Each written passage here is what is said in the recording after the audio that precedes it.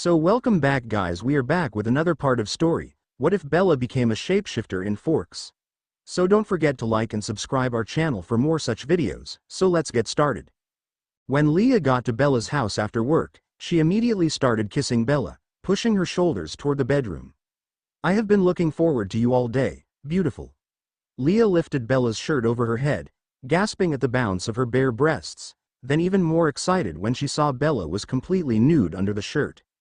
Bella had to unbutton Leah's shirt a little ways before she could get it off, but she was swift, tackling Leah's bra next. She had learned the clasps of every single one of Leah's bras. I've been looking forward to seeing you too. Bella pushed down Leah's skirt, then groped her through her pantyhose as they walked toward the bedroom. Slowly, she peeled them off of Leah when they got onto the bed. I couldn't get you out of my head all day, Leah confessed. What part of me? Bella asked, sprawled on the bed next to her. Leah moaned. Let me show you. Leah kissed down Bella's neck, sucking the skin into her mouth. You taste so good. I took a shower after you left, then did sweaty work with the guys, Bella explained, embarrassed that she didn't take another shower before Leah arrived. I don't want to think about the guys right now, Leah said, kissing down Bella's collarbone to her breasts. She rubbed her cheek on one, then caught the nipple in her mouth. Her hand was gently squeezing the other breast. Bella was running her fingers through Leah's hair, wanting to touch her too, but also curious about what Leah wanted to do to her. She decided to let Leah take the lead completely. While Leah continued to lick and suck Bella's nipple, she brought her fingers to Bella's wet center. She rubbed her clit, gently of course, one finger on either side. Bella groaned in pleasure, encouraging Leah to continue. I don't know which I like more, your clit or your nipples, Leah said, almost breathless. She swapped the position of her mouth and her fingers. She rubbed her lips and tongue on the clit now. Bella was moaning softly, gripping Leah's hair in her fist. The clit tastes and smells better. She licked all around it, then went back to rhythmic rubbing. They are both visually appealing. She stuck a finger into Bella and pushed on her G-spot while increasing pressure with her tongue. Bella squealed. The clit sounds better, Leah commented. She replaced her tongue with her thumb and started sucking on Bella's other breast. Her fingers worked diligently between Bella's legs. But touching these, squeezing them, nothing compares. She sucked on Bella's nipple, rolling it on her tongue while playing with her clit between her fingers. She could feel Bella's orgasm, first through the ripple of her stomach muscles, then as she bore down on Leah's hand. I just can't decide, Leah whispered, capturing Bella's lips. Oh fuck, Leah. That was, fuck. Bella was not proud of how inarticulate Leah's touch made her. At the same time, she was so pleased that her imprint had mastered her body so thoroughly. Bella rolled Leah to her back. She got between Leah's knees, lifting one of Leah's legs to her shoulder. She straddled Leah's core, lining up their clits. Bella started grinding, watching Leah's face, stroking the leg she was holding flush on her body. She was watching Leah's face so intently that she was surprised by her own orgasm. Leah, Bella sighed as she snuggled against Leah's neck. I love your body. I love yours too. Leah kissed Bella's forehead. I've been thinking about it all day. You have? Does that surprise you? Leah asked. A little, Bella admitted. I guess I think of myself as more into you than you're into me, and I wasn't thinking about your body all day, just parts of the day. I was thinking of those boobs, how they feel on my face, and the noises you make when I lick you, and I was thinking about your face. You're so beautiful, and don't reply that I'm beautiful too. Just let me enjoy you, please. Okay. Leah rubbed her hand on Bella's back. I love how soft you are. All over soft but still strong. Like you could easily dominate me, and I kind of love that, but you never do because you want to interact with me, not have your way with me. I love that. I can dominate you, but it never occurs to me to try. In some ways, we're still strangers, Leah said, almost wistfully. There's just so much left to learn about each other, but I really do believe that we are soulmates. The way we interact, it's like we know each other, like we're comfortable together, and it makes me feel so. Content? Exactly, but like extra content. Deeply content, Bella suggested, knowing there was probably a better word to describe how they both felt together. Yes. There's so much we don't know, and I want to know everything. Sometimes I think of questions for you, but then when I see you, it's like I'm intoxicated by your presence. It takes a while for that to wear off and then you have to go back to work. Not tomorrow, Leah reminded her.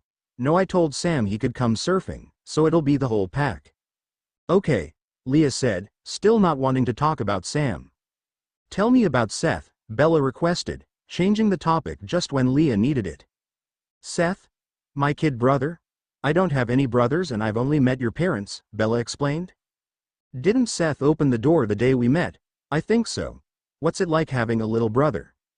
Leah began with, it's the best and the worst all at once. I remember him as a baby. I was 5 and it was awesome. He was my real-life baby doll. Dolls from the store were usually white, but Seth looked like me, but a boy. I helped feed him and change him and I loved him so much. I thought I was the luckiest kid. You're speaking in past tense. I'm guessing the relationship has changed? Slowly, yeah, Leah admitted. Then the last few years, it feels like the changes happened very suddenly. He's a great kid, but I think he gets frustrated with me. Like I went to the playground with him up until 2 years ago, then he didn't want to go anymore, Leah said, trying not to complain. Fine, but he doesn't want to do anything now but play video games. We used to do lots of things together and he acts like he's too mature for everything. If I'm not too mature to sit on a swing, why is he? I'll sit on a swing with you. Bella offered. Thanks. I mean, with Seth, I don't mind playing video games, but not all day, you know? Sure. Bella had barely played any video games at all, never mind all day long. The rest of the pack never talked about video games. She wondered if they couldn't afford them. Or maybe they outgrew them.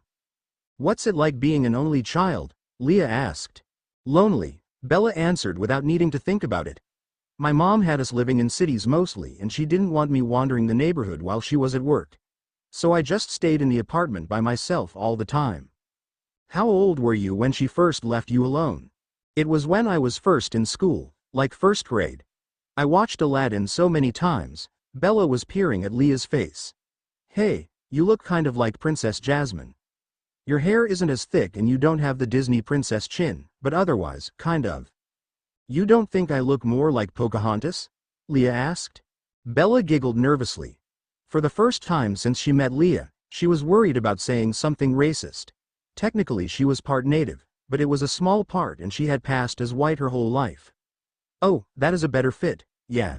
But by the time that Pocahontas came out on VHS, my mom had gotten me way more movies, so I wasn't watching the same thing over and over again. Pocahontas had the princess chin too. You have a princess chin, Bella. My chin's pointy, Bella said, touching the bottom of her chin. Leah laughed, lifting Bella's chin to see it clearly. Maybe from a distance or in pictures from a certain angle. Up close, definitely not. What movies did you watch way too many times as a kid? Probably also Aladdin. I liked 101 Dalmatians too. Anything with animals in it. I wanted to be a vet for a long time. What do you want to be now? Bella asked. Leah hesitated, not sure how to talk about her plans for the future with the girl that had whisked her off her feet and changed everything. I don't know, Bella. It's got to be something I can do in Forks or on the res. Bella couldn't believe her ears. You're going to stay? Yeah, of course. I can't pull you away from your family. I wouldn't. Bella lifted herself onto her palms to look down into Leah's face. I would have followed you. I would follow you anywhere. I know, Leah said, stroking Bella's hair. That's why I can't ask you to.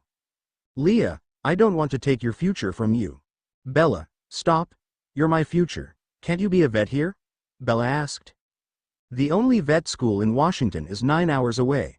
Or there's one in Oregon that's 6 hours away. But I'd need my doctorate. It would take ages.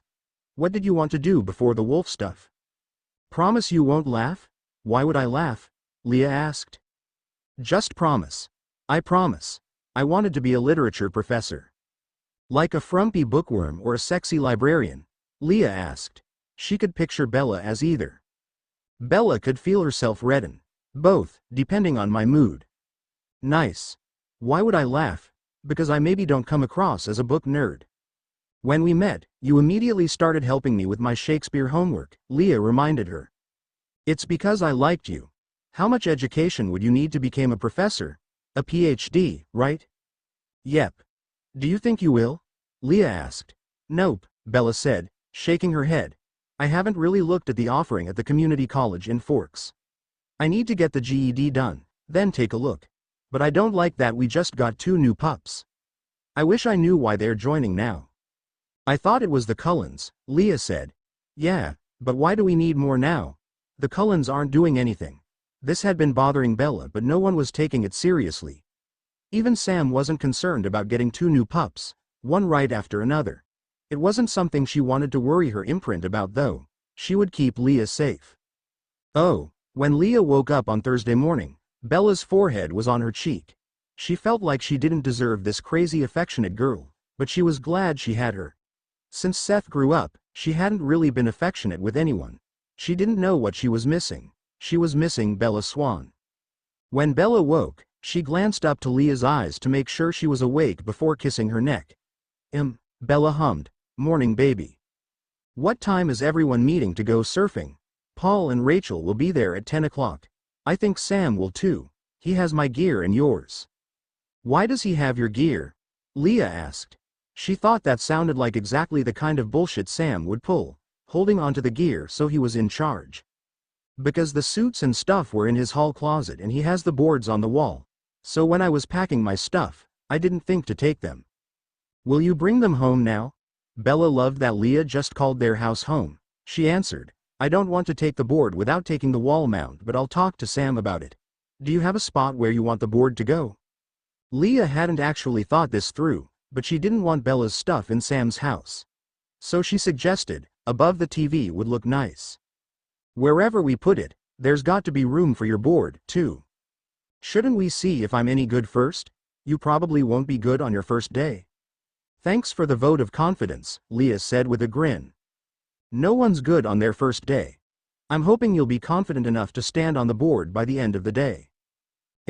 Leah agreed, knowing little about what to expect from her first day. "What do you want for breakfast?" "Food. You ready to get up?" Bella squeezed Leah's body to her own. "Are you staying over tonight?" "Yeah, if you want me to." "Fuck yeah.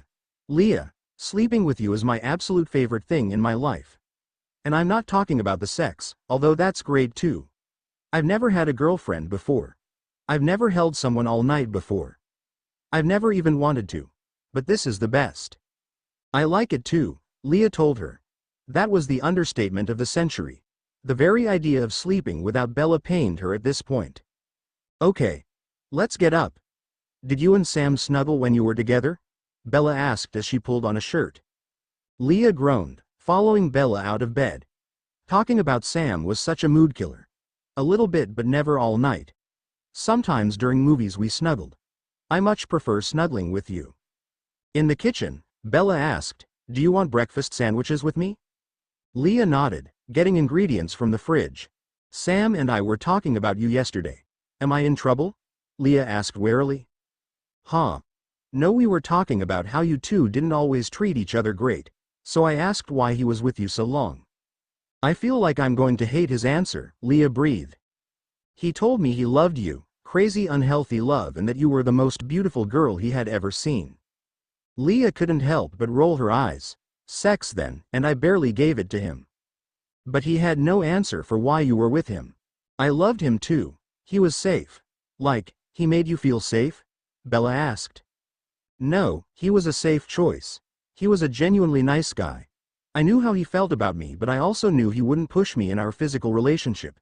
He would never pressure me to do anything I was uncomfortable with. I needed that. I think it's why it took so long for us to get together, because I didn't feel like I could trust you for a myriad of reasons." "Were you attracted to him?" Bella wondered if feeling safe was a good enough reason to have a relationship with someone.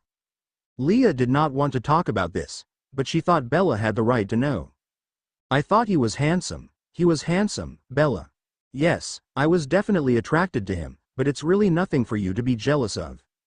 He never gave me swarms of butterflies like you do.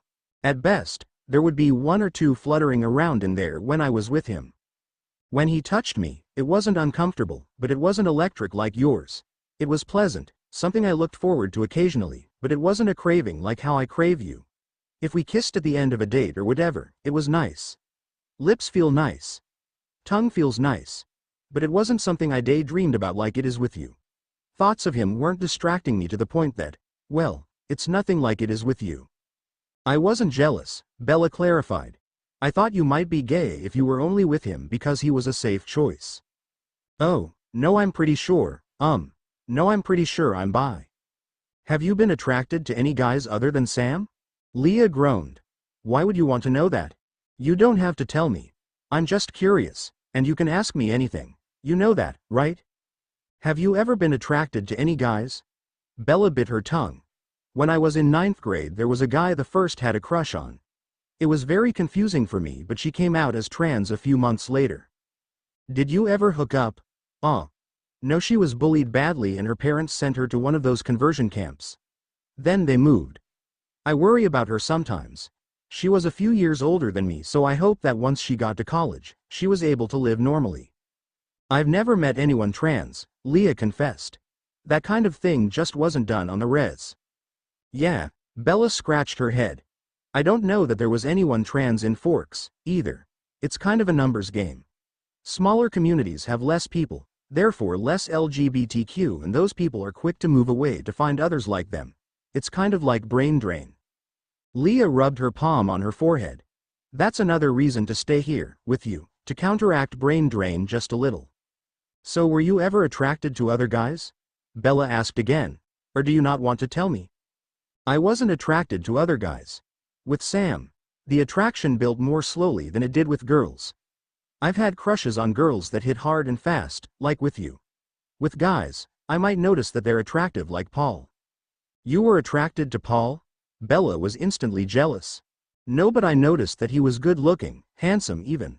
I think with guys, it just takes more of a connection for the attraction to build. With girls the attraction can be instant, but I still need that connection before I can get with them, if that makes any sense. It makes tons of sense. So you've been attracted to more girls than guys? Sure, but I wasn't going to let anything serious happen, it just wasn't worth it. Worth what? Losing my mom.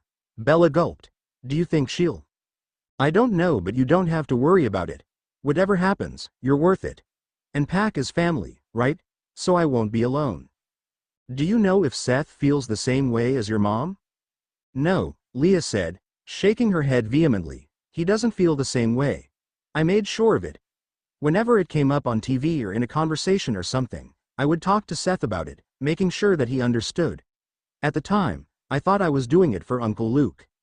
You were doing it for both of you. After breakfast, they packed snacks and lunch for their day on the beach. Leah was dreading seeing Sam, but she'd endure it for Bella. She'd endure anything for Bella.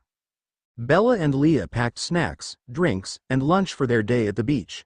When they arrived, Bella put their stuff in the shade under driftwood. Then they ran down the sand to the water's edge. Paul and Rachel were both in the waves. Jared was paddling out to meet them. Bella couldn't see Sam anywhere. Shit. Sam had their stuff and he wasn't here. Paul was pointing at something a little way down the beach. Bella turned and Sam was sitting in the sand, doing safety inspections of all the inflatable life vests. When the pack started surfing, Sam had insisted that everyone have full wetsuits inflatable life vests, even the pack. Paul had balked at that request, so Sam made it an order. He wasn't going to lose one of his guys to something stupid. Sam seemed to be hung up on Emily's inflatable vest, which would go to Leah. I'm not sure about this, Bella, he said as the girls approached him. I'm worried that this won't fit her, even though I've loosened it. We chose Emily's stuff based on the fact that Leah and Emily are about the same height. Sam looked up at the two girls. I think you should switch vests. Then he realized this was the encounter he had been nervous about. Oh, hi, Leah. Sam had loved Leah for many years, but those feelings seemed so dim now. Now he saw her as Pac, the mate of his pack mate. He didn't know what he had been nervous about. Is this about boobs? Leah asked with a huff. Kind of, yeah. He hadn't taken that into account when he agreed to lend Leah the equipment. Boobs squish, Sam, Bella said matter-of-factly. With the life vest, the weight rating matters more than the boob size.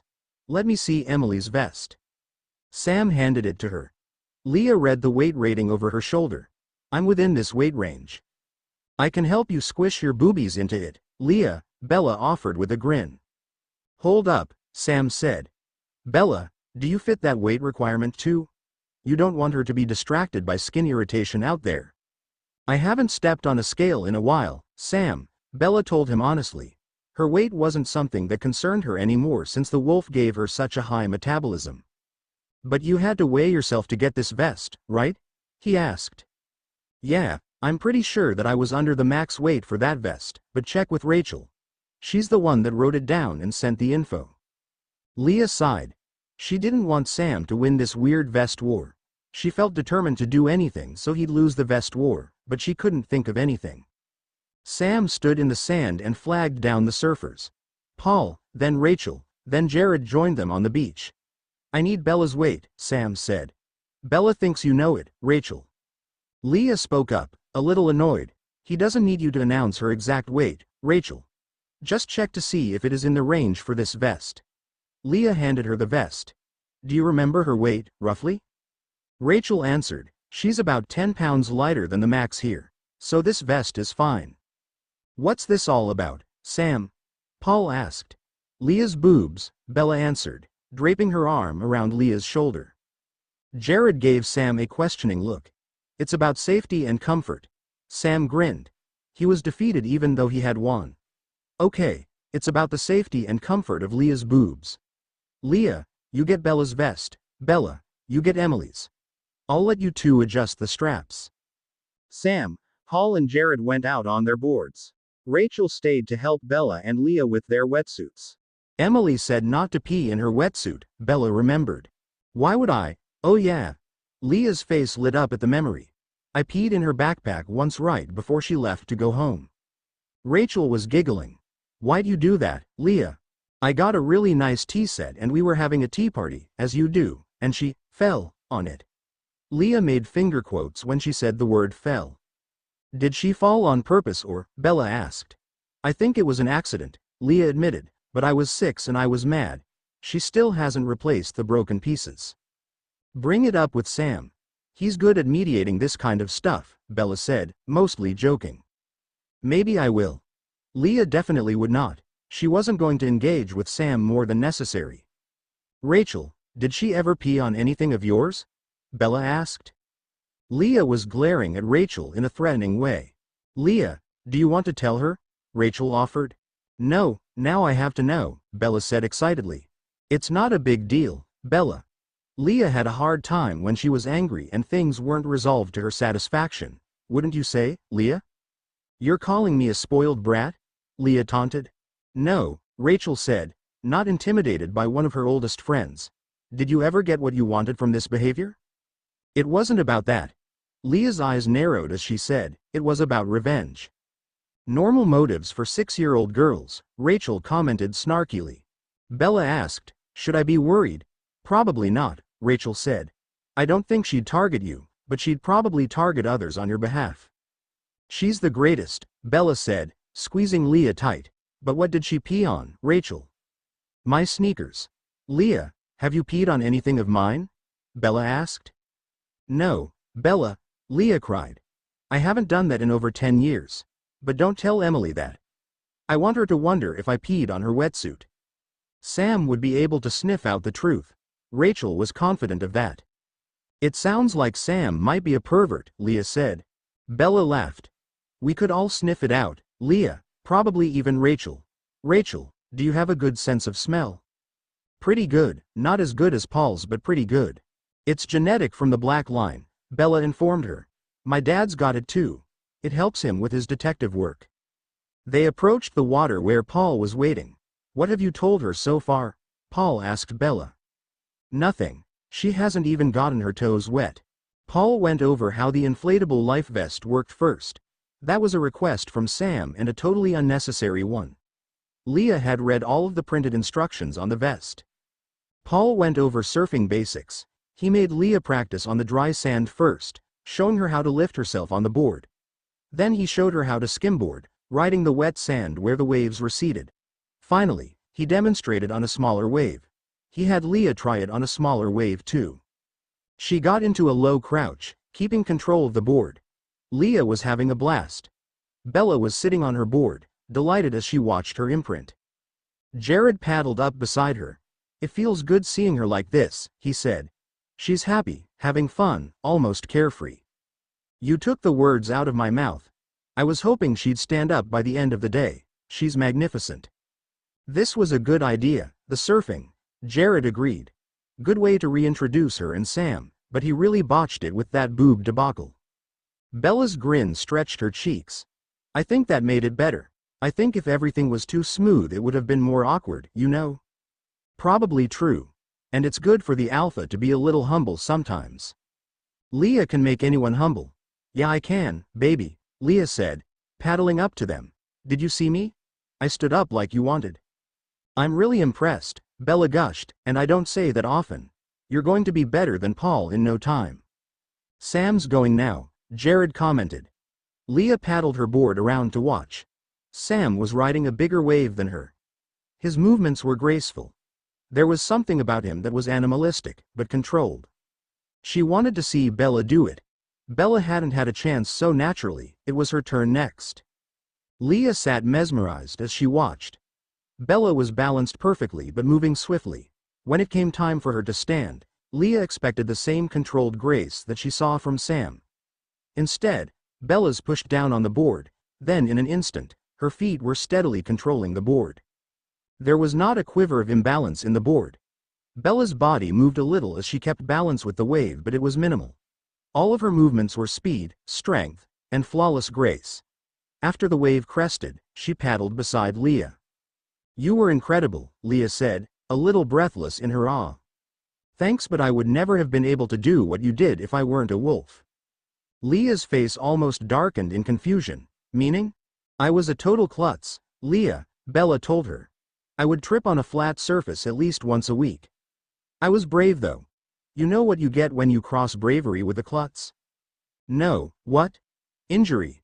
I was on a first-name basis with the nurses at the emergency room in Phoenix. Leah laughed. But you're so suave. Were you a klutz with girls, too? That's why I was kind of a slut, Bella said sheepishly. I really needed the practice, and I'm proud of that progress. But wouldn't you automatically have those skills when you become a wolf? Like with the surfing? No, Bella said, remembering.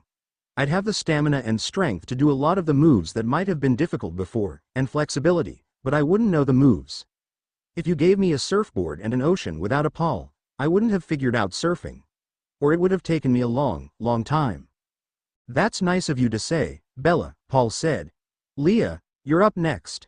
Go for a wave the same size but try to stand all the way up this time. Remember to keep your knees bent. You got this, baby, Bella encouraged her. I liked that you were a klutz when you started, Paul commented to Bella. I thought I was very graceful, Bella said defensively. Not at first, Paul teased.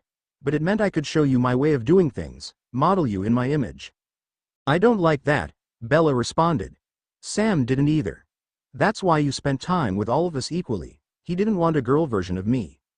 It's basically what I got, though, Sam said. But somehow the girl version is so much more charming and likable. Leah caught a wave. Everyone watched as she smoothly got to her feet. She teetered a little as she straightened but was able to correct course. She was standing. Amazing. Bella was so excited for Leah. She's doing better than Rachel when she and I first started, Paul said. Rachel smacked him in the chest, gently, so she wouldn't hurt herself. I'm not going to be automatically good just because my twin is. But you had already surfed a whole bunch. This is Leah's first day, Paul pointed out. Guess it's just a natural talent, Leah said, paddling up beside them. I bet I've got some of that wolf gene, too. After a few more turns for everyone, they broke for lunch. Sam announced, I know everybody brought their own food, but Emily made a bunch of extra for people to share, including brownies. Kim made cookies for everyone too, but if no one wants them, I can eat them, Jared offered. That's really nice of them to make treats for an event they didn't come to, Bella said. Leah asked, why didn't Kim come? She's hanging out with Emily today, Jared explained. But she does want to get together with you, Leah. Bella has my schedule. So you'd be okay with making plans with them? Bella asked excitedly. Yeah. What do you do when you hang out with Kim? Bella blushed. Before I imprinted on you, I used to do lots of beauty stuff with her. That's how I learned how to French braid. We'd do each other's nails, stuff like that, but, I did it very flirtatiously and affectionately, and I didn't feel comfortable doing it anymore after I imprinted. Did Jared know about all that? Leah asked. I watched and chatted with them, Jared said, totally unashamed. Bella is gifted. She can make a woman feel very beautiful and special. We all loved how she built up the girl's confidence. She did that with Emily, too, Sam said. Really built up her confidence, made her truly believe that she was still a beauty. Leah scoffed. Like Emily has a problem with that. She's always been very confident about her looks. Sam looked puzzled. No one knew what to say to that. Leah hasn't seen Emily since you guys got together, Sam, Bella explained quietly. And she didn't hear? Sam asked. I guess not, Bella shrugged. Who would have told her? Some spiteful bitch who thought she'd think it was good news, I imagined, Sam said, dead serious. The res is full of people matching that description. What are you guys talking about? Leah was getting impatient, being kept in the dark like this. It's wolf shit. Do you want to know? Bella asked. Yes. Sam told her, when I left you to be with Emily, she told me to go back to you. She said I was abandoning my responsibility, just like my father did. I was still a young wolf, not in control of my phasing yet. I phased too close to her. I hurt her badly, Leah. She still has a lot of scarring on her face. Leah was pissed. She turned to Sam, shouting, You hurt Emily? She was being kind to me and you hurt her? It was an accident, Jared said gently. You phase when you're mad, right, Sam? Leah asked. That's what Bella told me. Sam nodded. You were mad that she was sticking up for me, so you hurt her? No, she stuck up for you all the time. She still does. I was mad that she compared me to my father. So you mauled her? Maybe we should go, Leah, Bella suggested, gently tugging on Leah's arm. Maybe we should talk about this privately. What's there to talk about? And this is the guy in charge, Leah said, pointing to Sam, the alpha. Sam jumped to his feet. I'll go. Bella, drop off the boards tomorrow, okay? Bella nodded sadly. This was not how she wanted things to go. Let me help you bring the food, Paul offered Sam. No, Emily made that for all of you. Drop off whatever's left when you're done. I should probably check on the pups anyway. Sam started jogging to his car. I'll be right back, Bella said, running after him at an insane speed. She was not being discreet. When she caught him at his car door, she hugged him fiercely. He hesitated before hugging her back. I'll help her understand, she whispered. I think she understands perfectly. You're too hard on yourself, Sam, Bella said, pulling away to look him in the eye. When you're hard on yourself, it hurts Emily. You make her think that her face is tragic when you beat yourself up about that incident. It is tragic. Sam couldn't look Bella in the eye. She's fucking gorgeous, Sam. She used to believe that. You heard Leah. I didn't just ruin her face. I ruined her spirit. No, you didn't ruin her face, Bella insisted. You just changed it. She bears the scars of being your woman, scars of bravery and strength and loyalty and love. When you see those scars and feel shame, she feels that too. She feels what you feel, Sam. So don't go home to her and dump all that on her now, please. He nodded. You need to look at those scars with pride.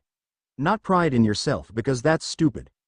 Pride in her, how strong and loyal she is, the leader of the imprints. You can build up her confidence so much more easily than I can, Sam. Sam sighed. You're right. You're absolutely right.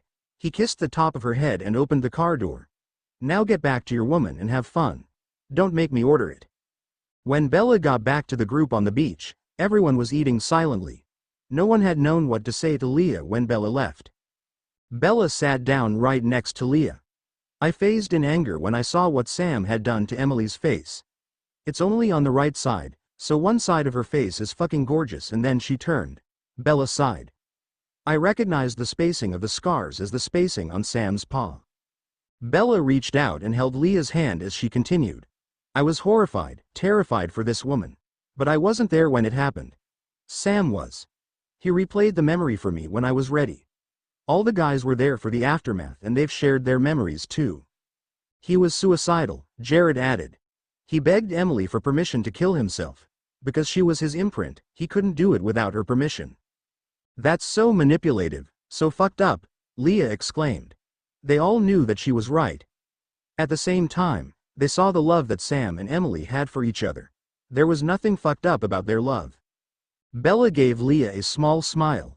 Imprinting is pretty fucked up sometimes. The needs of the imprint far outweigh the needs of the wolf. Gross, Leah said, shuddering visibly. Paul chuckled. Leah, Bella literally let you pick out her house on your second date. It's a good choice, Bella defended, and it was Sam's idea for me to let her pick it. Leah raised her eyebrows. You never told me that it was Sam's idea. Jared continued. You cut off contact with Emily because she was spending too much time with Sam, but she was still rejecting him after you stopped talking to her. She didn't give him a chance until after the accident. It was when he felt like his life had no value, when he wanted to kill himself, that's when they got together. Does no one acknowledge how manipulative that is? Leah was in disbelief. Bella squeezed her hand but said nothing. She had similar thoughts but knew that now was not the time to express them. No one was going to touch Leah's question, not directly. It would be disrespectful to their alpha. Jared continued. Emily knew that Sam was a good man. She knew that the legends were true. She knew that she had feelings for him from the time they spent together. She knew you weren't talking to her anyway. That's when they got together. Sam still hasn't forgiven himself, though, Paul added. This is the first time anyone has really talked about it openly. Bella added, and he beat up Quill because he called Emily a butterface. Emily didn't hear that, did she? Leah asked quickly. She didn't like any of this. She especially didn't like that Emily had been hurt. But that didn't really change anything between them. No, Bella said, shaking her head. I told her a story about Quill wanting to see a ménage à trois with you and me and Emily as an explanation. And she believed that? Leah asked. She still does, I think. I don't see why anyone would tell her, so don't tell her. I won't. I never see her. Won't that change, though? Bella asked, almost pleading. I'm too hot-tempered, Bella, Leah said. None of this changed the heartbreak Leah endured. It didn't change the fact that Emily was engaged to Sam. I think we should give it time before I see Sam again too. Okay. Yeah, I can agree with that honestly. I think Sam will probably agree too. But that means that on your days off, we won't have the whole day together because I'll have to go visit with them. I'm fine with that. I still have my own family to see. They finished lunch and went back to the water. One by one, they took turns again. They could have spread out along the beach so they wouldn't have to take turns, but they wanted to be together. On Leah's first turn after lunch, she confidently stood on the same size wave as she rode before lunch, but this time, she overcorrected her balance and toppled backwards into the wave. Bella was panicking internally. Paul had his hand up, signaling her to wait. After the wave had passed, Leah's head popped up near the board, which she had on a leash. That was insane, she said as she paddled toward Bella. I'm glad it happened on a smaller wave though. I think if my first fall was on a bigger wave, it would scare me a lot more. That's the right attitude, Paul encouraged. Each of them got in a few more waves before Paul, Jared and Bella heard a howl. That was Sam, Jared said, leading everyone to the beach. What do I do about Leah? Bella asked. She's accepted the imprint, Jared said. If Sam is howling, we all need to go see what's up. He knows where we are. He wouldn't howl if he didn't need us. Bella peeled off her wetsuit, getting ready to phase. She needed to go with the pack and see what Sam needed, why he was howling. I'm sorry, Leah, I don't know when I'll be back. You can come hang out at my place, Rachel suggested to Leah. We could watch some movies and gossip. Okay. Leah agreed enthusiastically. She turned back to Bella. If I'm not at Rachel's when you're done, I'll let her know where I am. Do you guys mind picking everything up? Paul asked Rachel. No problem, right Leah? Leah nodded. That's fine. I'll be fine. Bella, go.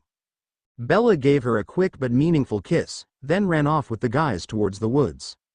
When they entered the pack mind, they could see Sam with 3 other wolves. There was Quill and Jacob and a gray one mottled with brown spots. I took a long walk to clear my head, Sam said. When I finally phased in, there was a new one. Why are we getting new people? Bella asked. She had been asking this for days, but with just 2, it didn't seem so urgent. With 3, it was more urgent. Everyone agreed with her, finally. Sam assigned Paul and Bella to run the perimeter of Forks. They were on the hunt for clues about a new threat. Meanwhile, Sam and Jared hung back to train the new pups. They learned that Jacob had phased back to human earlier in the day and could control his phase okay. He and Quill had been patrolling together when Embry phased in. Bella noticed there seemed to be a pattern. When Quill controlled his phase, Jacob phased in. When Jacob controlled his phase, Embry phased in. Bella wondered what would happen when Embry was able to control his phase. She didn't know enough about the family lineage of the tribe to know who would phase next. "Why didn't you call for backup when Embry phased?" Paul asked into the pack mind. He was pissed that Jacob was goofing off with his friends instead of taking his responsibilities seriously. Jacob was instantly defensive. "It's not a big deal. We were running patrols." "It is a big deal," Sam boomed. "There must be a thread to trigger all these phases in such rapid succession." It only took a minute for Paul and Bella to get to Forks from the res. The treaty said they were not supposed to be in wolf form in Forks, but it did not restrict them from running a large perimeter around the town's border. They stuck together, unsure of what danger there may be. Forks didn't have many roads in or out. Still, they brought a change of clothes for when they crossed the pavement. The entire western side of the town had nothing suspicious, not even the scent of a cullen. That was normal. The west was near the Pacific coast. They didn't expect the vamps to go there anyway. The Cullens always ran to the east to hunt. However, the Cullens were known to travel by car. They accepted that it was possible that there would be no sense from them except their hunting route, which was to the east. On the northern side of town, both Bella and Paul picked up a trail. It was a new scent, definitely a leech. "That's not a fucking Cullen," Paul seethed. Sam instructed them, "Continue to run the border to see if there's an exit path." Maybe they were running through and the Cullens told them to move along. When Paul and Bella got to the eastern border, they came across the path that the Cullens used to hunt in the Olympic National Park. The new vampire scent was mixed in. "Could it be another animal drinker?" Bella asked, hopeful. "Finish the loop, then follow the lone trail in. Let's see where it came from," Sam instructed them. The nice thing about vampire trails was that they were discreet. Vampires stayed in the shadows, in the forest. As they followed the new vampire trail, Bella and Paul only had to phase to human once. That was to cross a street. In time, the trail ended at the ocean. They could see land across the sea, Vancouver Island. The sea here was different, calmer. Paul recognized it right away. He said, "This is Nia Bay." Nia Bay? Sam was worried for Emily's family, but the trail did not go through the Macaw Reservation. It was a direct line from Forks to the northern tip of the peninsula. Then it vanished into the water. "You guys can head back." "Sam, what's the plan with the new vamp? Are we gonna kill it?" Bella asked. "We don't have a treaty with it, so we can," Sam answered carefully. "I don't want to hunt it unless it comes to the res, though. No need to make enemies of the Cullens for nothing. It looked like it was heading right for them, so I think it's safe to assume it's a friend of theirs." "Bella, can I have Kim make dinner for you and Leah?" Jared asked. Bella loved that idea, but the decision wasn't hers alone. "Ask Leah. If she's okay with that, I am." About 10 minutes later, Jared returned to the pack mind with an answer. "She just wants to be with you tonight, Bella. But she's coming to dinner tomorrow." Bella was excited. Even though today wasn't the best for unifying Leah with the pack, they had made a lot of progress. Leah had spent time with Sam at the beach. And yeah, it wasn't a perfectly smooth encounter. In fact, they had some fights. But that was necessary for them to move past their history. Bella was most excited about how Leah had defended Emily. Leah was mad that Sam had hurt her. She even questioned Sam's leadership and called his relationship with Emily emotionally manipulative. As far as Bella saw it, that was way out of line when it came to her alpha. But she desperately wanted Leah to join in with the camaraderie with the imprints. That wouldn't happen if she still resented Emily. Rachel was hesitant at first too. Paul said, "I don't remember that," Bella told him, thinking back. "She was never hesitant with you, Bella. She already adored you from when you were kids. But she was hesitant with Sam and Emily. Rachel was loyal to Leah." Bella didn't know why that surprised her. She had seen how close Leah and Rachel were. She asked Paul, how'd she get past it? Time. She still spent time with the pack, with Sam and Emily, but it took a long time for her to warm to them. Sam spoke up. She did good helping with pack stuff though, talking to Billy with me when we needed his help. She's good like that, Paul agreed, proud of his imprint, and it was helping Bella. Leah will come around in her own time. That's all I'm saying. Thanks, Bella said as they approached Paul and Rachel's house. Am I off for tonight, Sam? Sure, have fun. I'll take on the new pup after I have some time with Rachel, Paul volunteered. Just give me an hour. Bella and Paul phased to human at the edge of the forest. After they both got dressed, they charged through the door of Paul's house. Leah and Rachel were on the couch giggling. Thanks for bringing the truck from the beach, Bella said. She had completely forgotten about the truck until she saw it in the driveway. It's got the boards and Sam's stuff, Rachel said. I was going to bring it over when you guys got back. Awesome, Bella said, her eyes locked on her imprint. Leah, are you ready to go?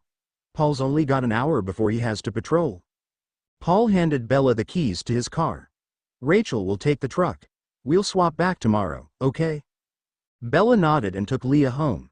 She started boiling water for dinner, then joined Leah on the couch for a much-needed make-out session. Thank you for staying with Rachel, she said, then brought their lips back together. Leah had been chatting all afternoon.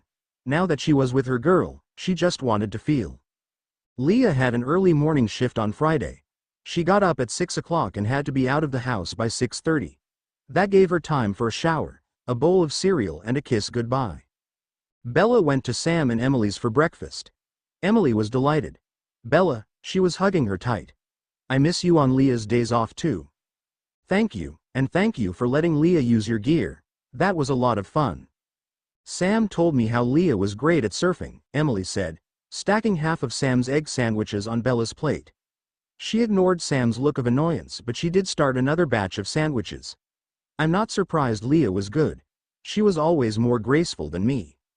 When she gets her own board, we can all go together, Bella said. Part of her was hopeful that saying it might make it true. Sure, but I'm not that good, Emily commented. You never practice, Sam reminded her. It's not my priority, Emily countered. But I love doing things with the pack. That's the only reason I ever go. Bella let her eyes wander. The place was more quiet than usual. She asked, where's Quill? Wasn't he at the picnic table?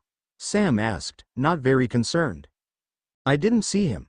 How long does he have to stay with you? He lives with his mom and old Quill, Sam said.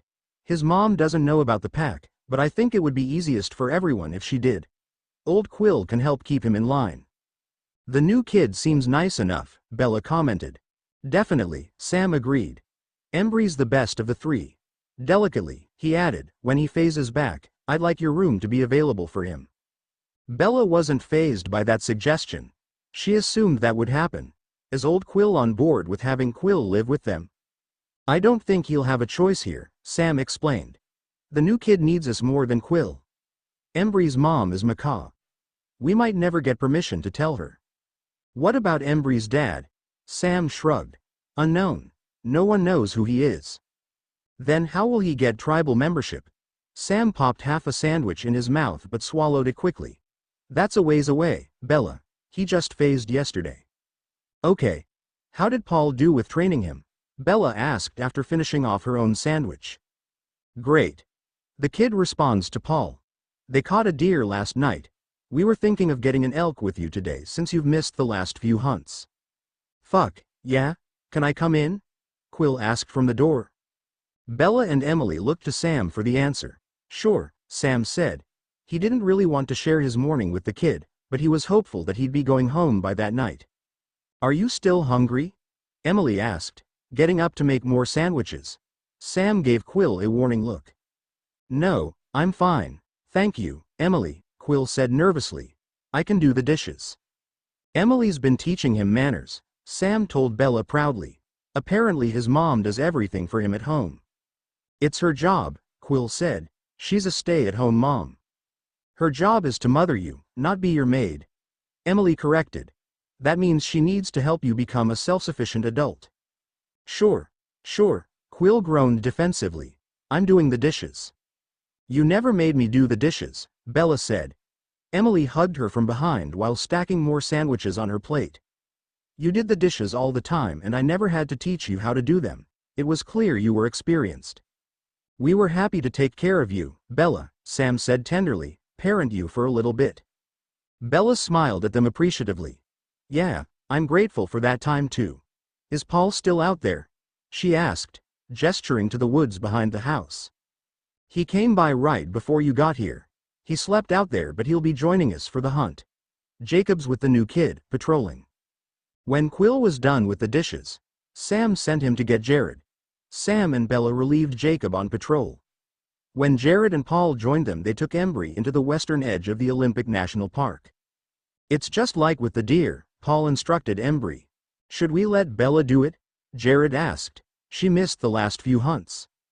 No, Bella exclaimed. The first elk kill is the best. They came up on a small herd of elk before long. They spotted a large male, the perfect target. Pack Prime held back as Embry crept close, undetected until the wind shifted. Bella enjoyed watching the kill through Embry's eyes.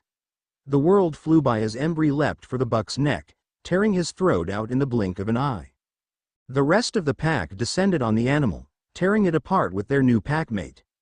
When they had all eaten their fill, Bella announced, I'm going to run patrol, guys. Bella hadn't had proper patrol duty since she and Leah got back together. She didn't feel good about that. Sam hadn't assigned her a real shift. He just had her do work with the pups or hanging with the pack. She felt like she wasn't pulling her weight, like she wasn't being useful. The new vampire trail had her anxious. It must be a threat if the new pups had phased in. She was also worried about her father in Forks. This new one might be a human drinker. Leah worked in Forks too, but as a waitress at the diner, her role was confined to one building. Vampires had no need to go to a diner. She knew Leah would never be alone at work. It would be more difficult for a vampire to get Leah than Charlie. The police chief was frequently out in the community, as well as an avid outdoorsman. Bella did not know what to do with her worries and fears as she ran patrol. She kept a curtain on her mind. She didn't want to worry the new kid. She definitely didn't want meaningless reassurance from her pack brothers. It was clear that the vampire was associated with the Cullens. It went right to Forks and was traveling with them into the park to hunt. The new vampire was not protected by the treaty. She could kill it if she saw fit. She decided she would kill it if given the opportunity. James was slouching on the couch while Esme reorganized the Cullens' unused cutlery drawer. He was rereading Hermann Hesse's Siddhartha for the third time. Carlyle had given it to him shortly after he returned to Forks after leaving Victoria and Laurent in Denali. Carlyle had told James, I wish I had that book when I started out. There are a lot of parallels between my experience and his. That's why James was rereading it again. He was trying to catch all the parallels. Siddhartha fasted as a way to gain mastery over his carnal desires. Eating an animal diet was basically fasting for vampires. That seemed to be Carlyle's point about the book. James saw a different parallel. Boredom was the essence of James's existence. Boredom plagued every immortal being. It had been gnawing at James for at least a century now. He had devoted all of his energy to warding off boredom, the way that humans would ward off hunger. In his human life he was a hunter and trapper. That life was satisfying at the time. When he first turned into a vampire, the thrill of hunting humans made him feel almost alive. Almost. But that got old fast. They were just too easy to catch. In fact, there was only one that had eluded him, but only because she was turned into a vampire herself. James and Alice were friends now, of sorts. Even before he hunted Alice Brandon, James had been hunting vampires for sport. With Victoria at his side, he felt there was almost no risk. That was part of why he was happy to let her go when she decided to stay behind with the Denali coven. The other part was her tendency to be annoying. She would be hounding him about safety in the middle of a hunt. It was ludicrous. Still, he was bored of hunting vampires. He yearned for me. He was hoping to find werewolves, knowing that the Volutori had not killed all of them in the Americas. He was hoping that the Cullens could give him some clues as to where he should hunt. Yet he felt challenged by the idea of overcoming boredom the way that Siddhartha and Carlyle had overcome their carnal hungers. Life in Forks was truly boring. The most challenging aspect was living the Cullen diet, being among humans but not taking a sip. Of course he'd never commit to the life forever, but he'd challenge himself to see how far he could go. He didn't think he could challenge his boredom if he were hunting humans. He'd get too carried away. He had gone hunting with Emmett and Edward a number of times. They had introduced him to the sweet taste of bears and the rich flavor of mountain lions.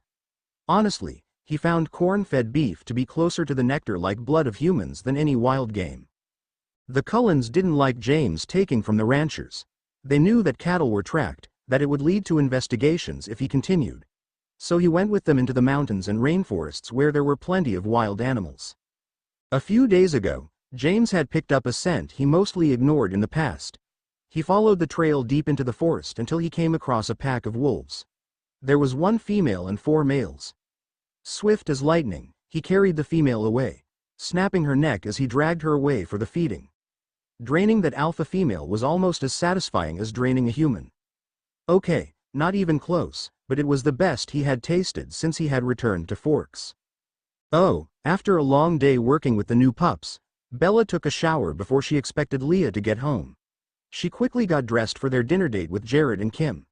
When Leah got home, she was exhausted from being on her feet at the diner all day. She lay down on the couch, elevating her feet on the armrest. Bella lifted Leah's feet and sat under them. She started rubbing Leah's feet, a firm but gentle massage. Do you want me to reschedule with Jared and Kim? No, then we'd have to cook, Leah said. But I'm going to have to go home tomorrow. I need to do some laundry and I've been avoiding my mom. Will you still sleep over after work? Leah nodded, of course. You know that you're welcome to move in, right? Bella asked. I know, but that would just create more problems. What time are they expecting us? 6 o'clock. Okay, I'll get dressed. Where do they live? Leah asked as she went into Bella's bedroom to change. Pine Street, not too far from Sam. Did they take the house that you didn't? Bella sat on the bed. No, Jared got his house before me. Kim didn't move in until graduation, though, not officially. Their place is laid out the same as ours. Bella watched Leah take off her clothes, then start to tug off those pantyhose. You could wear the pantyhose to their house and let me take them off when we get home. Tempting, Bella, truly tempting, but getting them off is so satisfying. I usually want to get rid of them right when I walk out of the diner, but I leave them for you. That's true love right there. Oh, Kim and Jared's house was so inviting and it smelled like freshly baked bread. Bella hadn't been over since Kim moved in. Jared's imprint had transformed it, adding pictures and throw pillows and knick-knacks that Bella remembered from Kim's room at her parents' house. Most were mementos of her relationship with Jared. They're there at prom, Bella said, pointing a photo out to Leah. Did you go to your senior prom, Leah? No, Sam was with Emily during senior prom. I wasn't interested in going as a super senior. What about you, Bella? Did you go to prom? No, there was a pride prom in Phoenix. Do they have those here? Never heard of it, Leah admitted. It's for LGBT and allies. I never bothered with that, especially since I never had a real relationship. Kim and Jared had their graduation photo nearby. Their lives weren't affected by the pack the same way that Bella and Leah's were. Jared had phased right before vacation of his junior year. He hadn't missed as much school as Sam. Paul missed even more school since it took him so long to get his phasing under control. And Paul had phased during his senior year, so he didn't have time to make it up during summer school. Kim, what are your plans now that you've graduated? Leah asked. She didn't really know Kim at all. They had a few classes together over the years, but Leah never bothered talking to the girl who she saw as shy, meek, and boring. I got into the nursing program at the community college. Leah could see that. She imagined Kim would have a good bedside manner. That's great. So I'm guessing you'll work at the Forks Hospital? That's the plan, yeah. Hopefully the Cullens will have moved away by then. Jared, Leah asked, is there an exit plan for wolves? Like you must age out of the job at some point, right? Leah, you remember the story of Taha Aki, right? Jared asked. He outlived 2 wives because he didn't age while he shifted into a wolf. No, we don't age out. Leah was looking at Bella a little skeptically. Did you know that? It's been mentioned. Not to me, Leah said. But in a way, you knew before I did since you grew up with the legends, Bella pointed out. That is a special kind of logic, Bella. So I guess now you don't have to tell me anything about your wolf life since I probably knew about it from the legends. Are you going to have 3 wives too? No, Leah, no, gay marriage isn't even legal in Washington. Wrong answer, Jared whispered. Leah huffed, then laughed. I'm taking you with me, Bella. I don't share. I'll willingly go with you, Leah, Bella said, placing her hand on her imprints. I don't want to be without you anyway. Isn't that in the legends, too? Kim asked Jared. That wolves and imprints die together? I think so, but it's less clear than some of the other things about imprints. Like it wasn't clear if it was depression related or if it was part of the magic of the bond. Kim and Jared served dinner, a pasta marinara from scratch with homemade garlic bread. Jared needs the dough, Kim bragged. I'm not sure I'd even try making bread on my own if Paul hadn't suggested that trick to me. It's delicious, Leah said, taking a bite. She was more excited for the pasta though. What's it like having your own place right out of high school? You guys both come from 2-parent households, right? I lived with my mom, stepdad and stepbrother before, Kim answered. It wasn't the greatest. I'm glad to be living with Jared, and I stayed here so much, it wasn't too much of a transition. Her stepdad is an alcoholic and stepbrother was a creep, Jared said. He was scared of me though, so I think that kept him in his place. Jared thought he was going to make a move on me or something, Kim told their guests. He's my stepbrother, I don't think that would have actually happened. Jared discreetly rolled his eyes. He knew how her stepbrother responded to her physically. Bella had also noticed that the guy was a pervert. But that didn't matter now that Kim was living with Jared. Leah said, I can't imagine someone being scared of you, Jared. Show them your stoic face, Kim insisted, growing giddy with excitement. Jared pulled in his full cheeks and dimmed the light in his eyes somehow. Can you do that, Bella? Leah asked. Bella tried and failed. I can pull in my cheeks but I don't know how he did that to his eyes. It's like the reverse of getting the yellow in your eyes. Do you ever play with that? Jared asked. Bella shook her head. Nah. Leah's seen the yellow but I don't know how to make it come and go. Kim noticed it in me first too. Jared looked down at his imprint with a flirtatious grin. She noticed it in bed. It's from a very strong emotion. When my eyes go dark like that, it's the opposite of that extreme excitement in bed. It's an extreme calm. And you can just put yourself into a trance of extreme calm, Jared? How? Bella asked. Practice. Try controlling the yellow in the mirror sometimes. Then you'll know the feeling in the eyes when that happens. For the calm, I did it by lowering my heart rate. How the fuck do you do that? Bella always loved hanging out with Jared because you never knew what wisdom he had been developing quietly. Pick a mantra. I use the mantra, Kim is safe. I repeat it over and over and over, relaxing all my muscles as I do. It'll calm your heart rate and your whole body. If you do it in the mirror, you can see your eyes changing a little. Over time, I was able to control it like a switch, he said with the snap of his fingers. Crazy. Bella was definitely going to try that. She didn't have anyone to scare, but she could try it on Quill. She was pretty sure she had seen the darkness in Sam's eyes, too. Leah got back to her questions. Jared, you lived with both of your parents, right? Yeah, and they're a good family. Leah, I think you and I are the only ones in the pack with a whole family. It wasn't until I imprinted that I wanted a place of my own, a place I could have with Kim so she could get away. My parents are religious so they don't exactly approve of anything in my life but they are understanding. How are they religious? Like Christians? Leah asked. Do they know about the pack? I've told them, Jared answered. I was given permission, but they don't believe me, even though I've offered to show them. They think I'm in a cult led by Sam Yulee. Because he's such a charismatic leader, Leah joked. I can't imagine him getting many cult followers. Jared and Bella exchanged a glance.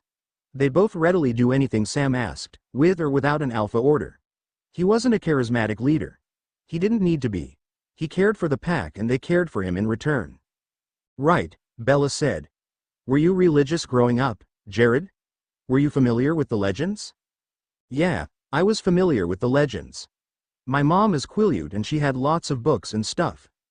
My dad is white and respected my mom teaching me about our culture. I wouldn't say I was ever religious but they made me go with them to church in Forks. So were you surprised when I joined the pack?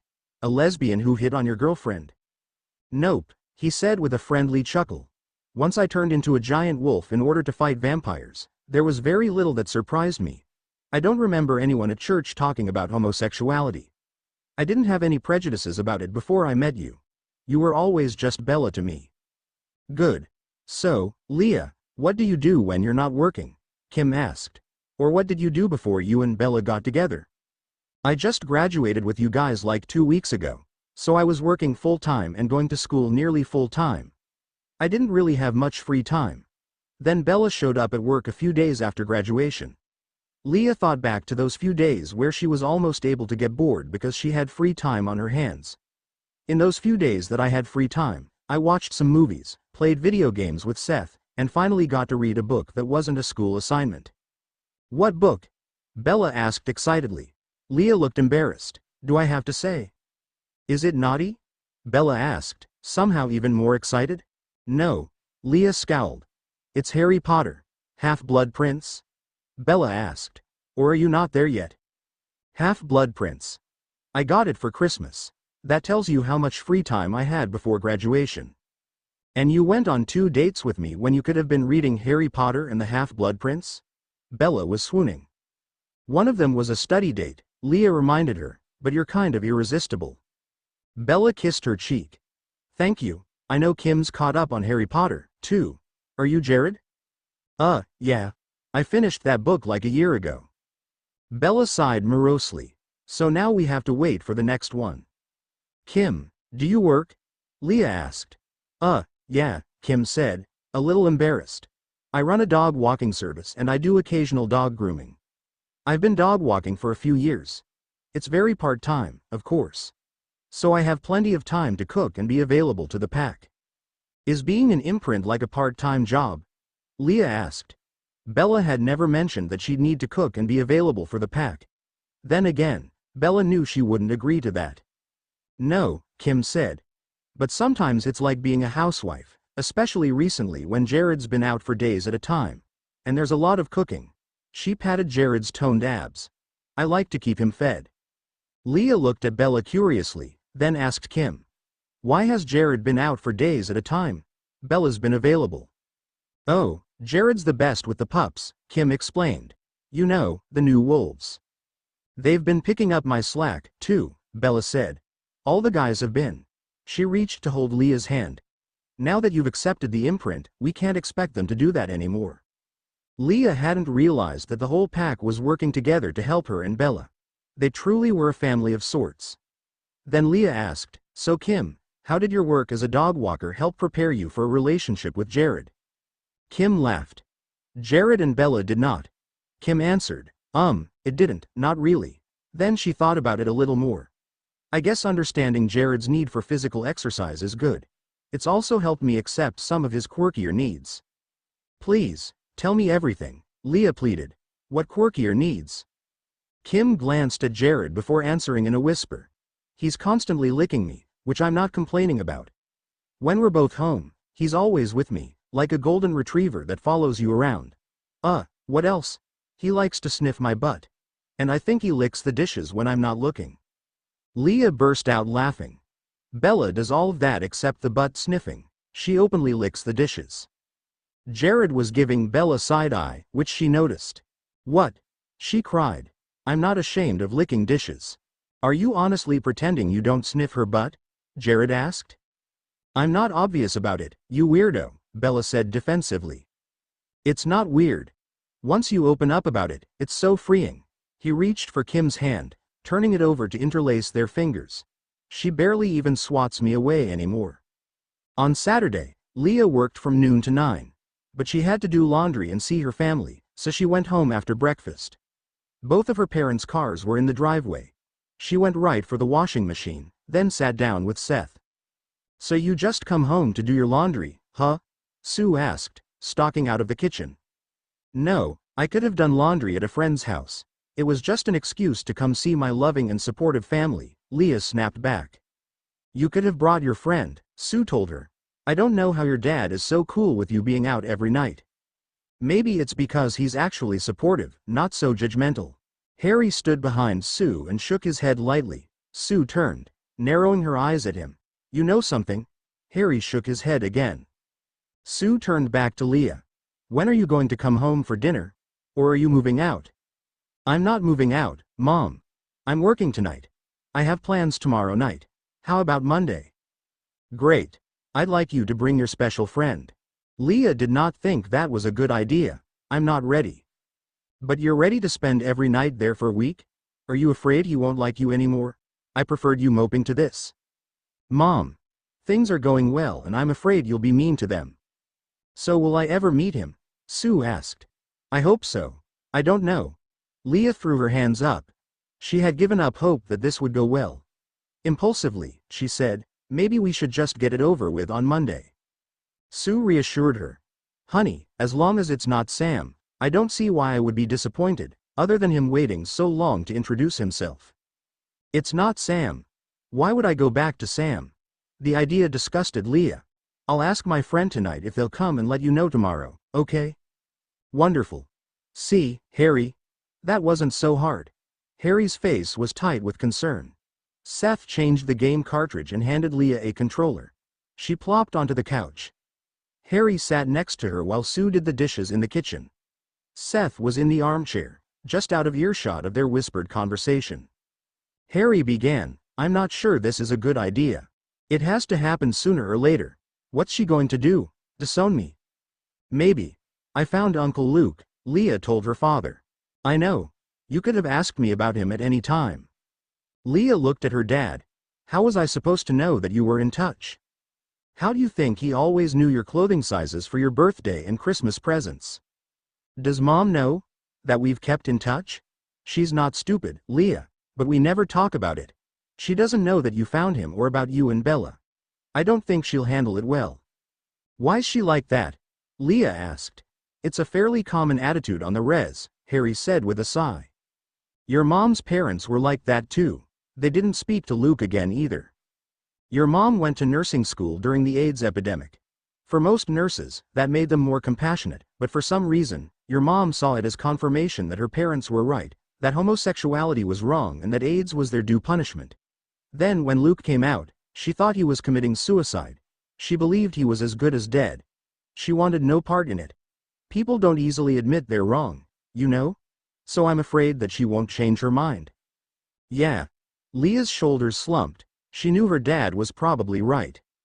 But whatever happens, nothing changes between you and me, Harry assured her. You'll always be welcome here. She can't override that. My name is on the deed too. And you know Seth is cool with whatever. Yep. Oh, Bella also had laundry to do. She brought it to Sam and Emily's. Jared and Kim were there. What's the deal with my washer and dryer? Bella asked Jared. I was hoping to see you today, Jared said. There's a set on Craigslist. I told the guy we could be there around 1 o'clock. I thought that would give you enough time after Leah left for work. Wait, are you serious? Bella asked, brimming with excitement. Did you really find me a washer and dryer? Yep, $100 each, good brand, good condition. I went out there first thing this morning and told him we'd be back. So we'll take the truck and bring $200. Between the laundry and hanging out with Emily and Kim, Bella didn't have time to patrol or help with the pack before lunch. After lunch, she and Jared headed into Forks in her truck. Now Leah will never have to go home, Bella said contentedly. But she'll still go home sometimes, Jared reminded her. She'll still want to see her family. Do you still go see your parents, Jared? Jared combed his fingers through his hair. Once a week with Kim. As long as my schedule allows it. There are so many topics that we can't talk about. We just talk about food and school and work. But I can't even talk about my work. Sometimes I tell them about home improvement projects. Now that you're moved in, is there still a lot to do? Bella didn't know a single thing about home ownership. She thought that once everything was fixed to move in, it was done. Jared shook his head. No, it's little stuff like adding a shelf or towel rack. There was a leak under the kitchen sink a few weeks ago. That was fun. How did you fix it? Bella asked, turning to him in the driver's seat. She knew it was an ego thing, how the guys preferred to drive when they were together. She didn't care. They were good drivers and she didn't mind stroking their ego from time to time. I had to replace the P-trap, Jared said. That's the part of the pipe shaped like a pea. I had to borrow Paul's tools. He's got the best tools of any of us because he's in his parents' house. I have 2 screwdrivers and a hammer, Bella informed him. Jared nodded with a smile. That's what Sam gave me to start, too. Then if there's a tool I borrow more than 3 times, I buy one for myself. This was the first time I had to borrow any plumbing tools. How do you keep track of how many times you borrow something? Bella asked. I have a small notebook in my toolbox. Keep it simple. Bella thought that was a good system. Of course, she didn't have a toolbox yet, but she'd put a piece of paper with her tools to start keeping track of borrowed tools when the need arose. She was curious about one other thing. How'd you find the leak? I never look under the sink. I heard it, Bella. But I have no idea how normal people do it. Maybe that's why they keep cleaning stuff under the sink, so that they'll detect a leak sooner. That's reassuring, that we'd hear a leak. Then Bella asked, what did Kim think of Leah? I want her to get along with all the imprints, be part of it all, you know. Kim used to be terrified of Leah, since, maybe 4th grade. Oh no, what did Leah do? Bella asked, already nervous. Jared retold the story. Kim bumped into Leah in the cafeteria on accident. It was lunchtime. She knocked Leah's food out of her hands. It was an accident, but Leah took Kim's lunch for 2 weeks in retaliation. Bella cringed, thinking of how Kim must have felt. Did the teachers not get involved? Kim must have been starving. Leah gave her own lunch to Kim for those 2 weeks, but first she dropped it on the floor. Oh. My. God. Kim must have been, what? 9? Yeah, 9 or 10. Bella sighed. Leah's so perfect for me, but I don't want Kim to be scared of her anymore. What do we do about it? Leah's friends with Rachel, right? Jared asked. Good friends, yeah. I think that is just natural for you and Paul's imprints to be closer since you 2 are BFFs. Bella rolled her eyes. But you're like my brother, Jared, and Sam, he's like, you know? Bella didn't want to say that Sam was like a father to her, so she said, we're really close to. And I want Leah and Emily to be friends again. When that happens, I don't want Kim to still be scared of her. I bet that Kim and Leah will be good friends before Leah and Emily are. I'm confident of it. Kim is so brave around the wolves, and Leah's no scarier than us. Once she gets to know Leah, who she is now, I think they'll get along fine. I hope so. I kind of miss Kim. Since I imprinted, I don't see her so much. I don't even know what we have in common when I'm not trying to flirt with her. Jared made a list on his fingers. Pack life, res life, broken families, reading. She's funny too, but not as funny as you. Ah, thanks Jared. Being funny isn't something that we can do together. We're not gonna start a comedy duo. Well, what do you and me do together? What do you and Sam do together? What do you and Emily do together? Just live side by side and talk. But you and Sam are different because of the pack mind. We just know each other so well.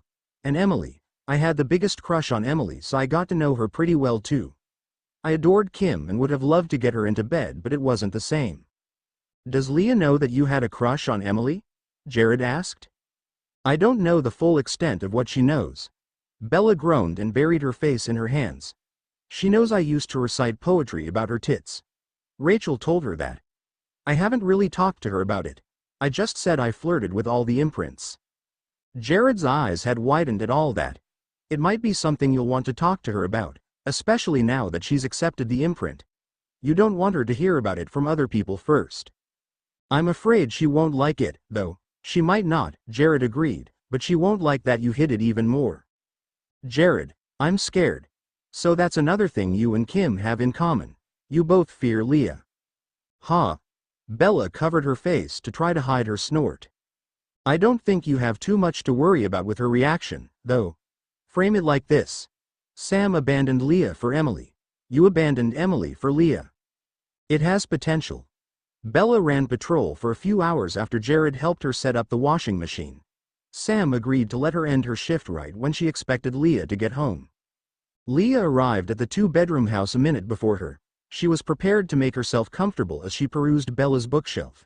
She hadn't even chosen a book when Bella snuck up on her, unintentionally of course. Bella was delighted to see that Leah was still in her pantyhose, although that didn't last long.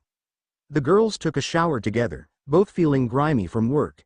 After that, Bella wanted ice cream before they went to bed together. When they were cozy and snuggling, Bella brought up the incident with Kim. Jared said that Kim's afraid of you. She's not the only one. I told you I was a bitch. I want you guys to get along though.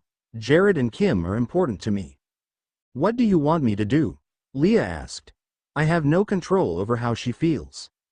I don't know. Maybe an apology would be a good start. Apologize for what? Bella retold Leah the story that Jared told about the stolen lunches at school. That was Kim? Leah shook her head. No, it was this weird girl named Tammy. She always wore pink sweatpants. Honey, Bella said gently. What's more likely? That Kim is having hallucinations of someone else's childhood? Or that you don't know the name of the kid you bullied 10 years ago? Leah laughed. I always thought that was such a clever punishment, making her salvage what was edible off the floor. You being proud of it, it's not a great look, Leah, Bella said, trying not to laugh. It could create a wedge between you and Jared, then me and Jared because I'd have to defend you. Leah sighed, looking into Bella's eyes. I don't want to create problems for you, Bella. How do you want me to fix this? How do you usually resolve conflicts? How did you and Emily get past you peeing in her backpack? By the time she came and visited again, she wasn't mad anymore. What about Rachel and the sneakers? Why did you pee in her sneakers in the first place? Bella asked. She didn't ask me to play with her at recess and it made me mad, Leah said frankly. Why didn't you ask her? I don't remember. And how did that all get resolved? Bella asked, trying to help. We didn't talk for a few days and then she apologized, Leah said. She apologized? Bella had to put some effort into keeping a straight face. Yeah, for not asking me to play with them at recess. Do you want me to see if Kim is ready to apologize? Bella offered. Leah laughed really loudly. No, I was thinking of making her a school lunch and bringing it over as an apology. That sounds like a sweet gesture. Bella, I want to make your life better. I don't like that my presence causes you any trouble. Bella squeezed her tight. You make my life so much better. Please don't think that you don't. I don't like that you think that. No, Bella, I've been thinking a lot and Rachel's right. I fucked up a lot of things and hurt you. I'm going to work on making things right. It's just going to take me time. I don't want you to feel that way, Bella insisted. You're so fucking perfect and I'm proud of who you are and that I have you. It's just with a select few relationships I need you to be a little more sensitive. I'm going to work on it. Bella wasn't sure that now was the best time to confess that she had a crush on Emily. She did it anyway. I have a confession to make. I feel like a piece of shit about it. What is it? Leah asked, growing nervous as Bella hemmed and hawed. You know how Rachel told you that I recited poetry about Emily's tits? Yeah? And I told you I flirted with her? Yeah? Hurriedly, Bella said. I had a super big crush on her, like way more than the other imprints. It faded a little when I went to the club and met other girls. Then it went away completely when I imprinted on you. Leah was stunned. Why are you telling me this? I don't want you to hear about it from someone else. Having a crush doesn't make you a piece of shit. It feels like it does, Bella said, unable to meet Leah's eyes. Are you worried I'll be jealous? Maybe, more like hurt that even I wanted her. But you dropped her for me, Leah pointed out. Bella sighed, looking up at Leah. So you're not mad? You don't still have feelings for her, right? No. But we're still friends. I know that. I'm not mad. She caressed Bella's cheek. I'm actually grateful. After what Sam said on the beach, about how you built up her confidence. I'm glad that you did that for her. Leah had a morning shift on Sunday so she'd had to leave their love nest after breakfast. Bella noticed the soy milk felt light when she put it back in the fridge. She wrote it on the shopping list. I can pick up some groceries since I'll be in Forks, Leah offered. Bella gave her cash for the shopping. The council gives me a stipend for food. If you take it, you can give me change. Otherwise I'll just hide it in your purse and I'll end up overpaying. Leah looked annoyed. The stipend is for your food, not mine and my guests. She was buzzing with anticipation about their guests. She was so excited to see her Uncle Luke. Our guests, Bella clarified. She was almost as excited to host dinner guests as Leah was. It made her feel so grown up. And I eat so much at Sam and Emily's that there's a ton of money in my account. Fine. But why aren't you hiding money in their stuff? I tried it once but Sam Alpha ordered me to stop. Bella did a thorough cleaning after Leah left for work. The house wasn't crazy messy, but she wanted Leah's uncle to be impressed with their little home. Then she headed into the woods to see what the pack was up to. Embry, keep your head posture is too submissive. Paul was coaching the new kid. Through Jared's eyes, Bella could see Embry lunge at Paul. Paul dodged, jumping away. Quill was off to the side, watching in human form for some reason. Bella didn't see or smell Jacob and Sam when she got to the group. Jacob wasn't ordered to be here, so he's not, Jared explained, clearly unimpressed. Sam should be out shortly. Bella phased to human and invited Quill to fight with her. I don't think that's a good idea, Quill said. Why not? My elbow hurts. Quill was holding one elbow, rubbing it tenderly. Is it broken? Bella bent down and looked at the elbow, removing Quill's hand to get a better view. There was no bruising or swelling, no blood, no obviously broken bones. She knew enough about the kid to know he'd be screaming if it were actually broken. Sue said it's fine, Quill told her, but she's not a doctor. How about this? Bella suggested. If you stay on the ground, I'll beat the shit out of you. If you get up and fight me, I might not. Quill scurried to his feet. Do you like to fight as humans or wolves? Bella asked. Quill glanced nervously at Paul and Jared. He didn't have control of his thoughts yet, so he answered, humans. Cool, now punch me. Quill had been practicing. He got within a few inches of Bella's face before she moved back. That brought his whole body closer and she gave him a light tap to the gut with her knee. Quill's entire body bent in the middle. He was holding his stomach like his intestines were in danger of spilling out. Is this a joke? Bella asked, looking at Quill's crumpled form in disgust. Jared, will you fight me so I can get some practice? I'll fight you, Sam's voice boomed. Bella grinned at him. You never fight fair. What do you mean? Sam asked coyly. I mean it feels like you're not really trying. Jared chuckled. He is trying, Bella. He's big but slow compared to you. And I don't want to hurt you, Sam added. Bella narrowed her eyes. See, I knew you weren't trying. Sam sized her up, then said, you have that dinner tonight, so I won't hit you anywhere visible, but I'll fight you for real if you want. I want you to fight me for real. Paul hasn't landed a good blow in ages. I can hear you, Paul reminded her. He and Embry had phased to human to watch. Bella and Sam started circling each other. Sam took the first shot and Bella ducked backwards Matrix style. They both twisted around so they were facing each other again. Bella went for her first shot, a lower gut punch that might have gone to the groin. Sam blocked and pushed her back, kicking her in the sternum as she was trying to catch her balance. She was down. Fuck, she exclaimed. So it's possible, Quill breathed. Sam stepped toward her and held out his hand to help her up. When she bounced to her feet, he asked, "Want to go again?" Hell yeah. They sparred for a while. Belle was able to knock Sam down twice. She was really proud of herself. Sam was able to knock Bella down 5 more times. After those 8 rounds, Paul jumped in. "Fight me, Sam." "But you can't usually beat Bella," Sam reminded him. "We know the outcome." "But you fight different than Bella. I want to practice." Jared took over fighting with Quill. Jacob joined in when he got there. Embry and Bella ran patrols together. They were alone in the pack mind. "So your mom's macaw?" Bella asked him. "Yep. Any idea who your dad is?" Embry hesitated before answering. "I have an idea, but my mom won't tell me." "What's your guess?" "Billy," Embry admitted. "Care to explain why, cousin?" Bella asked. She had no reason to doubt his hunch, but she wanted to know his reasoning. Embry could already shield his mind, but he chose not to. He shared memories of Rachel. The way she interacts with people, with Paul, with Billy, there's something about us that is similar, kindred, you know? "What do you look like?" Bella asked him. "I don't think I've seen you around the res." Embry showed her a memory of himself in the mirror. He had a strikingly pretty face, prettier than Jacob's. He did resemble Rachel. "If we can get Billy to admit it, it'll make tribal membership easier for you." "I don't know if that's what's best." Embry shared memories of Paul and Rachel helping Billy. What if Rachel doesn't want to help him anymore when she finds out he cheated on her mom?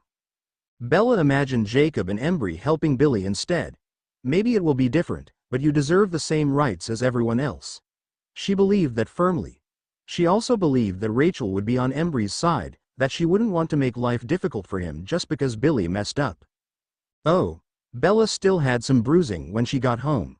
Leah was already there, almost done putting away groceries. I thought I'd get here before you, she said to Leah, wrapping her arms around her. I wrote down the schedule wrong, Leah said. Oh, good. I love that you feel comfortable being here without me. It's our house, right? Bella nodded, kissing her neck. She reached one hand down Leah's thigh, then under her skirt. Pantyhose? You saved them for me to take off? If we have time. It gets me all hot how you touch me when you take them off. They did indeed have time. Oh, Uncle Luke and his partner Hank came at 6 p.m. on the dot. Luke gave them both a hug, and introduced Hank, who was a tall, chubby man with a kind face and sandy hair. We brought a housewarming gift, Luke said. Harry told me that you've been spending a lot of time here, Leah, so I hope this isn't overstepping. Luke handed Bella a slow cooker. We use this all the time, Hank added. I mean, not this one, he said, touching the box in Bella's hands. This one's new. We use ours all the time. And I put a recipe book in there. It's really easy to use. Put food in the morning. Have dinner at night. It's amazing. Cool, Bella exclaimed. Emily has one of these. I'll ask her for some recipes too. How often do you see my dad? Leah asked Luke. We meet up for coffee a few times a year, but we email whenever either of us has anything to say. That's really nice. I consider him a brother, Luke said with a nod. He truly is my brother, a good man. Leah nodded. She couldn't agree more about her father. She asked, Hank, what do you do for work? I'm a teacher at the middle school in Forks. I teach English and language arts. No kidding, Leah exclaimed. Bella wanted to teach English. Hank smiled warmly at Bella. She still can. There's always demand. I wanted to be a college professor, Bella told him. Oh, that's what I wanted to do when I was younger. In the end, it felt kind of like a Ponzi scheme, Hank explained. I wanted to teach people who were passionate, but those were people going after advanced literature degrees.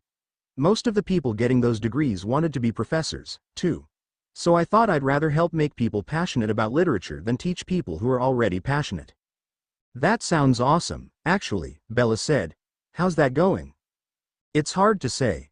But I get good, thoughtful work from the kids, so I'm pleased with the work I do. Leah, do you still want to be a vet? Uncle Luke asked. I'm not sure. Kind of, but I don't want to leave the res, so I'm still looking at my options.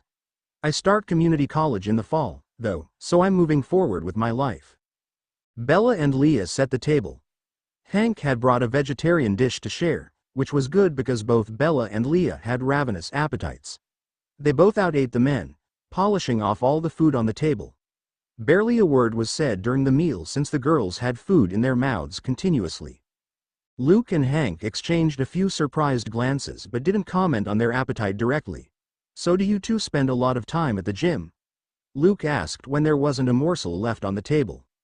Leah started surfing with me, Bella told them proudly. She's really good.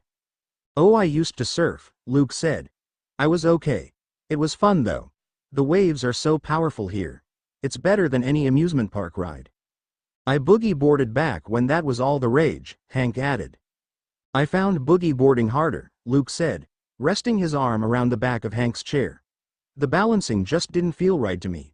Luke didn't know how to ask follow-up questions about the girls' appetites, so he didn't. He decided to ask Harry next time they got together. Or maybe he'd send Harry an email, but it wasn't urgent.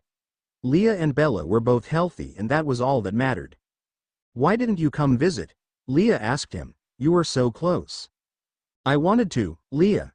It would have messed things up between your parents. She was a good mom, wasn't she? Leah nodded. Yeah, but I'm bringing Bella to visit tomorrow and I'm scared as hell. Bella squeezed her hand. She didn't want to admit that she was nervous too. Hank spoke up. There's a gay-straight alliance at Forks High School and I volunteer with them. One thing I always tell young people is to consider your safety before coming out. Sometimes it's better to stay in the closet than become homeless. She wouldn't be homeless, Bella said. I have space for her here. And we have a spare bedroom too, Luke added, placing his hand over Leah's. He was surprised at how warm it was, but he wasn't going to mention that either, not after he hadn't seen her in so long. He continued, if this relationship didn't work out, or if you're just not ready for that step, Leah. But what Hank is saying is, you don't have to come out, it's okay to wait. Mom wants to meet the person I spend my nights with, Leah explained. Ah, so you've got no choice, Luke reasoned, unless you can come up with a fake boyfriend? Which I don't want to do. How old were you two when you came out? I was 25 when I came out to my family, Luke answered. I didn't really know that I was gay myself until I was 20. When I came out, I had been with my boyfriend for 2 years. This was before Hank. My boyfriend at the time was self-conscious about being my dirty little secret. I was afraid to lose him, so I came out. Then I was so depressed that I lost my family that he left me anyway. That was about 6 months later. Do you regret coming out? Bella asked. Kind of, Luke admitted. I wish I had just come out to your father first. I think he would have advised me through it in such a way that I wouldn't have lost everyone at once. But I didn't know that Sue, she never talked about it. I had no idea she felt so strongly. But my dad knows I'm with Bella and he's fine with it, Leah countered. Does he think you should tell Sue? Leah pursed her lips. She didn't want to answer the question directly and upset Bella. She said, he told me I'll always be welcome there, that she can't change that and that Seth won't be bothered. Are you sure that Seth won't be bothered? Luke asked. Seth and I have talked about it a ton of times. Does he know that you have a girlfriend? Not explicitly, Leah said, deflating a little, but he knew that I was dating Bella like a month ago and he saw us kiss. Then we broke up for a while. I guess we haven't talked about it since. But he didn't have a problem with it then? I'm guessing that he will be cool with it if that's the case, Luke reassured her. I think he'll be fine, Leah agreed. But what about your mom? Luke asked again. I don't think she'll be cool with it, Leah answered, unable to look Bella in the eye as she did. Do you think she'll disown you? Leah looked her uncle in the eye to say, I'm 19. I was 25. You don't think I should do it, Leah stated. I don't see why you are. Bella, is this important to you? Luke asked. Bella rubbed Leah's thigh under the table. I support whatever Leah wants to do. My mom is the one making me do it, Leah told him. She wants to meet the friend that I'm sleeping with every night. Could you play it off as being just friends? Luke suggested. Bella, have you met Sue before? Yes, I know Sue. She's always been kind to me. I know her through my work for the council. What do you do for the council? Luke asked. Security. Luke looked her up and down, sizing her up. Huh. And you're out of the closet? The council doesn't mind? Yeah. I'm gay and out of the closet. The council is supportive, actually. Leah's bi, though. I was out to my mom and my old school since 9th grade. My mom basically kicked me out my senior year, which is why I moved in with my dad. She kicked you out for being gay? Hank asked. After accepting you for several years? That was a story he had heard before, but it was rare. It usually happened after the parents had a religious conversion. She kicked me out because her boyfriend was a pervert and she didn't want me to be a temptation for him. What the fuck? That was Luke's unfiltered response. At least you don't have to deal with that, Leah, and Charlie knows. Yeah, Charlie was cool about it, Bella said. He already knew Leah. Hank, what's your coming out story? Leah asked. Hank leaned back in his chair. I told my older sister when I was in high school. She was in college and taking some women's studies class. I just got the vibe that she would be cool with it. She was. Over the next few years, she and I gently talked to my parents about supporting equality in different areas. At one point my mom was firmly on the side of marital equality, but my dad was unsure. My sister asked him if he would feel the same way if one of his kids was gay. He said he would support marital equality if one of us was gay. Yes. My sister looked over at me and I came out on the spot. And they were accepting? Bella asked. Yes. I was 23 at the time. So I advise students to do it that way if at all possible. Not all parents will be receptive, but I think it was the gentlest way, not too disruptive. If they hadn't accepted it, I had my life in order enough that it wouldn't have made a huge difference. So that's an idea, Leah, Bella said. She's expecting you tomorrow, Leah said, not backing down. It'll happen tomorrow. That's not up for debate. I'm trying to think of some way of softening the blow. I just feel like it's a foregone conclusion that she will know. If we skip dinner, she'll follow my car eventually. So the damage is done because you had a very obvious secret relationship, Hank summarized. Yes. Luke said. Well, I could show up and then she'd be more mad at me than she is at you. Leah laughed. No, thanks though. And I'm bi, not gay. But I really don't think that will make a difference. Probably not, Luke said. But it's possible things have changed with her, so I'm hopeful. Don't be disappointed before you even try it. I think that's the best advice I've gotten. How did you two meet? Leah asked. And how long have you been together? We've been together 6 years, Luke answered. We met because we lived in the same apartment building. But he was seeing someone else when we first met, Hank said. Right, so we were just friends for a long time. And that was a great foundation for us. Hanging out is the bulk of a long-term relationship. If your entire relationship is in the bedroom, you don't have a solid foundation. That's something I try to get across to the kids in the gay-straight alliance. They don't always listen. How did you two meet? Luke asked the girls. Her father is an elder, Bella began.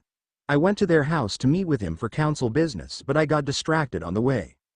We had a few dates, and really hit it off, but I was working full-time and in school, so we kind of took a break until I graduated, Leah lied. Then we picked up where we left off.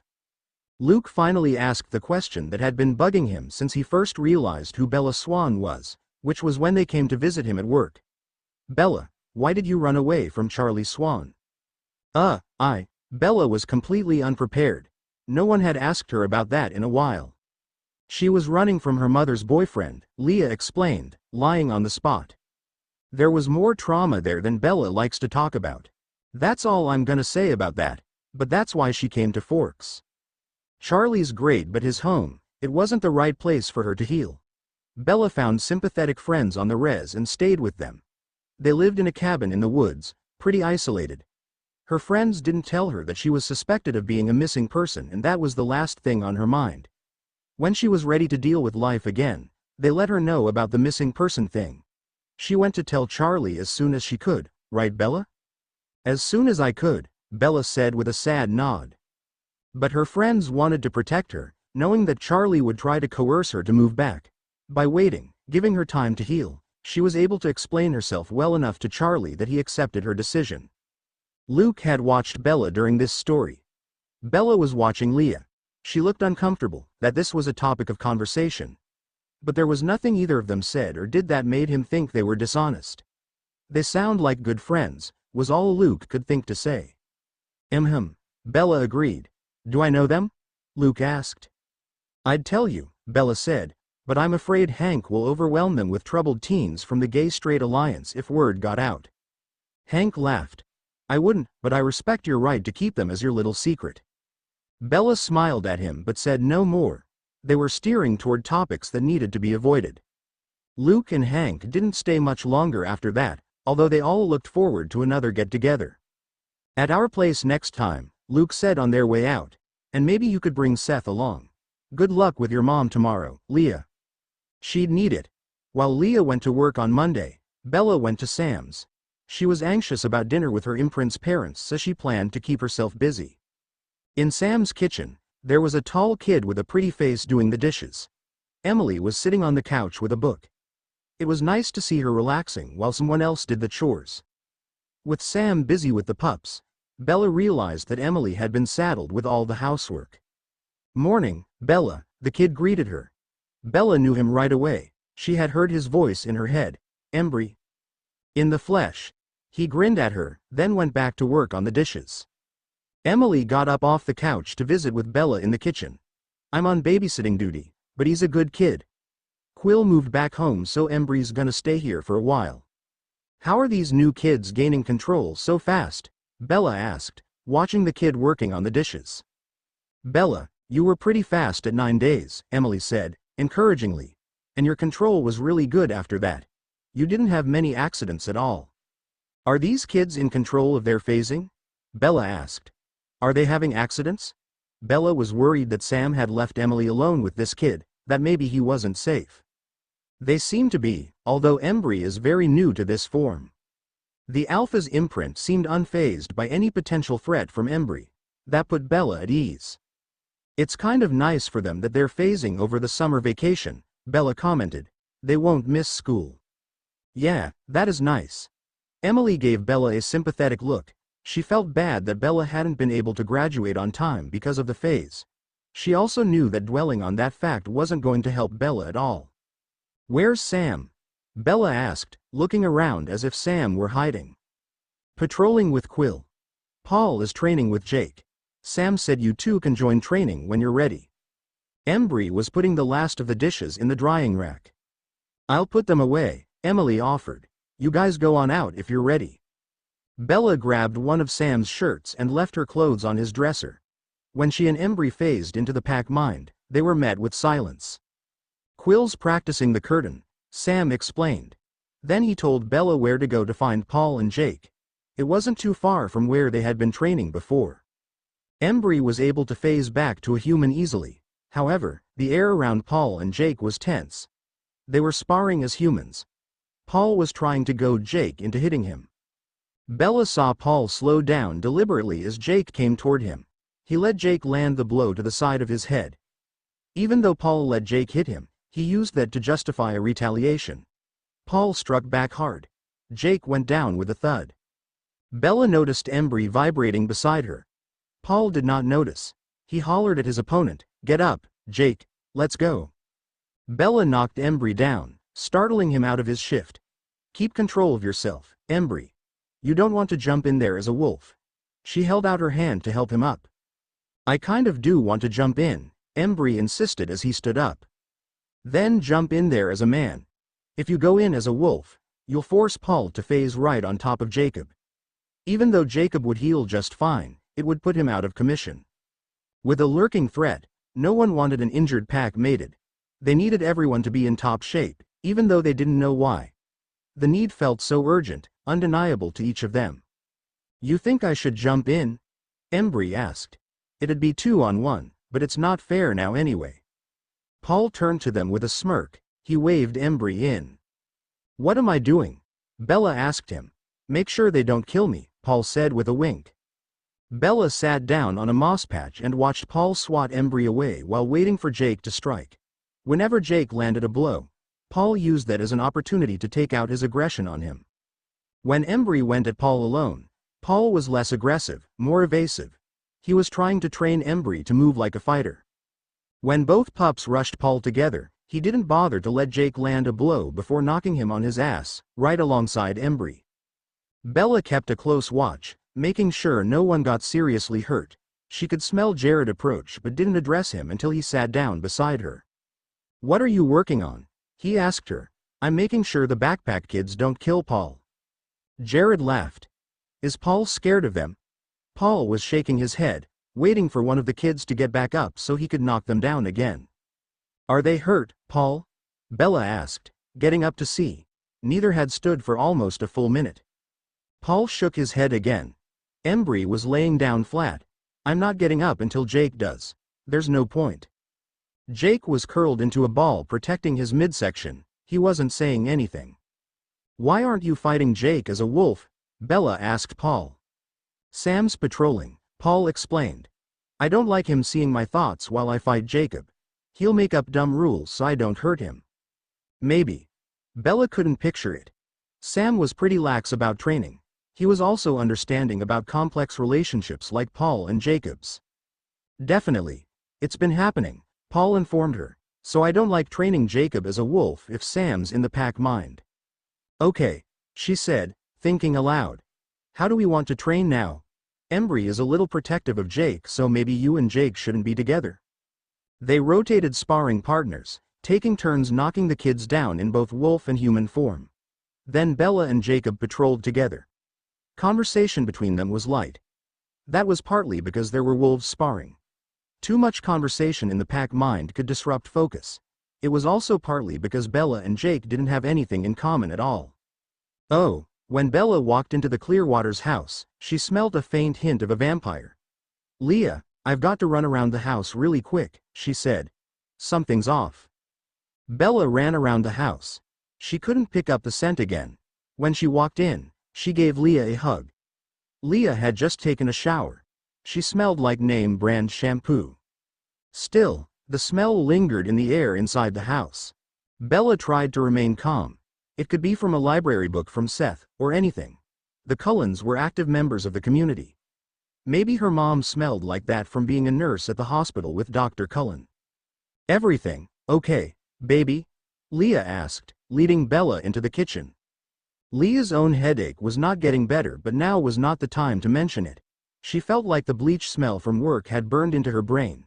She had scrubbed herself thoroughly in the shower, even cleaning the inside of her nose. Still, the smell was bothering her. She felt like her skull was about to split into two with this headache. "I'm fine, thanks."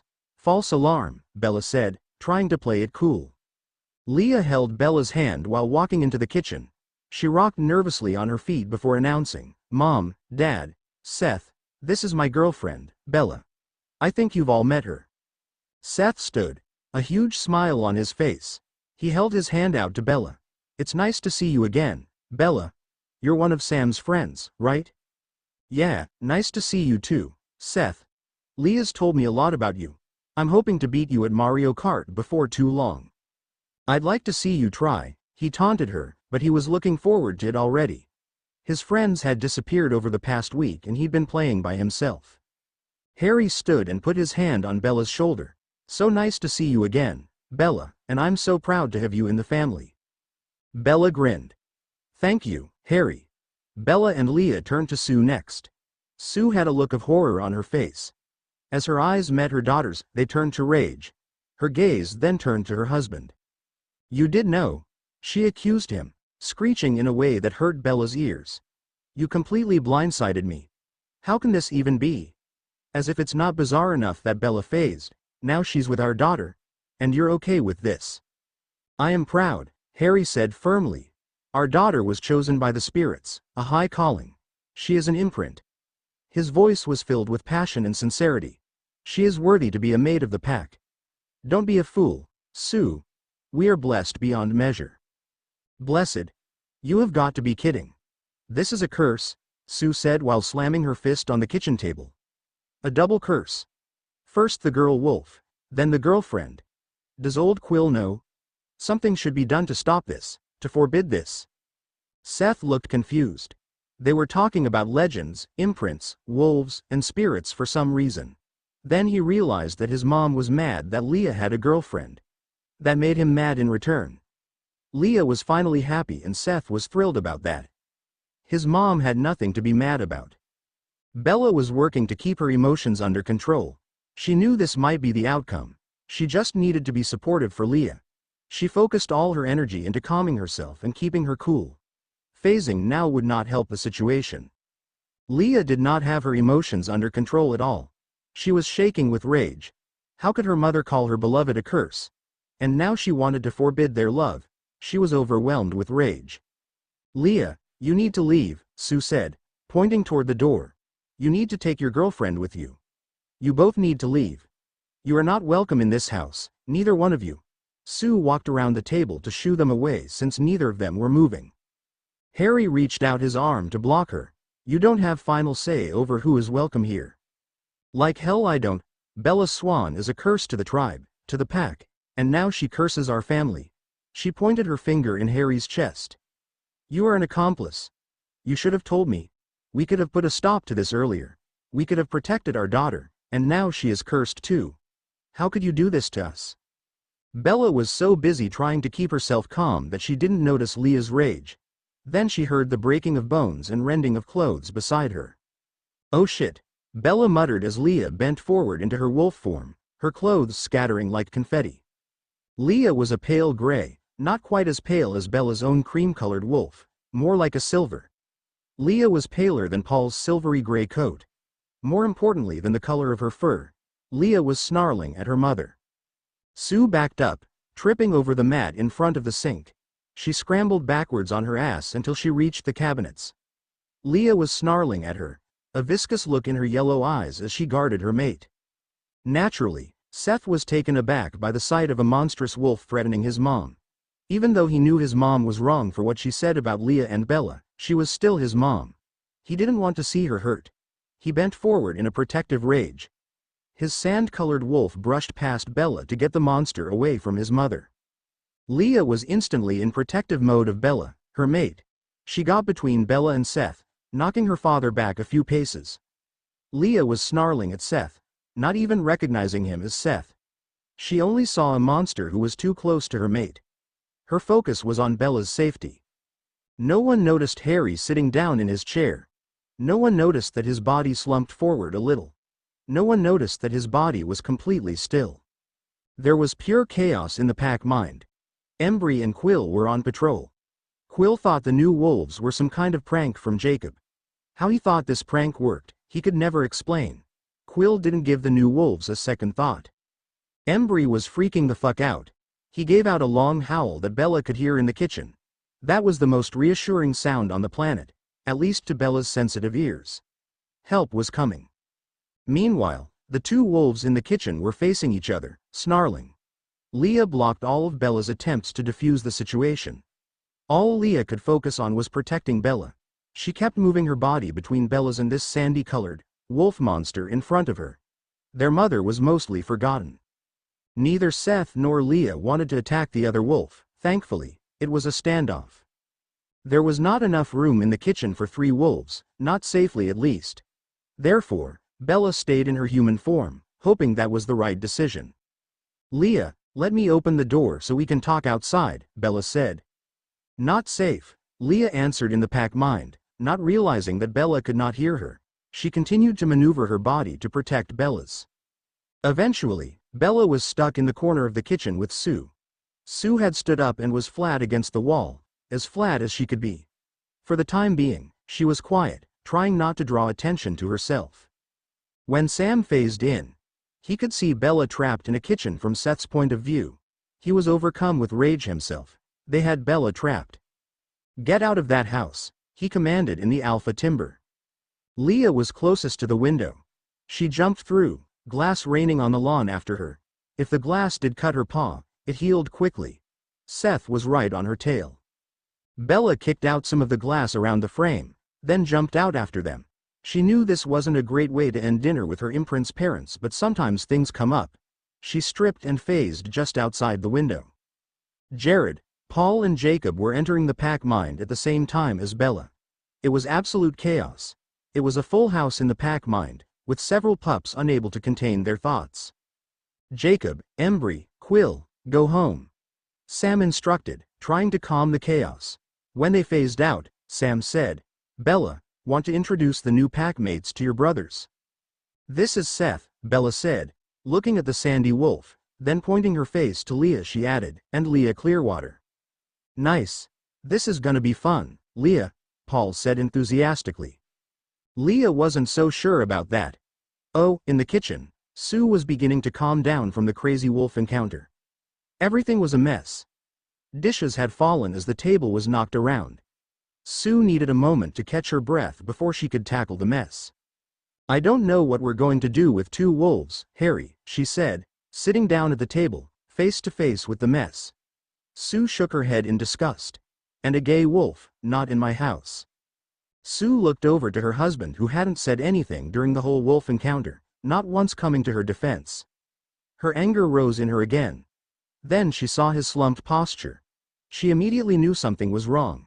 She ran to him, checking for a pulse. No pulse. Sue called 911. Deep in the woods, Sam and Jared worked with Seth. Paul and Bella worked with Leah. Even though they were all in the pack mind, Sam thought splitting them up would lead to the best outcome. He knew Leah needed to keep her distance from him. Bella could feel that Leah was in a state of overwhelm, having to share a mental space with Sam and everyone else. She shared her own memory of when she phased, how confusing it was for her having those voices in her head. That didn't help Leah much. So Bella had another suggestion. "Let's run." She led Leah around the patrol route at max speed. She and Leah were neck and neck in speed. In flat areas, Bella was able to gain an advantage, but Leah had stronger hind legs. She was able to speed up hills and catch up with Bella. Paul was left in the dust. "Should I just go home?" he asked when they lapped him the second time. "No," Sam answered. Stay with them until Leah phases out or until you are relieved. I'll stay with her until she phases out no matter how long it takes, Bella volunteered. I know, Sam said. He would do the same for Emily. All the guys would stay by their imprints, happily. He wondered what it would be like, having Emily in the pack. He quickly realized that the idea terrified him. He'd never want her to fight against vampires. Sam's instinct was to protect his imprint, as it was with all the imprinted wolves. Bella and Leah kept running. It felt so good to Leah, being with her mate, perfect equals. She could see into Bella's mind as Bella admired her. Bella kept track of Leah's location by scent and sound. She kept Leah moving, which kept her mind off this nightmarish transformation that she had undergone. When the sun had set and the sky was dark, Leah wanted to go to the log with Bella. She wanted to experience Bella's log nights together. Will we both fit? Leah asked. Maybe not as wolves, Bella said. Leah climbed in as a wolf. There was no extra room for Bella's wolf, so she phased to human and climbed in. Bella lay right on top of Leah, snuggled on the warm fur. They were both so content that way. About 5 minutes later, Paul ran down the beach in front of them, butt naked in human form. He ran right past them for a laugh. He heard Bella giggle but heard nothing from Leah. He was worried that she found him annoying, because she did. Paul gave the girls some space for the night. He went to a cluster of driftwood and phased to a wolf there. He spun in a circle until he was ready to lie down in just the right spot. Sweet Bella, so nice to have you close, Leah thought. She thought of Bella's touch as she dug her fingers into the wolf's fur. That feels so good, beautiful. She can't hear you when she's a human, Paul reminded her. Leah kept on saying sweet things to Bella. Of course, Bella wasn't responding, unable to hear the thoughts while she was in human form. I'm not trying to talk to her, Leah tried to explain. I'm just thinking about her. We can all hear those thoughts, just so you know, Paul told her. No one minds. When you're ready, we'll show you how to hide them. It takes some control. Fine. Leah didn't usually mind Paul, but she just wanted to be with Bella. It was bad enough that she could hear Sam, Jared and Seth's mind constantly. At least they weren't addressing her directly. Leah didn't want to be rude, but she didn't want to be part of this. It was hard enough being part of the pack through Bella. Being part of the pack mind, not having any privacy, even in her thoughts, it was a slow and continuous torture. She didn't want to endure it anymore, especially now that Bella's mind was removed, but she liked having Bella on her back, so she didn't want Bella to shift to her wolf form.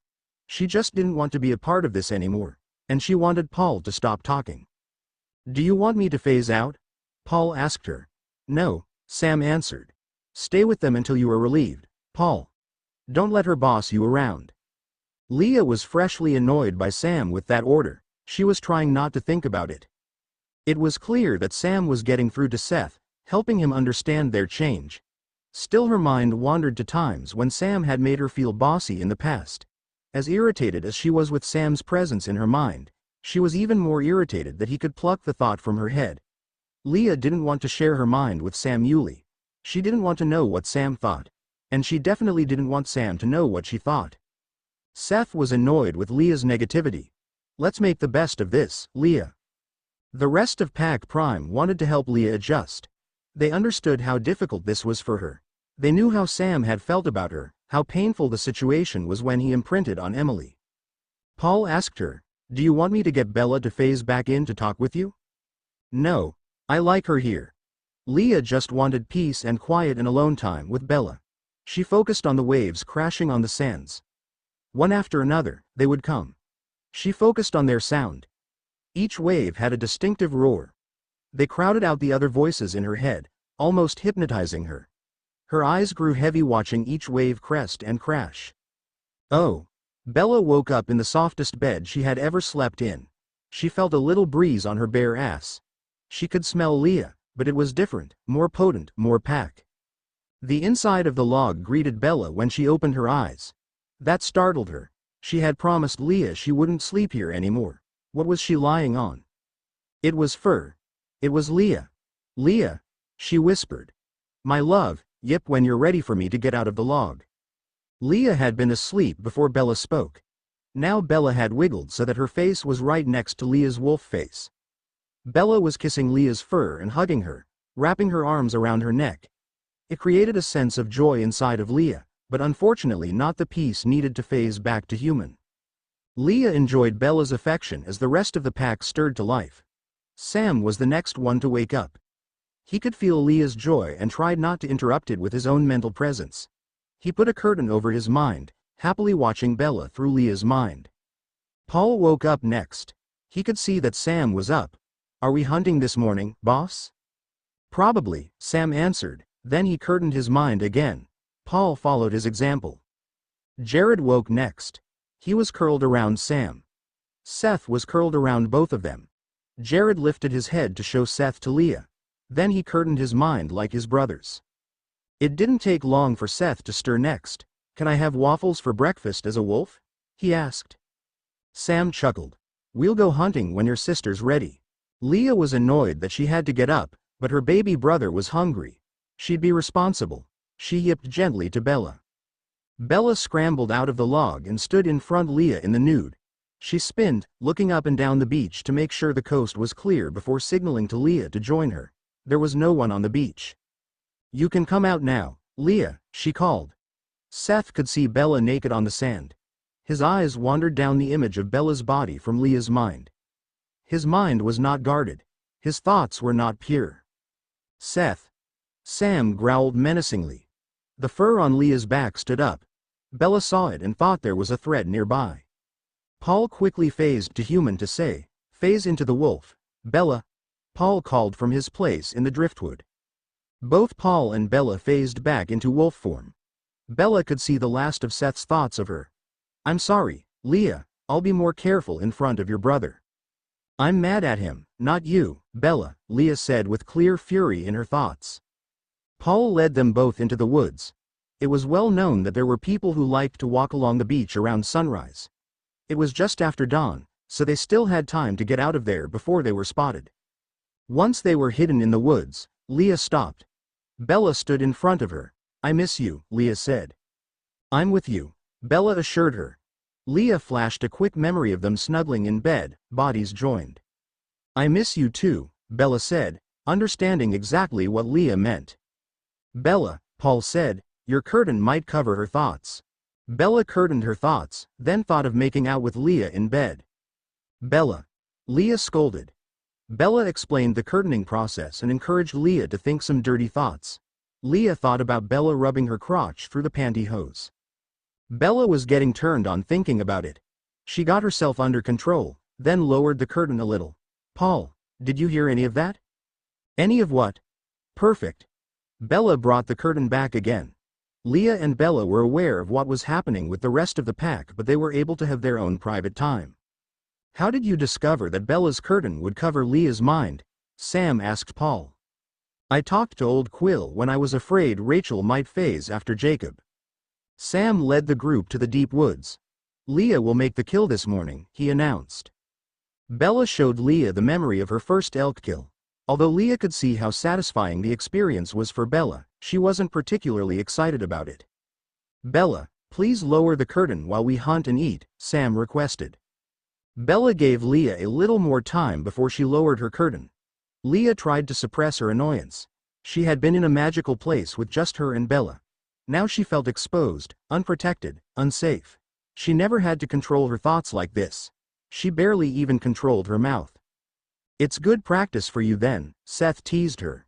Leah ignored the comment. She saw an elk bull rubbing his antlers on a tree. He looked majestic. He was huge.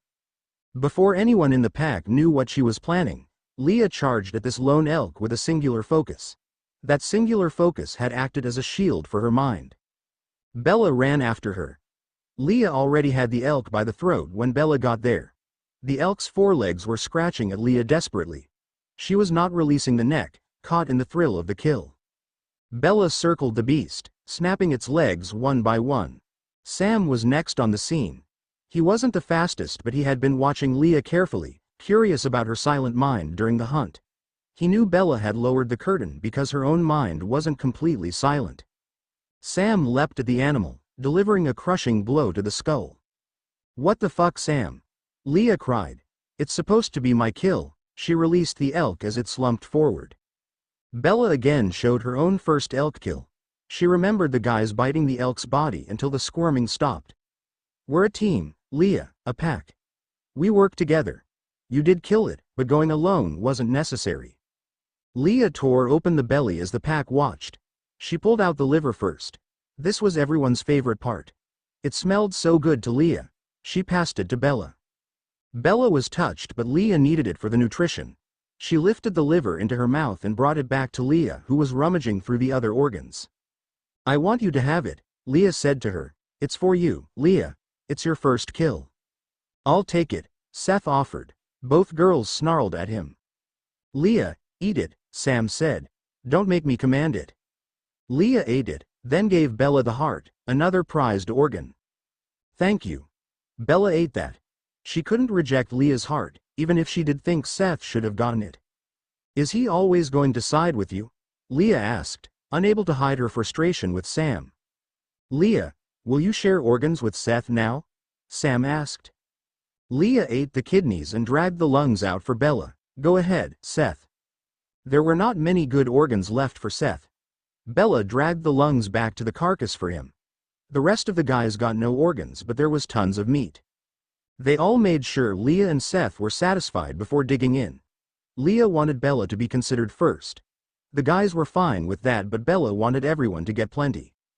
"Bella, you need to eat your fill before us," Sam insisted. "You'll be staying out here until she's human, so you need the food." "Fine." Bella ate reluctantly. She knew she couldn't trick Sam about being full, so she ate her fill, just like Leah wanted. Leah was pleased that Sam took her side this time. It wasn't about sides to Sam. It was about taking care of each member of the pack based on their needs. He knew that Leah wasn't ready to understand that, so he didn't push to explain it further. The guys were just nibbling until Seth and the girls ate their fill. Then they picked the bones clean. Leah had to admit that the experience was deeply satisfying. Feeding her mate was almost as satisfying as the kill itself. When they got back to the res, Sam sent Jared and Paul home for the morning. He knew they both needed to recharge with their imprints. "Bella, you need to stay in wolf form until Paul comes back." Seth and Sam walked the patrol border. Sam taught him the route. They made a quick detour to the known Cullen Trail so that he knew what he should look out for. Bella and Leah curled up together. Bella curtained their minds. They loved on each other in their own little bubble, chatting and cuddling and sharing memories in a more honest way than either thought possible. Oh, after a little while, Jacob joined the pack mind. "Sue sent me to tell you guys that Harry died of a heart attack last night." "Jacob, phase out and have Jared phase in," Sam ordered. After Jacob blinked out, Sam said, "Guys, Jacob is full of shit. Don't believe him until I double check." Leah was going crazy with worry. When Jared phased in, Sam instructed him to patrol with Seth until he got back. Seth and Leah grilled Jared about what he knew. He had gone home to see Kim. He knew nothing. Sam came back a few minutes later. "I'm so sorry guys, he's gone." This news didn't help Seth and Leah calm down. They were both mad at each other and at themselves and at their mom. They needed peace to phase back to human. How would they get that peace now? Bella created a curtain around Leah and herself. She didn't want Leah's sadness to amplify Seth's. They could still hear all of Seth's thoughts, anger at himself and at his sister and his mom and even at Bella. Seth didn't like that everyone could hear his thoughts like this. Bella could feel Leah's grief so vividly. Leah loved her dad dearly. Her dad was always supportive, always there for her. Leah started sharing memories of him. "Do you want me to open the curtain for Seth?" Bella suggested. "It might be good to share these memories with him." No, Leah shared a memory from her own birthday party when she was 8. It was a jungle theme party. A girl from school made fun of the theme, saying it was a boys' theme. Leah stood up for herself, but the comment bothered her for days. Her dad was the only one that noticed she was upset. "Your friend said something stupid," her dad told her, "but don't tell your mom I said that." Little Leah giggled. "But why does it feel true? All the other girls do princess themes." "The other girls aren't as brave as you yet," her dad said, "but you being brave lets them know that they can be too. I'm sure some of them really do want a princess theme. But I bet some want a jungle theme, and you showed them that was okay too." Leah went to 2 jungle theme parties over the next year and 1 desert themed party, So her dad had been right. He sounds really great, Bella said. The best, Leah agreed, sadly. While Bella and Leah grieved Harry's death quietly behind Bella's mental curtain, Seth continued to grieve unshielded. He grew thankful for Bella. She was there for Leah, providing solace. Seth already understood that Pack was family. He felt it in his bones. All it took was one night curled together with Sam and Jared to convince him that this group had his back. His mind shifted back to his mother. She had been awful to Leah, even calling Bella a curse. Still, she was his mother.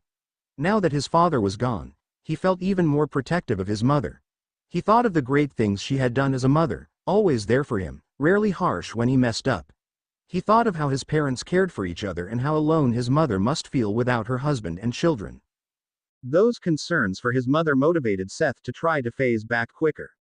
He focused on calm, on all the legends he knew, on how he was a blessing to the tribe as a member of the pack. Above all, he focused on calm. The situation was acceptable, good even. Yes, the tribe lost his father, but it gained 2 warriors. He trusted the spirits. As the afternoon stretched on, his peace of mind was enough to phase back to human. Seth had a unique distinction from that day on. Not only was he the youngest in the pack, he was the fastest to change back to human, taking less than a day.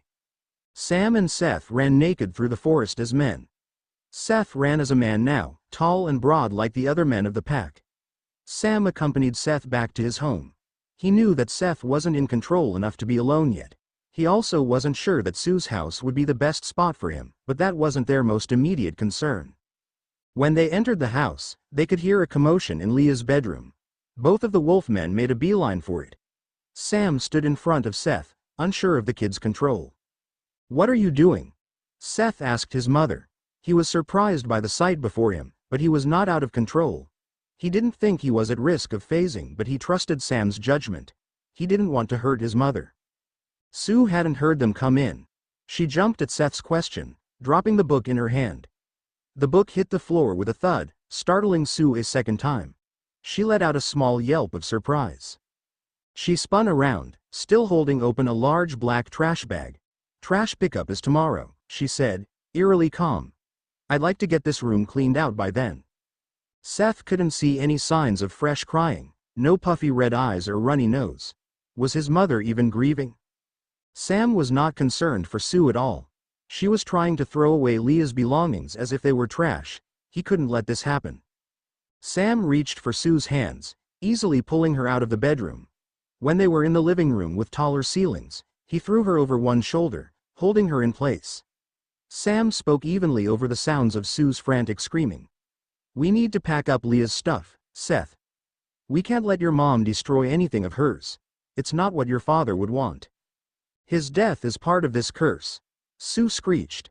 "He was supporting the abomination and the curse has been multiplied on our house. Don't let it grow. Seth. We must purge this house." Seth didn't need any convincing. He would do whatever he could to protect his sister. At the same time, he was concerned for his mother. It looked like all of the events of the previous night had made her go insane. Even though Seth was sympathetic towards his mother, he wouldn't allow her to destroy Leah's stuff. Sam called Paul first. He would be in the kitchen and on guard duty with Sue. Then Sam called Jared. Jared was tasked with bringing Bella's truck. All the while, Seth was trying to pack up the rest of Leah's stuff in a way that wouldn't piss his sister off. "She's a feisty one," Paul commented as he lifted Sue onto his own shoulder. "I guess that's where Leah gets it from," Sam commented, hoping that comment did not make it back to his ex-girlfriend. Paul got to work cooking with Sue on his shoulder. When she tried to hit him with a cast-iron frying pan, he duct-taped her to a chair. With Sue out of the way, Paul was the man for the kitchen job. He was able to create massive quantities of food in no time. He used ingredients from Sue's cabinets to feed everyone. Seth was in and out of the kitchen while he packed. He had never been so hungry in his life. Seth was amazed at how quiet his mom had become in her chair. He was worried the wolves had drugged her. Seth got close enough to sniff his mother, but she smelled the same as always, except with urine mixed in. She must have wet herself a little. He was okay with that. Then again, Seth didn't know what his mom would smell like if he were drugged. As he was entering the kitchen a little while later, Seth heard his mom's chair rattle. It looked like she was going to try to escape. Seth saw Paul turn to her. His eyes were pitch black and his canines looked longer, almost the size of the massive wolf canines. The snarl on Paul's face would have made Seth shit his pants just 24 hours ago. Now, it made him chuckle. It made his mom freeze in terror. With Bella's truck, Seth and Jared moved the packed trash bags to Bella's house. Sam packed up more of Leah's stuff in trash bags.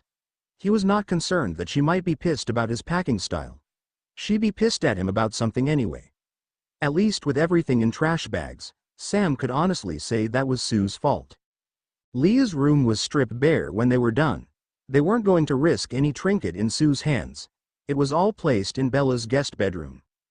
The four men sat around the kitchen table with Sue, finishing off the food Paul had prepared. None of them licked their plates. They wanted to leave the dishes for Sue. Leah and Bella were blissfully unaware of what was going on at the Clearwater's house. Embry was on afternoon patrol. His thoughts were peaceful and fun, not disruptive and not personal. Unlike Seth and Sam, his thoughts were not about the girls at all. The girls kept their curtain up. Embry knew that they were there. Occasionally they would speak to him directly. Mostly, they just lived in their own bubble. Although Leah was content to be with Bella, she had a lot of turmoil in her mind about her family and her future. The fact that Leah was missing work at that very moment had her on edge even more. As sunset approached, Paul returned to the pack mind. "We moved you to Bella's house." Paul explained everything that had happened with Sue. The pack made sure nothing was broken. Sue was going to leave it on the curb for trash pickup. She was not being careful. But since she mixed clothes and knick-knacks, everything was cushioned. This gave Leah an immense sense of relief and even some peace. She hadn't been thinking about their living arrangements, but she had been thinking about facing her mom again. She wasn't excited about that. Now she wouldn't have to, not anytime soon at least. "You'll be on your own tonight except for the patrol guys," Paul said before phasing out. Jake was on patrol first, somewhat able to guard his thoughts. When he let the curtain slip, he was just thinking about cars and movies. It wasn't personal or too annoying having him in the pack mind. Jared took the next shift. Since he was the inventor of the curtain, he had mastered it. Even though the girls knew he was there, his consciousness never even rippled into theirs. Not even a stray thought slipped through Jared's curtain. Leah finally felt like she and Bella were truly alone. As she and Bella curled up for the night, Leah finally experienced some peace. Of course, now that she was packed, no peace would last long. "Oh." Leah woke with her hands gripping thick, cream-colored fur. "Bella, I'm back." Bella turned to her. Leah was naked in human form, snuggled against her. "Tell Sam," she said to Jared, who was still on patrol at the time. Bella phased to human. They were both lying in the thick moss of the forest floor, staring at each other. Bella's instinct was to reach for Leah, to caress her cheek, but her hand froze mid-air. There was a profound look on Leah's face. Leah felt her whole world crumble as she looked into Bella's eyes. This woman was everything. She saw the bond between them, how deeply Bella cared for her. The bond was so physical, so real, it was like she could reach out and touch it. The strength of that bond doubled as Leah imprinted on Bella. The moss felt like it was shifting underneath her as she gazed into Bella's eyes. It was a good thing she was laying down. Leah reached for Bella's hand and brought it to her mouth to kiss it. "Holy shit," she breathed. Bella laughed, understanding. She felt their connection deepen, too. "I know. Are you hungry?" "I was so hungry when I phased back." Leah nodded vigorously. "So hungry." Leah and Bella ran naked through the woods to Bella's house. In the house, Bella found a dress that would fit Leah.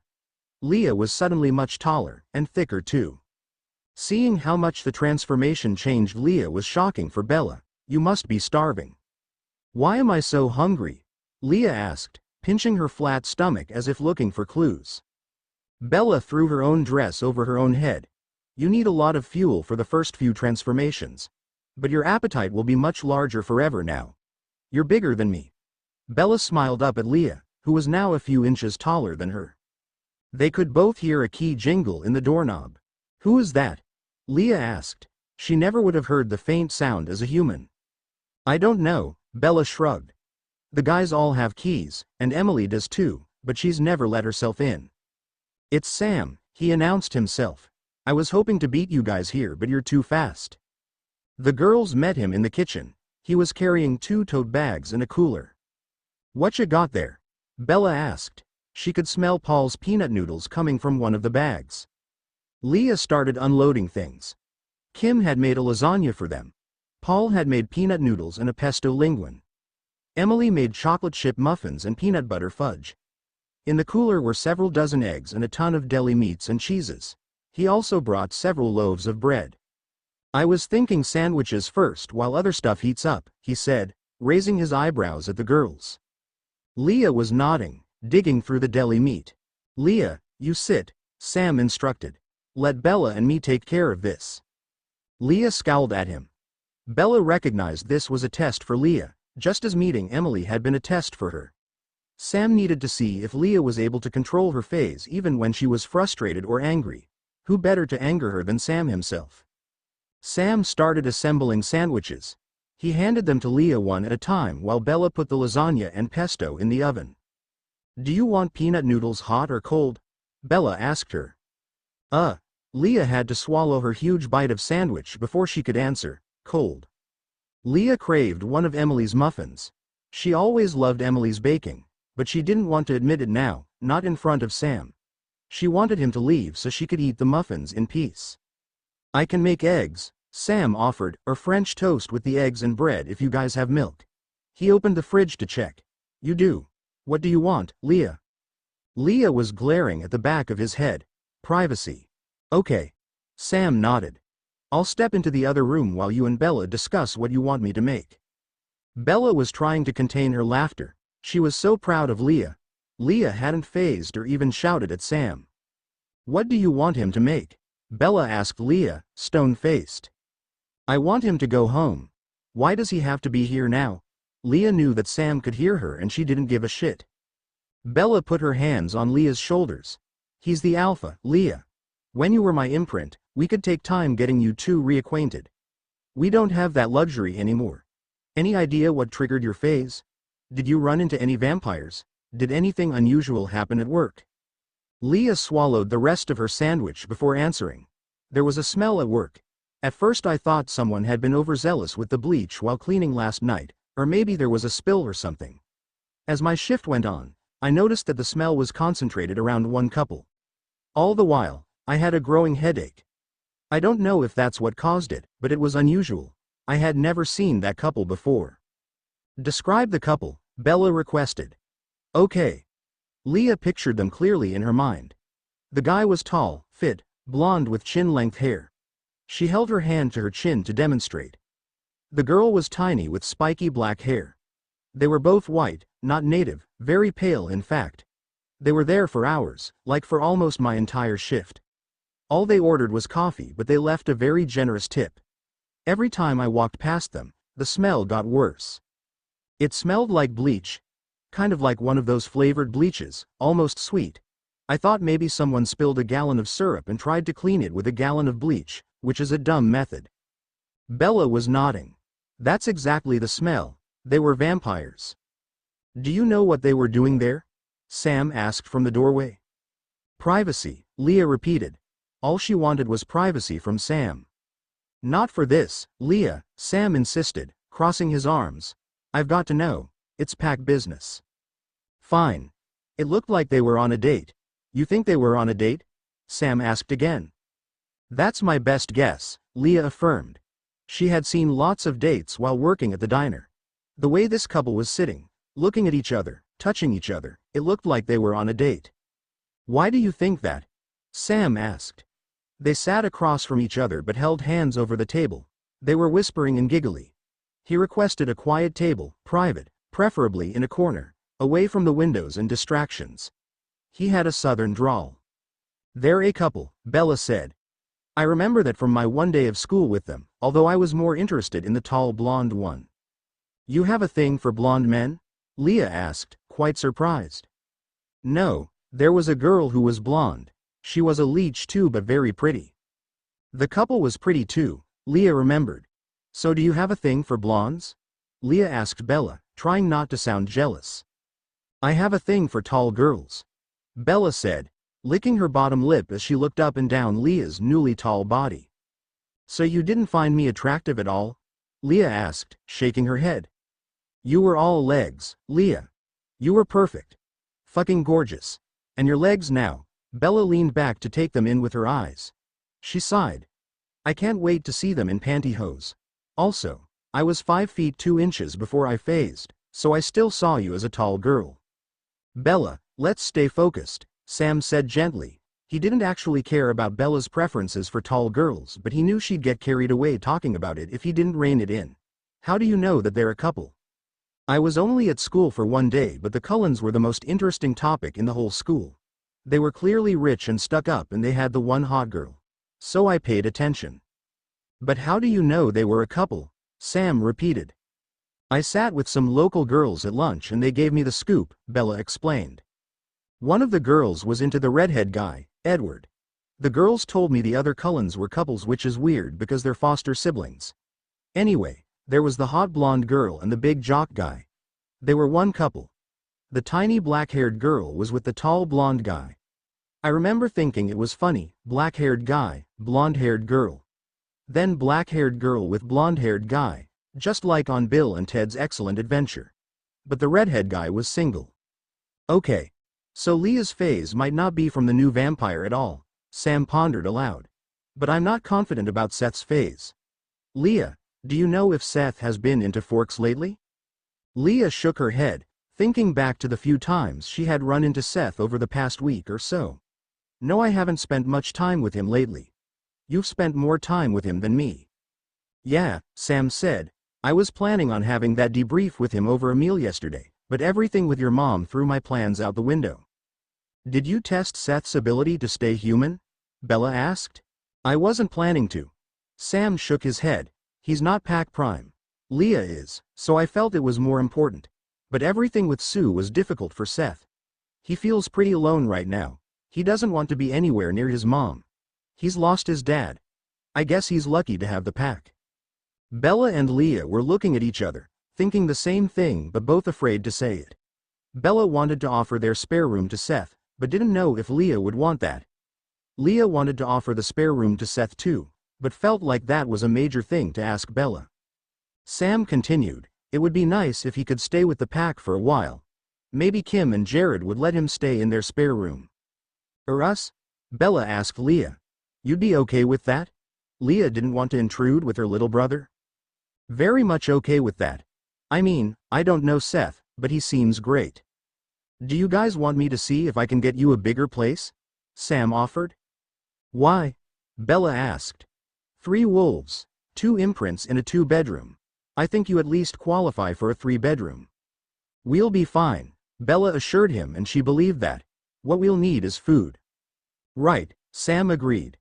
"Harry took care of a lot of the finances of Pack Business. I don't know who will get that position now. I'm thinking of putting my name in for it. We don't want Sue to get it, but I'll make sure it gets sorted. I'll have everything deposited into your account, Bella. Eventually it'll go to Seth and Leah's accounts, but we have more pressing matters." "Thank you, Sam." Bella gave him a hug. "Where's Seth now?" "He's with Quill, but they don't have a room for him. He's just having a sleepover for as long as he needs." "Did my mom kick him out or something?" Leah asked. "Seth didn't want to stay with her," Sam explained.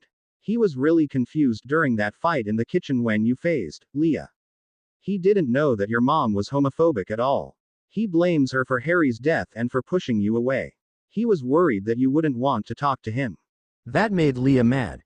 "Of course I want to talk to Seth, he's my brother."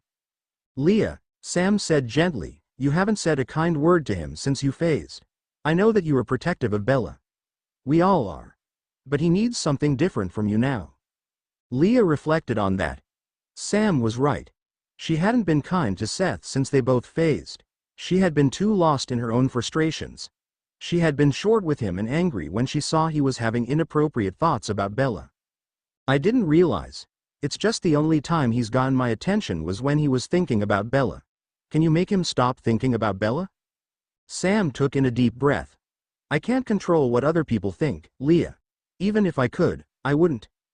You are blessed that you and Bella are in the pack together. Did you imprint on her?"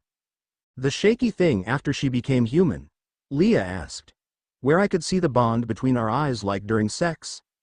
You saw that during sex? Sam asked, his eyebrows lifted. Yeah, but it's stronger now. It was more clear when I imprinted on her. I'm guessing you guys are going to want some alone time. Sam knew what it meant to need to connect with his imprint. Fuck yeah, Bella said, staring at that booty.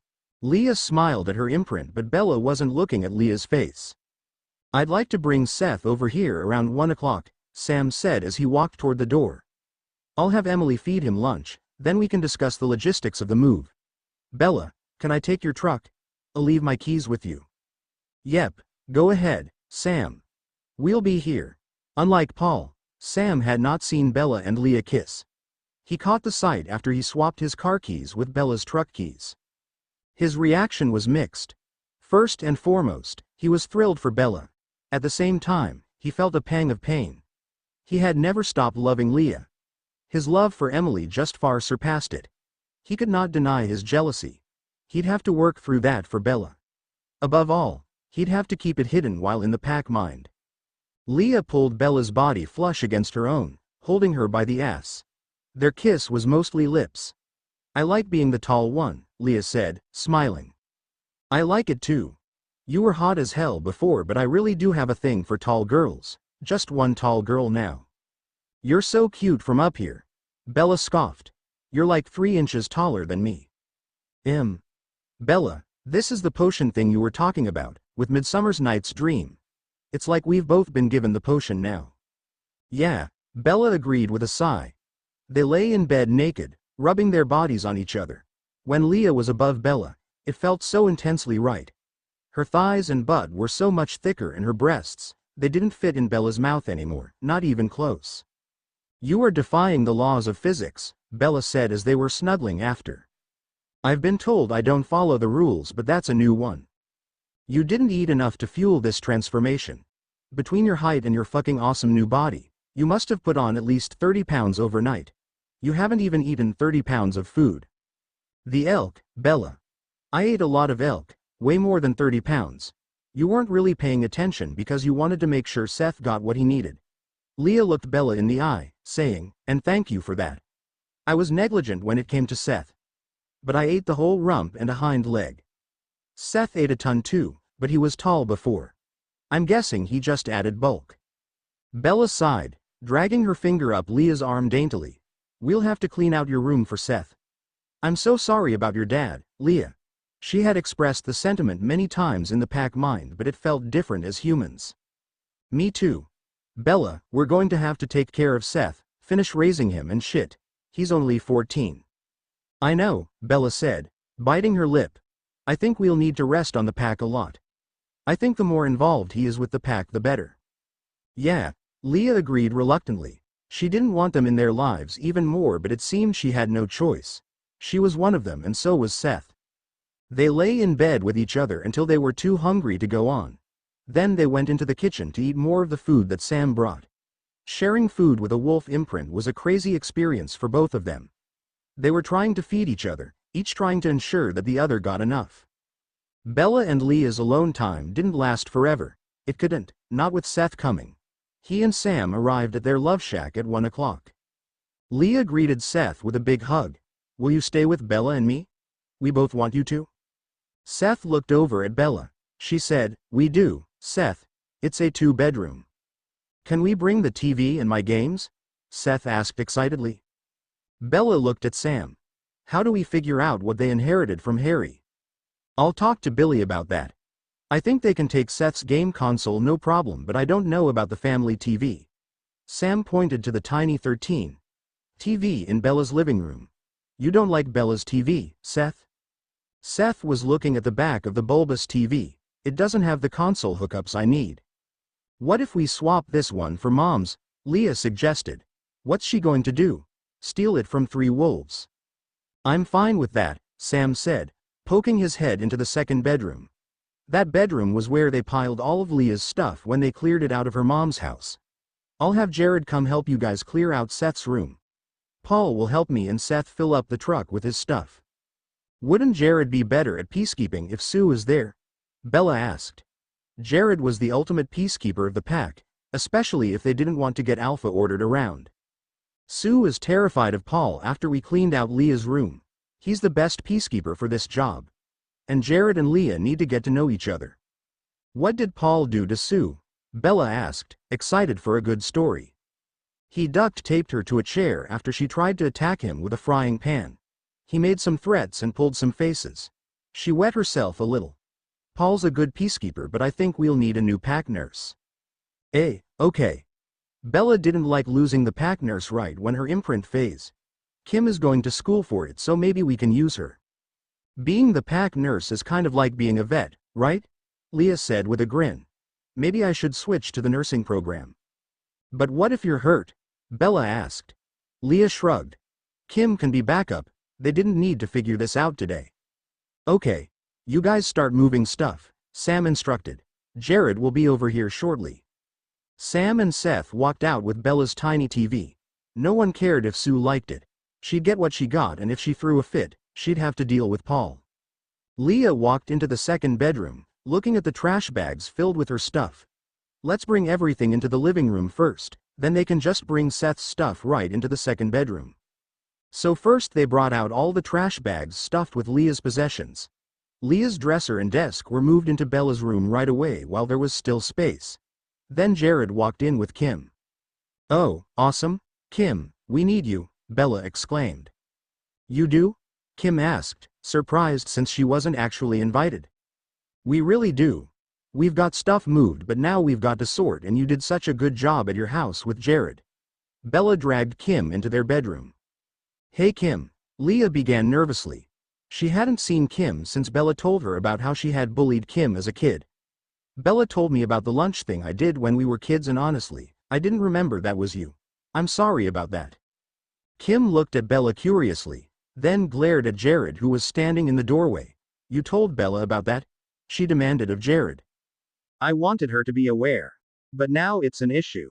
Kim turned to Leah. I got over that years ago. I'm embarrassed to say that I used to be scared of you, like really scared of you.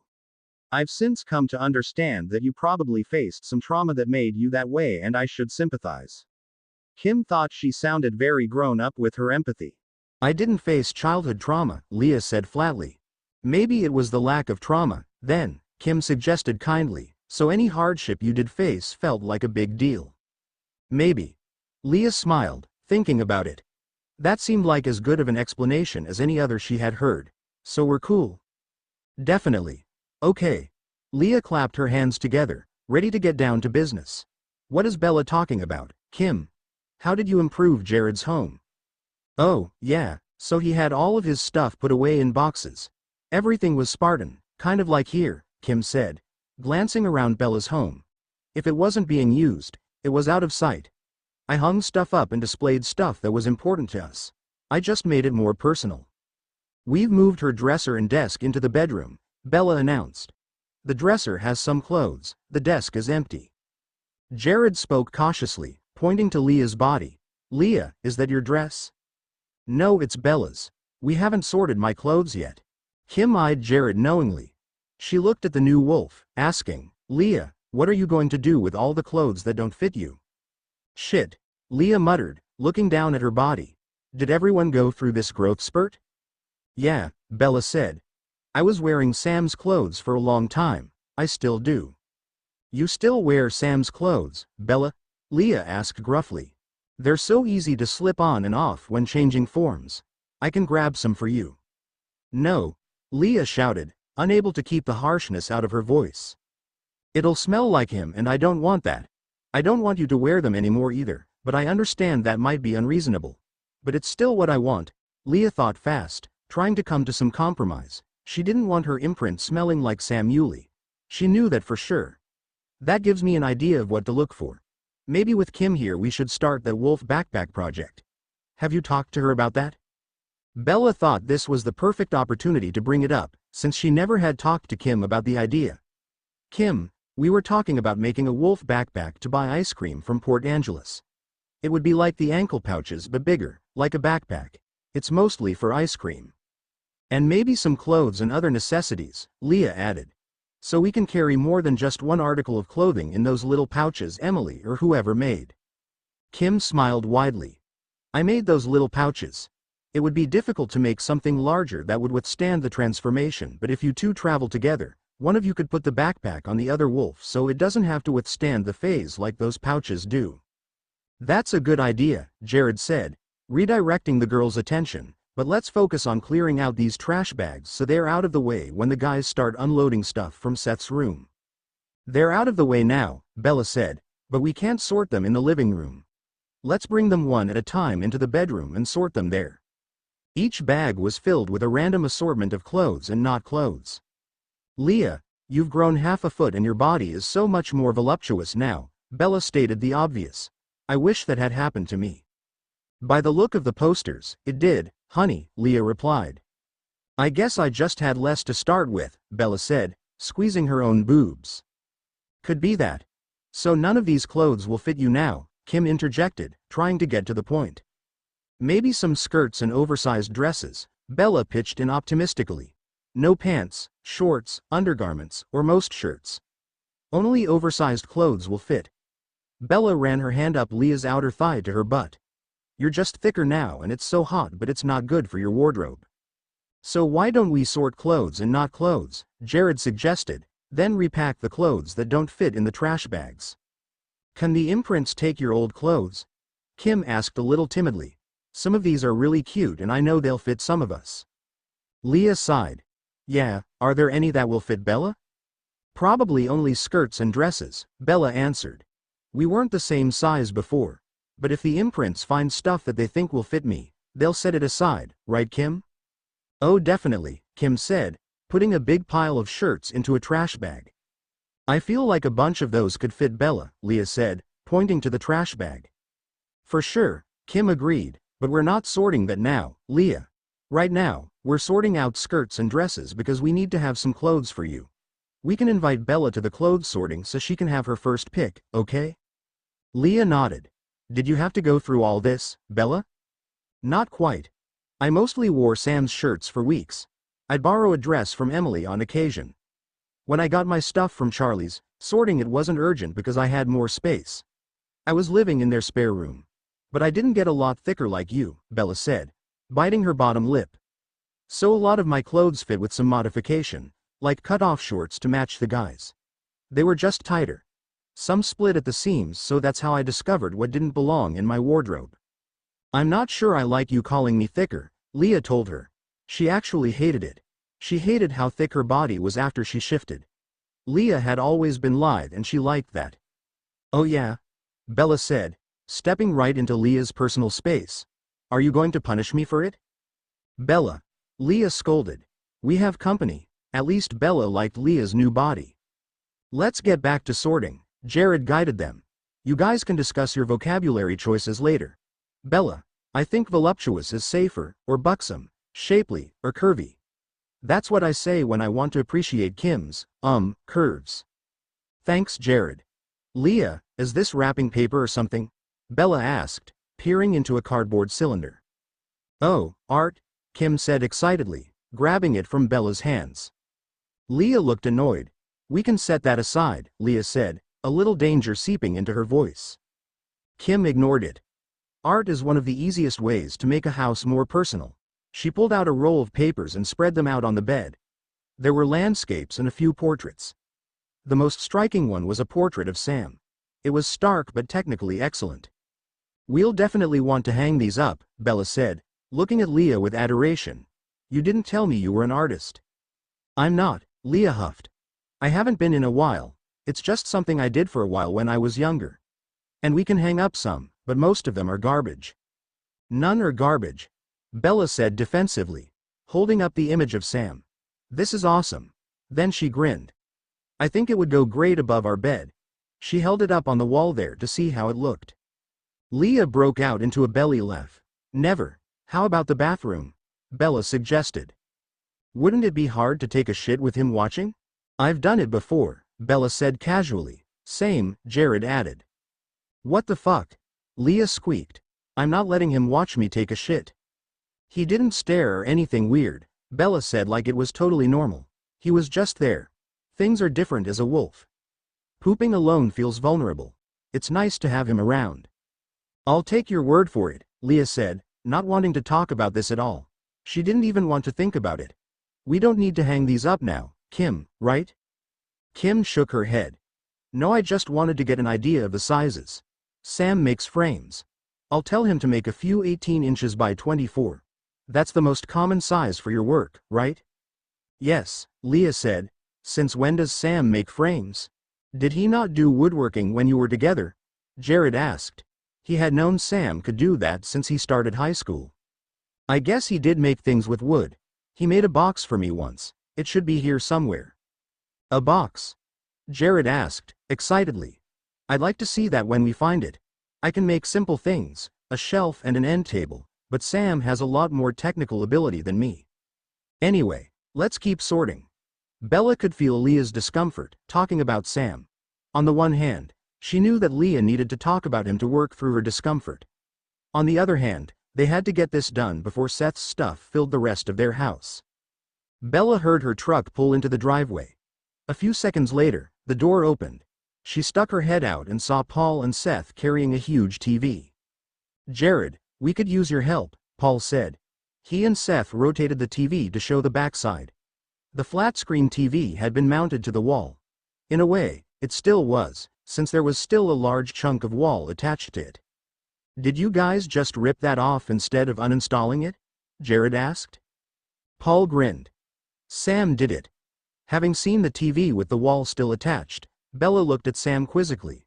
Why had he ripped half the wall out of the house? Sam strutted into the living room. When he saw the look on Bella's face, he grinned. We'll return the wall to her. Jared, figure out what tools you need, then you and Paul can get them from Paul's house. Bella, can you come with Seth and me to finish packing up Seth's room? Bella looked at Leah, who nodded her permission. Kim and Leah were alone in the bedroom. They were unpacking trash bags, sorting as they went. Kim said, I wish I had gotten to know you as just an imprint first, like Rachel and Emily did. The relationship with wolves is different from the relationships with imprints. How do you mean? Leah asked. I mean, with the wolves it's almost more formal. Sam and Paul are kind of like an uncle to me. Not Bella though. She's more of a cool aunt or much older sister, for me at least. Leah narrowed her eyes at the girl. Isn't Bella the same age as you? Kim nodded, saying, a few months older, but the wolf transformation makes them all older and wiser. The relationship doesn't feel like a peer relationship anymore, except with Jared. So I can be a cool aunt like Bella? Kim looked up at Leah and shrugged. No one's quite like Bella. I think she's going to make you really happy. She already does, Leah said, a little offended that it wasn't obvious to Kim. Yeah, she's a really good friend to all of us. Leah lifted an eyebrow as she threw a dress on the pile. She told me she doesn't spend as much time with you as she used to. What did she tell you exactly? Kim asked cautiously. She didn't want to say anything that would get Bella into trouble. She said she crossed some lines with you and she wasn't comfortable doing that anymore after she imprinted on me. She also told me that she flirted with all the imprints and had a crush on Emily, so I know all about that. Yeah, Kim said as she nodded slowly. So when Bella and I got together to hang out, we did girly stuff. It was very flirtatious, touchy-feely. We did manicures and pedicures and we did each other's hair. Jared was always there. He said he was there to make sure she didn't go too far, but he liked to see me with her. It wasn't sexual or anything. Or at least it wasn't for me. But she made me feel so beautiful. I think that made Jared happy. Kim, you were beautiful, Leah said, taking a good look at the girl for the first time. Leah, stop. Kim frowned, making her look plain. You're beautiful and Bella is beautiful. There is something about the transformation of the wolf that makes you all even more gorgeous than you were before. And you were gorgeous before, too. Maybe. Leah thought back. She was confident about how she looked before. She tried to remember Bella from the missing person posters. I didn't know Bella before, did you? No, but I saw the posters. She was definitely pretty before, but she looks different now. Leah considered that. She had recognized Bella from the posters, but she was still blown away by how beautiful she was when she first saw her. She is so beautiful, Leah agreed as she tossed clothes into a pile. When someone that beautiful finds you attractive, it's a powerful confidence boost, Kim admitted. Leah had experienced that, too. But Jared found you attractive. I'm his imprint, Kim said, dismissing the argument. He had to. What do you mean, he had to? Leah asked, her ears pricking up. I mean, I guess he didn't have to, but he kind of did. I had a crush on Jared before he imprinted, but he never noticed me. I know he adores me now, but part of it feels, I don't know, forced. It was the same with Emily and Sam. What do you mean? Leah asked. I mean, Sam had met Emily before and was never attracted to her. You know this, Kim said, looking at Leah pointedly. So Emily doesn't feel like he's really attracted to her, especially with the scars. But Bella was a big boost to her confidence. Right, with the tit poetry, the odes to Emily's breasts. Kim giggled. Yep, and what was it like with her and Rachel? Leah asked. Rachel was plenty confident, but Bella still flirted with her. She and Paul would almost make a game out of it, who could come up with the best compliment for Rachel or get her flustered. Then the DNA results came revealing that Rachel was her cousin, so that stopped. I think she flirted with Rachel to tease Paul more than anything else. So is Bella still the cool aunt even if she's not flirting with you? Leah asked Kim. Yeah. Kim laughed, saying, cool aunts don't flirt with their nieces, Leah. Bella's lots of fun and funny and just a great person to be around. And what do you do together now? Since she imprinted, well, we all worked on the house with her. This place was kind of a dump before. And we hang out for meals and just spend time together. And we had a girls' day the other day where we all watched a movie. I feel like it's extra awesome that you're a wolf now too. I think it will help clear up the awkwardness with Emily. That surprised Leah. Oh really? She felt like the awkwardness was worse now that she and Sam were in the pack mind together. Yeah, because you have power over her, Kim informed her. What do you mean? I mean, Emily's scared of the wolves. Not the humans, just the wolves. I think this evens out the power dynamics. I hadn't thought of that, Leah said with lightly clenched teeth. This made her angry at Sam all over again, that he had hurt Emily, making her fear the wolves. Sam is still alpha, of course, Kim went on, but he can hear your thoughts. I think it will really help him get everything resolved between you and Emily. Sam can't hear my thoughts, Leah told her, and I'm not sure I want him resolving things between me and Emily. Kim asked, didn't they tell you about the pack mind? You must have heard them all?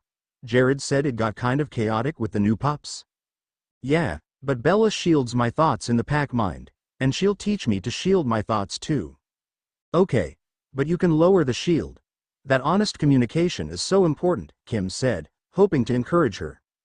I don't want to share a mind with Sam. Oh. Kim thought about that for a minute. I guess that makes sense.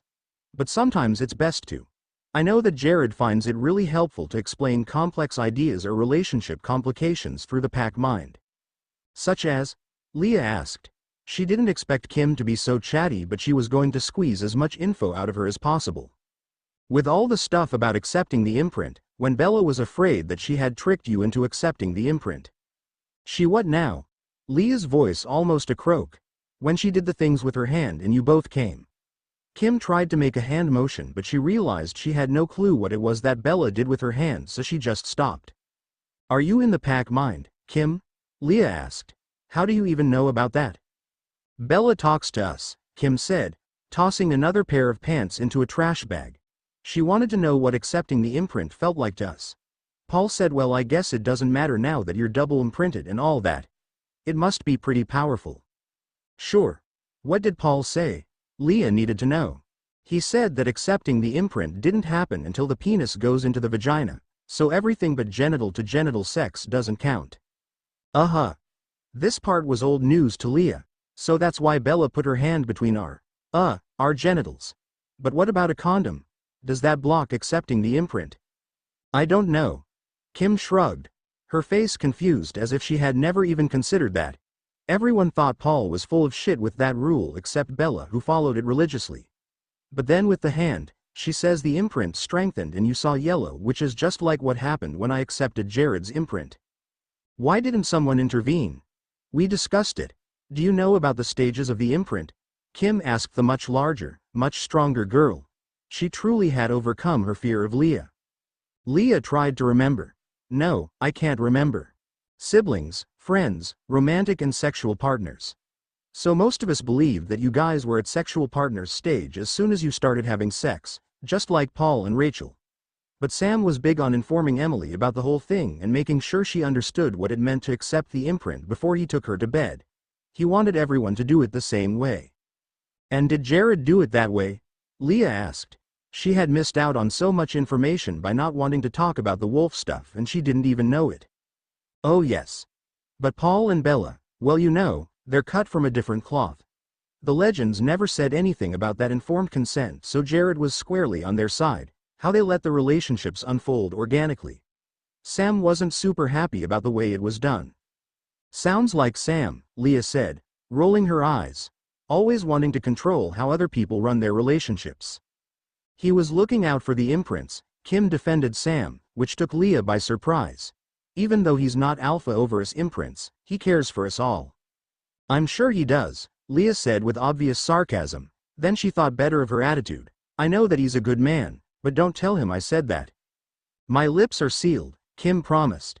Kim, your lips are the opposite of sealed, Leah pointed out. But I appreciate all that you've told me. Right on cue, Sam, Bella and Seth drove into the driveway with the pickup truck. I'm going to grab another bag from the living room before they come in, Leah said. Leah was ducking into the bedroom just as the front door opened. Bella dropped off a few things in Seth's room and then stopped by to speak to Leah. I'm going to help them bring in Seth's stuff, okay? I thought Jared would be back before you guys, Kim said. They're fixing up the wall. Paul found some drywall stuff in his tools. They're almost done. Why did Sam rip it off the wall? Leah asked. Your mom was there earlier, Bella explained. Apparently she said some things about me and you that upset Sam. That was how he dealt with it.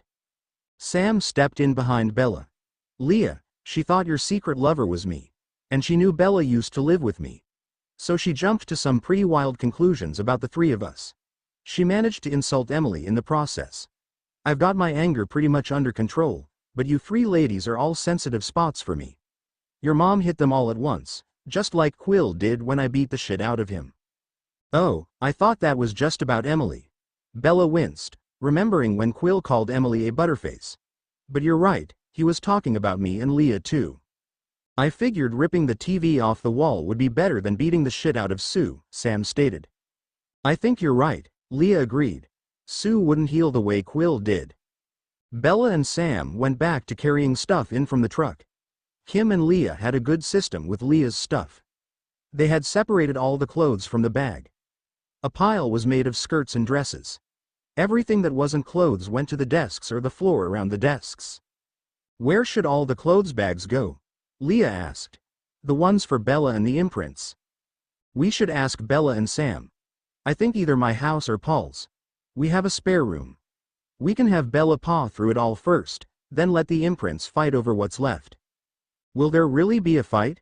Leah asked, enjoying the imagery. Probably not. A lot of it's the wrong size. Paul and Jared entered the house with Paul's tools. Bella. Leah. Paul called. Come show us where you want the TV installed. Bella and Leah met on the couch. Seth sat next to Bella. He wanted to say, too. The controllers won't reach the couch, he said. Maybe we could grab one of the comfy chairs from Mom's. I don't want us going back there, Sam said. We'll find you a comfy chair some other way. What do you think of a beanbag chair? It would have to be pretty big, Seth said, looking down at his long legs. We'll find something, Seth, Sam assured him. You might have to sit on the floor until then. Seth, Leah said, living here won't be like living at Mom's. We're not equipped for sleepovers and we don't have the money Mom does to get you what you need at the drop of a hat. A thought occurred to Sam. She'll have to pay child support. We'll work with the council to have you two granted guardianship, but when that happens, you'll get child support along with the stipend for his food. He should get survivor's benefits from Harry's death, too. And Seth, when you turn 18, you'll be entitled to a house. Cool, thanks, Sam, Leah said with sincerity. Sam looked at her with mixed emotions on his face. Anything you need, Leah, I'm on your side, okay? Leah nodded, adding, you'll never be a father figure to me like you were to Bella, though, it's never happening. Sam grinned. That would be weird. Maybe like a fiery daughter-in-law, though? Maybe like a grumpy sister-in-law if you don't fuck it up. I can't guarantee that I won't, Sam says with a shrug, but I'll try to make it right if I do. Sure. I find that hard to believe, Leah said bitterly. I tried, Leah. Sam tried not to sound exasperated. Why didn't you get your GED? I wanted to go to college. You can go with a GED. I didn't want to go to community college. But you are, right? He pointed out. Yeah, Leah conceded. She didn't want to sound grumpy about it in front of Bella. What would you have wanted me to do differently, now that you know the whole story? Sam asked. It would have been better if we had never dated. I don't think that was ever an option for me. You know how I felt about you. Sam's love for her had receded a great deal since the imprint, but it has not faded completely. He wondered if she felt the same way. It was an option for me, she said coldly. Yeah, I think we can both agree that it all worked out for the best in the end, Sam said, shifting his eyes toward Bella. Bella would have found me anyway, Leah replied, distracted watching Bella unpacking. Okay. I'm sorry, Leah. I don't know what you want me to say. We need to have a working relationship. You don't have to like me, but we need to be able to communicate. Leah was gazing at her imprint, thinking about how she wanted to make life better for Bella. You're right, Sam. I'll try. Sam knew right then that Leah didn't retain any of her affection for him. She was hardly mad at all. She was just bitchy by habit. Leah had no passion for him anymore. He knew that was for the best, even though it hurt a little. Good. Maybe you'll extend that kindness to Emily, too. Leah burst out laughing. Maybe I will. Don't hold your breath, Sam. Bella gave Leah a stern look, her lips pursed a little. They're important to me, she reminded Leah. Yup, Leah said, putting her arm around Bella's shoulder. That's why I'm going to make a real effort to be less of a bitch to Sam, even though I have a right to be a full-blooded bitch. You'd be a bitch even if you didn't have a right, Paul called from the other room. Not cool. Bella called back. Bella, let's get back to helping Seth, Sam prodded. We've got tons of time to work through this. Leah, I adore Seth. He's a blast. Bella followed Sam back out to the truck. Leah started sorting the new bag. Kim reached in and helped. Sam and Emily are beloved by the pack, or at least by Pack Prime. Has Bella told you about Pack Prime and the backpack? No, Pack Prime is the original 4 wolves and their imprints. That includes you. We're all very close. The backpack are those who phase later, the new wolves, the younger pups. They aren't as close to Pack Prime but do seem to have a strong bond to each other. Quill, Jacob, Embry and Seth? Leah asked. Yup. So I need to suck up to Pack Prime because they're Bella's family. Huh. I don't see that happening, but they're your family too, Leah. Leah sighed. I guess you're right. Seth and Bella are my only family now. I guess I need to practice not being a bitch to Sam, and eventually Emily. It's going to be a while before I can be open to having a real relationship with them. Emily and I weren't close when Jared first brought me into the pack. It wasn't until Bella, really, that we got close. And then Rachel, well, she got in almost instantly. Then Bella was suddenly the odd one out without an imprint. But she was so excited for Paul and Rachel that she pulled Rachel right into the inner circle she had created among the girls. She's kind of amazing. I know, but not boring. Leah laughed. Definitely not boring. What do you want to do with books, CDs and DVDs? Kim asked. Let's put them with Bella's. Seth will need to keep his separate or label his or something so we don't end up stealing each other's stuff when he moves out in a few years. Jared came in then. I've got the TV set up so I can help sort again. Go grab another bag, love, Kim said. Grab both of them, Leah clarified. Then we can each work on one. Bella walked in with a bag. Paul is helping Seth and Sam. Jared followed with the last bag. Kim suggested, why don't you two work on those last bags and Leah and I will start on the piles of non-clothes. Leah, let's do books, DVDs, and CDs first, then take a look at what's left. Okay. We don't need books and all that put away properly. We can just pile them for now to get them out of the way and then sort them later. Good idea. Then you guys will know that the ones that are piled haven't been sorted yet. They started moving piles into the living room where Bella kept her media. Kim has won her over, Bella whispered to Jared. Did you doubt her? Nah. I more doubted Leah, that she wouldn't open up. I can hear you, Leah said from the doorway. You can hear how proud I am, Bella said, jogging over to kiss her cheek. Leah rolled her eyes and went back to get more books. After books and media were school stuff, trinkets from childhood, and a lot more artwork. All the school stuff can go on the desk, Kim said. The trinkets and art is what is going to turn this house into a home. Bella didn't have any of that stuff. It's because I moved around a lot as a kid. I just didn't keep much, Bella explained. No one is blaming you, sweetie, Kim said. I'm just glad Leah has this stuff. Kim held up a colorful abstract painting. This is beautiful. I think with art, you each should pick out stuff that you want to put up. Bella wanted the Sam picture to go somewhere, but she didn't care where, as long as it was visible. Leah was not ready to commit to that. Knowing that Sam had to make frames before it was hung, she had time to pick out a place for it that wasn't all too visible. She picked out a few of the art pieces that she did like. Kim was getting excited as she had visions forming, how to decorate the space for them. Everyone cleared out when bellies began to rumble. It was down to Leah, Bella and Seth.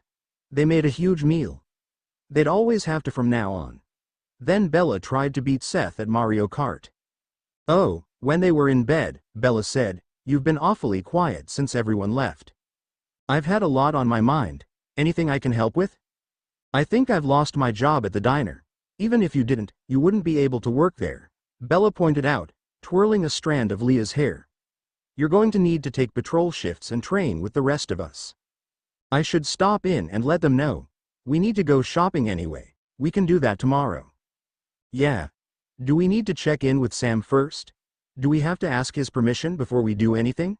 She asked, half sarcastically. Bella sighed. Yeah, he needs to be informed. One of James's favorite pastimes was human sniffing. Unless he was in a hurry, it was the best way to pick out a meal. In the olden days, church was the ideal location. He frequently sat among the pews, deciding who to drink. Now, the grocery store was the best place to get a good whiff of the local humans. Every person needed food. This let James enjoy the scents of all the people in town. Of course, he wasn't planning to drink anyone. He just wanted to get a sniff to see what was available. It was like how people on diets would smell off-limits food but not eat them. James had self-control. He was committed to practicing the animal diet. It was another game for him, just to prove that he could. He was just curious, that was all. James was following a delicious-smelling mustache man. He was in his 40s. He had on some sort of blue-collar uniform. To James, this man smelled like heaven, the sweetest smell he had encountered in decades. He knew that if he drank him, the Cullens would find out. Between the gifts of Edward and Alice, there were no secrets. He was following the mustache man because he liked the smell, not because he was going to drink him. Quite suddenly, a new stench filled James's nostrils. He recoiled, retreating to the meat department. The scent wasn't bad per se, but there was something about it that triggered an instinct to flee. The smell of meat overpowered his senses, freeing him from the tortuous scent. Hey Dad, a stinky young woman said as she approached the mustache man in the laundry detergent aisle. The young woman was holding hands with another young woman, even taller than herself. The two females were a couple. They were definitely the source of the odor. Trailing behind the couple was an even taller young man pushing a grocery cart. James couldn't tell if the boy also stank, but he suspected he might. The first young woman was hugging his target, smearing the mustache man with her repulsive scent. The lone boy was looking around. He looked right at James. The boy whispered to the larger woman who turned his way. James backed up, then went down the next aisle to hear them better. He'd have to endure the scent, slightly muffled by the dense aroma of cleaning products. His curiosity about these people was even more powerful than his instinct to flee. The mustache man was whispering, but James could hear him without a problem. Sue said, well, she was hysterical, mustache man told the young stinkies. She said you both shifted and tied her up and stole her TV. Now I don't have jurisdiction on the bells, but I don't like that kind of call about you. The shorter female sighed. It's a long story, Dad. Leah and Seth are living with me. Nothing was stolen, other than Harry's life. He'll be missed, the mustache man said. There were murmurs of agreement. The man continued, but Seth, why did you move out? It wasn't safe for me to stay, the tall boy said. James deduced that he was Seth. She kept on saying awful things about Leah and Bella. You know anger prompts the shift, right? I could have killed her. That would have been bad. And Belle's, there's enough space. I've been meaning to come down there, see your new pad. It's a 2-bedroom house, Dad. Yeah, but what do you two know about raising a kid? The mustache man asked the women. What did you know when I moved in? She countered. And look how that turned out. There was laughter. Dogs. They smelled like dogs to James. It had been a long time since James had smelled dogs. He had never smelled them with such potency. The animals would usually flee from him any way possible. He wondered if these people owned too many dogs and the scent rubbed off on them. Maybe they didn't know how bad they smelled. But that wasn't the right smell. It didn't smell like filth. It smelled like the wolves in the wild, but not as clean somehow. None of the Cullens found the wild wolves appetizing.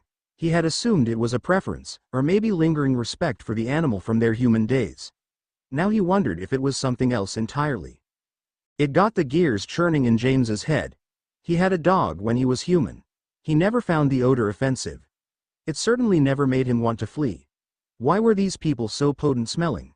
From what he knew of werewolves, they smelled like humans except during the full moon. It was nowhere near a full moon. James had never met a werewolf though. Maybe he had been misinformed since they were so rare. Maybe all 3 weren't werewolves. Maybe only one was a werewolf. Maybe the other 2 smelled that way due to their proximity. As their conversation wrapped up, James snuck outside.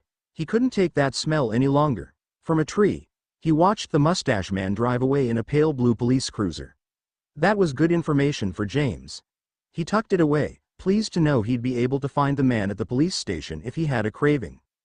Almost an hour later, the stinky trio came out with 2 full shopping carts full of bagged groceries. They loaded all their bags into the bed of a rusted old truck. James was trying to process what they said about shifting and danger, but none of it made sense. When they drove off, James ran through the woods, keeping an eye on their truck. He kept pace with them until he came to a wall of stench. That wretched dog smell made a line in the forest, and it struck fear into his unbeating heart. His curiosity was not enough to overcome it.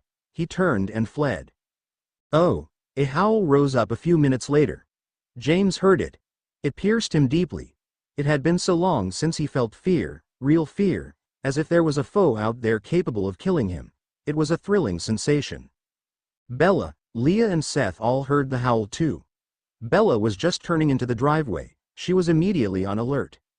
Seth, you need to put away all the groceries, Leah commanded.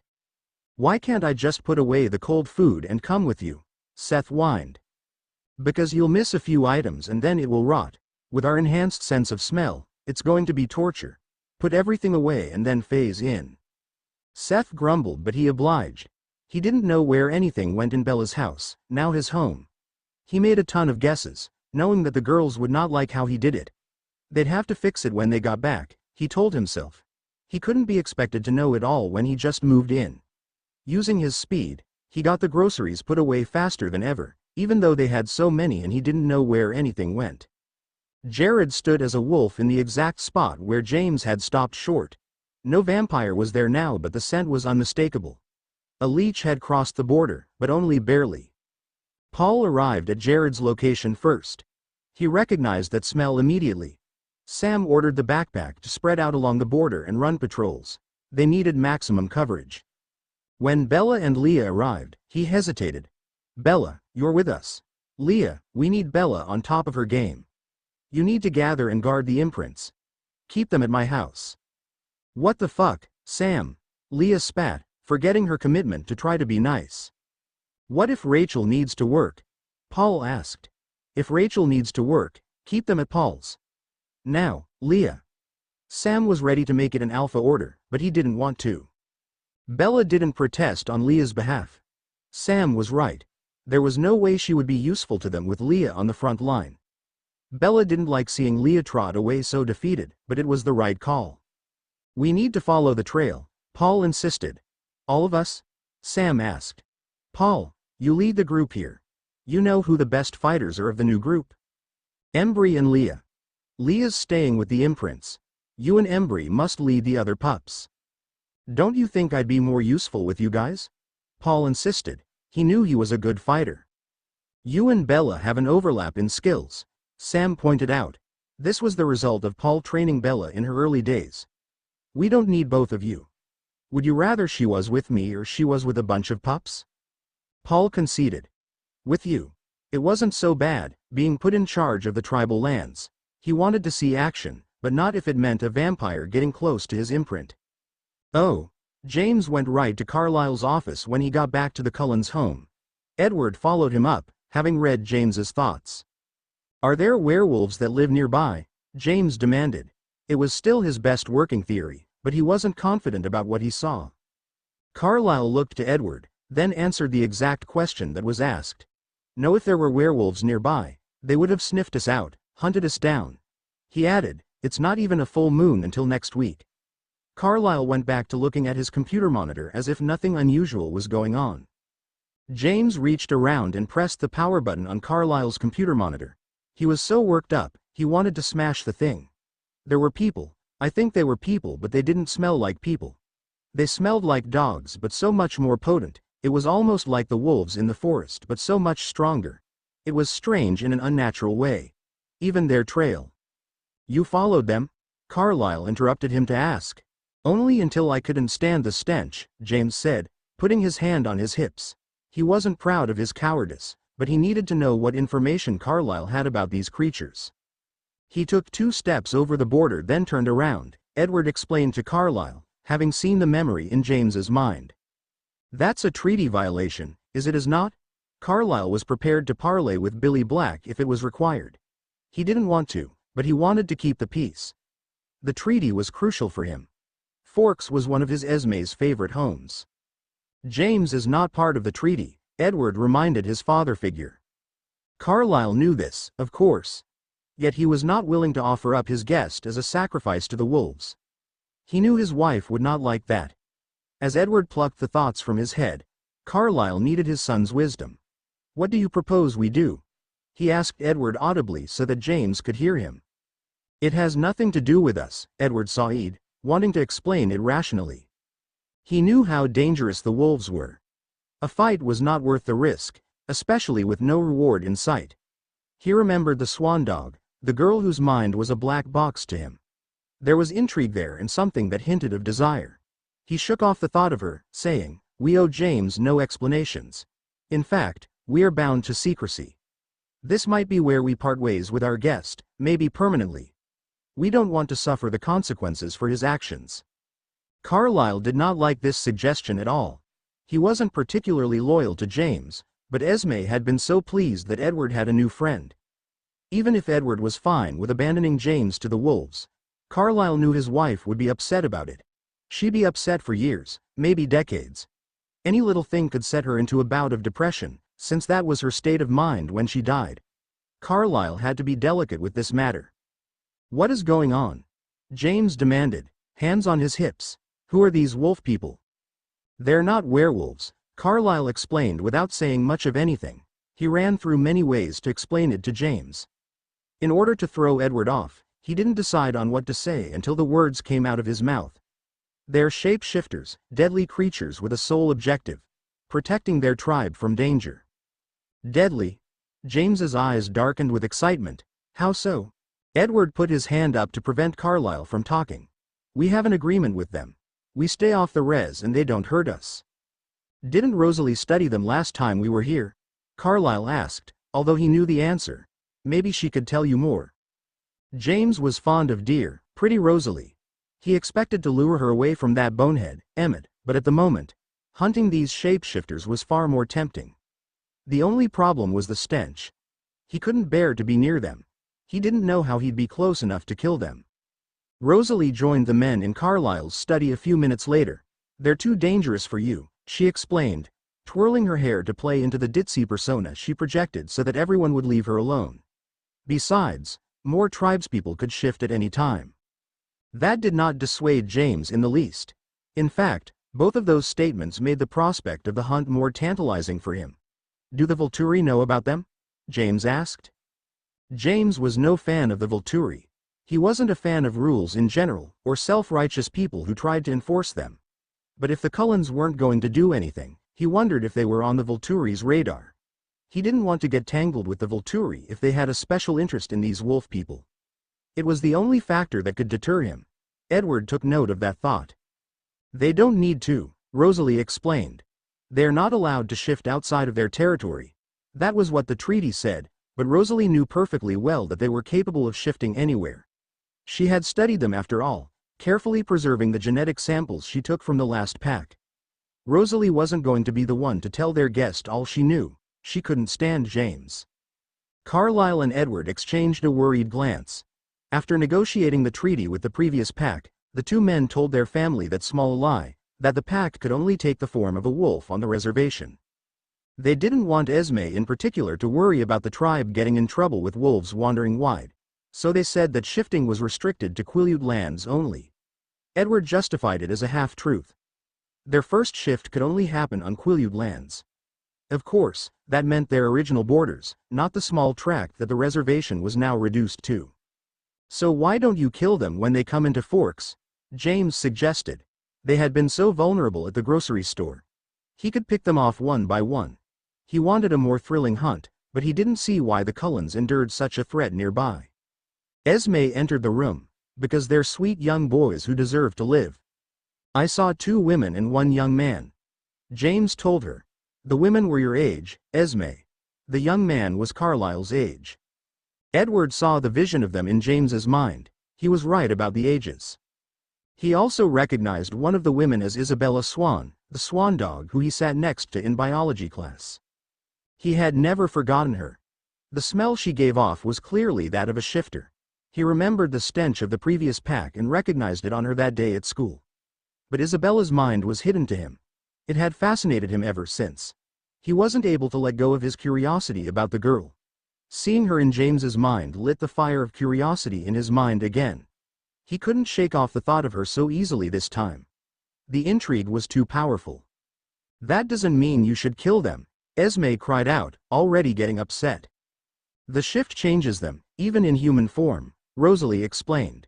Usually teenagers are the ones to shift, but their human form ages rapidly, bringing them to their prime. That's why they looked like they were in their 20s. So those adults you saw may have been children, at least according to their birth date. Carlyle leaned toward James. You saw them and now learned of them. That changes nothing about our agreement with them. We will not attack them. If you choose to do so, you will not be welcome here. We will not assist you. Edward. Alice cried out in her mind. Edward probed her thoughts but found emptiness in her visions, like all the significant parts were erased, settings with no individuals, no events. Edward. Jasper beckoned him. I think we have company. Leah went to Paul's place to get Rachel, who didn't need to work. She brought Rachel and Kim to Emily's house. Leah opened the front door for them, waited for them to enter, and shut the door behind them. Leah sat on the steps alone, brooding. She was worried about Bella, who was with Sam and Jared, following the leech's scent. She was mad at Sam for ordering her to guard the imprints. She was even resentful that Seth would get to patrol, which she considered real work compared to what she was doing. The door swung open behind her. Back inside, ladies, she snarled. Emily sat on the step beside her, ignoring her command. You never told me you liked girls. There was nothing to tell, she said haughtily, looking away. When did you first have a crush on a girl? Emily asked. She wouldn't let Leah push her away again. I don't know. Maybe, 5th grade. Megan Denton. Leah turned to Emily, who looked exactly the same as the last time they had seen each other. She thought the scars must have faded. Did you ever meet her? Leah asked. She was only here for 2 years before her parents moved back to Seattle. They were distantly related to the Blacks. It seems like everyone is, Emily commented, looking up at the cloudy sky. Leah laughed.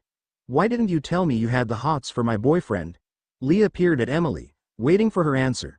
Thanks to Kim, Leah had deduced that if Emily weren't attracted to Sam, they never would have become a couple. She wasn't mad at Emily, but she knew she had the right to be. Emily opened her mouth, then closed it again. Finally, she said, Sam has always been very handsome. I've thought that as long as I've known him. When did you first have a crush on him? Leah asked again, needing to know the truth. 7th grade. So before we were even dating. Why didn't you tell me? I wouldn't have dated him if I knew. Leah, he didn't want me. Emily sounded whiny to Leah's newly sensitive ears, but Leah could hear the sadness too. He didn't even see me. Even when you weren't around, he never cared for me. I was nobody to him. How do you know that he imprinted? How do you know he didn't just get sick of me and move on? Emily burst out laughing, but there were sobs mixed in. Look at me, Leah. Leah turned her head again. Emily turned too, showing Leah both sides of her face. The scars were clear, silvery lines marring her face. Why would he want me if he could have you? Emily pulled off her shirt, showing deep scars that went down her chest and arm.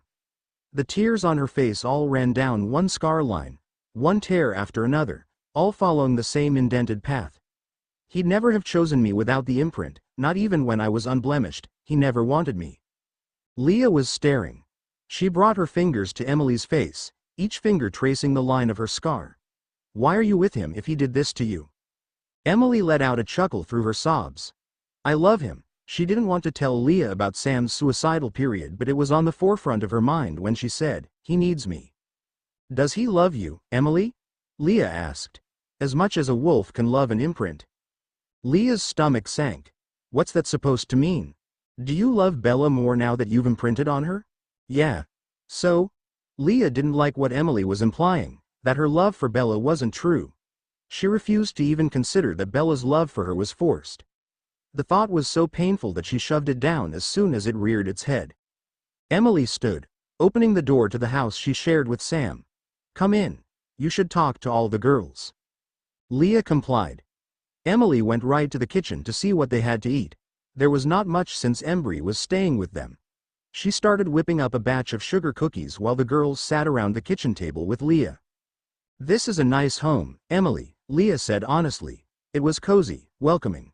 It felt like family, being here with the girls. She understood why Bella was so close to them. The vibe was all love. It's Sam's house, but he lets me do what I want, pick out curtains or whatever. Bella said. She said her house was for both of us since I was her imprint. You could get your own house, Leah, Kim pointed out. Leah's eyebrows gathered together. Why would I want to? Kim shrugged. It might be neat to have space like that. You wouldn't want to live with Jared? She asked Kim. No, I would, Kim said quickly. We're all just dying to know what it's like from the other side. Being a wolf? Leah asked. Then she answered the assumed question without waiting for clarification. Hungry and horny. If Bella's around, I'm out of control with need for her. I'm hungry all the damn time no matter who's around. Kim shook her head. She knew that from Jared. Hungry and horny was a perfect description of the wolf experience. All the imprints knew that. Kim clarified, no, being an imprint and then having an imprint. What's that like? You all know what it's like to be an imprint. It's, Bella's really hot. Leah was thinking about their morning together, how their bodies moved against each other with so much grace now that they're both shifters. Kim laughed. They all are. Yeah, so what's the question? Leah asked, feeling flustered. Rachel took over. We want to know how it's different, how you feel about Bella. What you felt before was natural affection, but now it's overpowered by the imprint. Leah felt ambushed, but also a little confused. I loved her before. I was willing to lose my mom for her. I gave up being a vet for her. We were already fucking. I'm not sure I understand what you're looking for. Is it more now? Rachel asked. I'm way hornier now, Leah told them. It's unquenchable. Is that all? I imprinted yesterday. Leah burst out. Seth has been living with us since then. I can't, God, I just want to, it's made me really horny, okay. And having Seth, anyone want him for a few days? We can take him, Rachel offered, if that's really what you want. Leah sighed. I do actually want that, but it's not what's best for Seth. Bella and I have our whole lives. Does the horniness ever calm down? The imprints all shook their heads. Are the guys a nuisance? Like sex pests? Leah asked, again concerned for Emily. The girls shook their heads again. So did I answer your questions? The imprints looked at each other and shook their heads again. What do you need to know? Emily put the cookies in the oven, then started the batter for muffins. Do they love us? I don't know. Why don't you ask Bella? Leah challenged them. Bella's more loyal to the guys than she is to us, Rachel explained. Leah thought about how Bella didn't stand up for her, how she just let Sam send her away while Bella got to go off and do the fun stuff with Pac Prime. Leah was Pac Prime too, but now she was being relegated to imprint status. Leah looked at the imprints. Through it all, her loyalty was still to Bella. I don't know anything. I'm sure I know less than you. Then what are your questions for us? Kim offered. Before I was a wolf, I was jealous that Bella had such a close connection to those two douchebags and Jared, she said, gesturing toward the direction where she left Pac Prime. How do you guys deal with that? How close they all are. Kim laughed at Leah's names for the guys. Emily and Rachel did not. Kim said, one thing that helps me is remembering that Jared didn't choose the pack, just like he didn't choose me. It makes me feel kind of bad for him. He used to have other friends and a better relationship with his parents. That was the life he chose. This was not. And that helps you? Leah asked. She couldn't see how that was helpful or comforting at all. It helps me not be jealous of his relationship with the pack. He didn't choose it. But he's really close to the guys and Bella, right? Leah asked. Kim nodded. Bella was the glue for the guys, too, just like she was for us. Like, they worked together and made the best of things before Bella came along, but she made the pack the family it is now, at least Pac Prime. Sam says they needed a woman's touch, Emily added. What's funny is they all set out to baby her and protect her, but she can kick their ass. Did any of you doubt Bella's love for me like you doubted your men's love for you? Leah looked around at each of them, waiting for an answer. None of them would look Leah in the eye. None of them were answering the question. It made Leah more than a little nervous about what the truth might be. Finally Emily spoke. I wasn't even thinking of that, she admitted. I was thinking about how it would be good for Bella and how it might bring you back into my life. I wasn't even thinking of your well-being. I was too selfish for that. I'm sorry. Think back, Emily, Leah insisted. Did she love me, or was it just the imprint? Emily lifted her eyes to Leah. At first, it was just the imprint, I'm pretty sure. She wanted you to move in right after you met her, right? That was definitely the imprint. I don't know when it switched. Switched to what? Natural love. Leah turned to Rachel. You never had a crush on Paul when we were younger, did you? Fuck no. I thought he was a tool. Yeah, good. Me too. I'm pretty sure he still is a tool, Leah said with a nod. But Rachel, you moved in with him right after he imprinted? Rachel nodded, a little embarrassed. So what's up with that? Leah asked. Okay. It's hard to describe it. We were at this club and I was just there to dance, maybe find a cute guy. Paul approached me. I didn't recognize him right away because it was dark and he looked different, but he recognized me. He addressed me by name and I remember thinking his voice was so sexy. When he looked in my eyes and imprinted, I felt this connection. Rachel bit her lip, unsure of how to go on. Leah waited patiently for a minute before saying, is that all? How'd he get you to move in with him? Okay.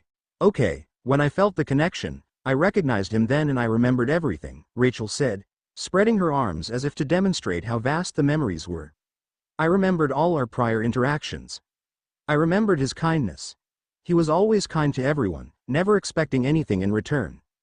I remembered the times I had noticed his intelligence and compassion for others. It was like my own brain was trying to convince me that he was it. But it wasn't my brain. It was the spirit's. Oh brother, Leah breathed. Did you two have that too? Leah asked the other imprints. Kim and Emily shook their heads. Neither had experienced what Rachel described. I was terrified when Sam imprinted, Emily said. The way he looked at me. It was like he was hungry for me. It didn't feel safe, but it was so erotic. It felt wrong because he was yours. Leah remembered that vividly, how Sam looked at Emily. It made her insane with jealousy at the time. I felt like Jared was making fun of me, Kim remembered. It took a couple days for me to trust what he was saying. What was it like for you? Rachel asked Leah. I was crazy about her right away and I had never met her before in my life. Leah thought back to that day when they discussed Shakespeare in her backyard. She remembered Bella's talk of love potion ethics, how bewildering and passionate Bella was about it all. She was beautiful and brilliant and helpful and attentive. I didn't get why she was even talking to me, but I knew I wanted her. But then you dumped her, Rachel reminded her. She was a giant dog. It was terrifying. Plus she was friends with Sam. I couldn't trust her. I didn't trust her. Even though I was crazy about her, I didn't trust her at all. It felt like a prank, kind of like what Kim described. Emily's face softened. Why would you think it was a prank? Leah's head fell into her palms. It felt too good to be true, that she was even talking to me. She was this ethereal beauty that walked into my house. Then I realized she was with Sam. I couldn't trust her after that, even though I desperately wanted to be with her. She looked up at Emily. It seems like distrust is part of the imprint experience for all of us. Everyone nodded, even Rachel. I don't distrust his affection for me, she said, but I still feel queasy when he has alone time with Bella. Those two basically snuggle. Just the two of them. They're so close. I know Bella's gay, but Paul isn't, and he's admitted to having feelings for her. Even after he imprinted on you? Leah asked. She didn't know that was possible.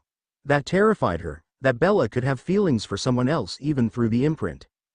Not in so many words, but he insists their relationship is sacred. It's like the one thing that I can't ask for. Less devotion to her. And I love Bella. I really love her. I just feel certain that he would choose her over me every single time.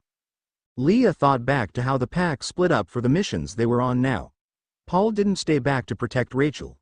He stayed back to protect Bella, so that Bella would be with Sam and not Pups.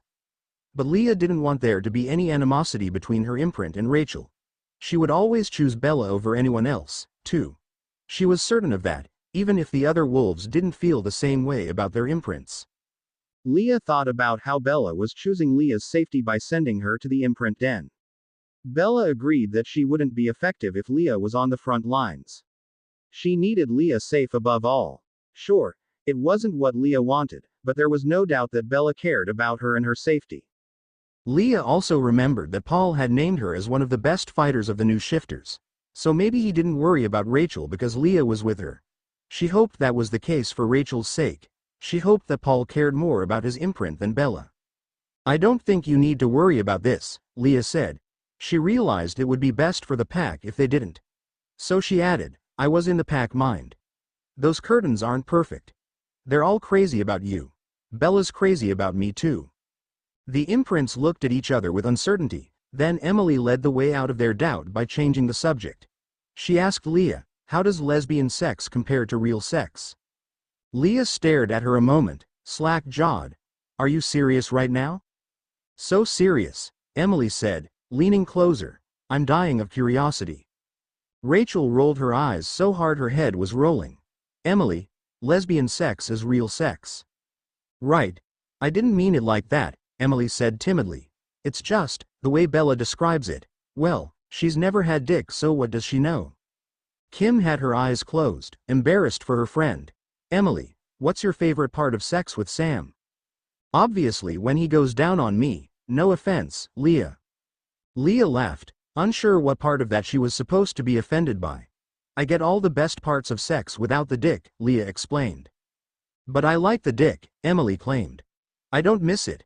No offense, Emily, but I get more orgasms in a day with Bella than I did during my whole relationship with Sam.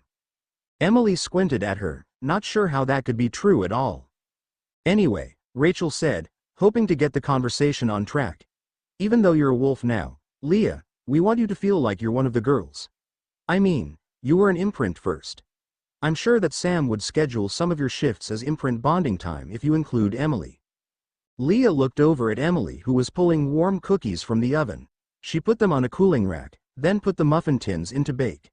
Seconds later, the entire double batch of cookies was placed in front of Leah. She lifted one to her lips, biting half into her mouth. It was warm and chewy, just a little crispy on the outside. Leah knew she was being bribed. She didn't care. That was a damn good cookie. I'll ask Sam about that, she promised.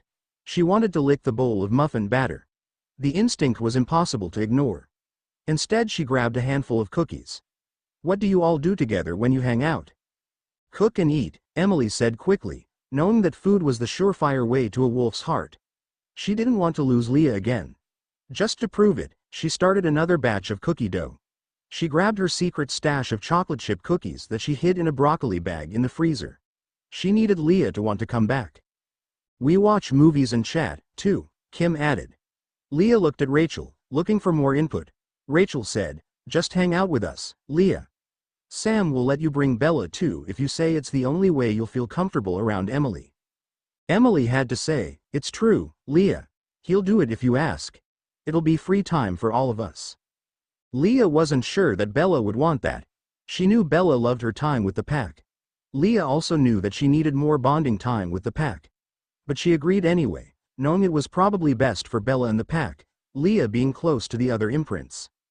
Leah made eye contact with Emily as she reached for another cookie. "I think I could make that happen sometimes." Family meeting. Edward announced in the living room. Esme and Carlisle snuggled on the couch. Rosalie sat on Emmett's lap, trying to ignore the way James leered at her. James plopped down in an armchair across from the couple, stretching his legs out casually. Jasper and Alice couldn't sit, both too amped up. They stood near Edward, who was leading the meeting. Edward always took the lead for these meetings. Even though Jasper and Alice had powerful gifts, Edward was able to read their minds. With him in charge, the whole family benefited from all the gifts, hypothetically at least. Of course, he decided how much to pass on to the group. "Jasper, what do you detect?" Edward asked, knowing that Jasper's gift wouldn't lead to anything too specific.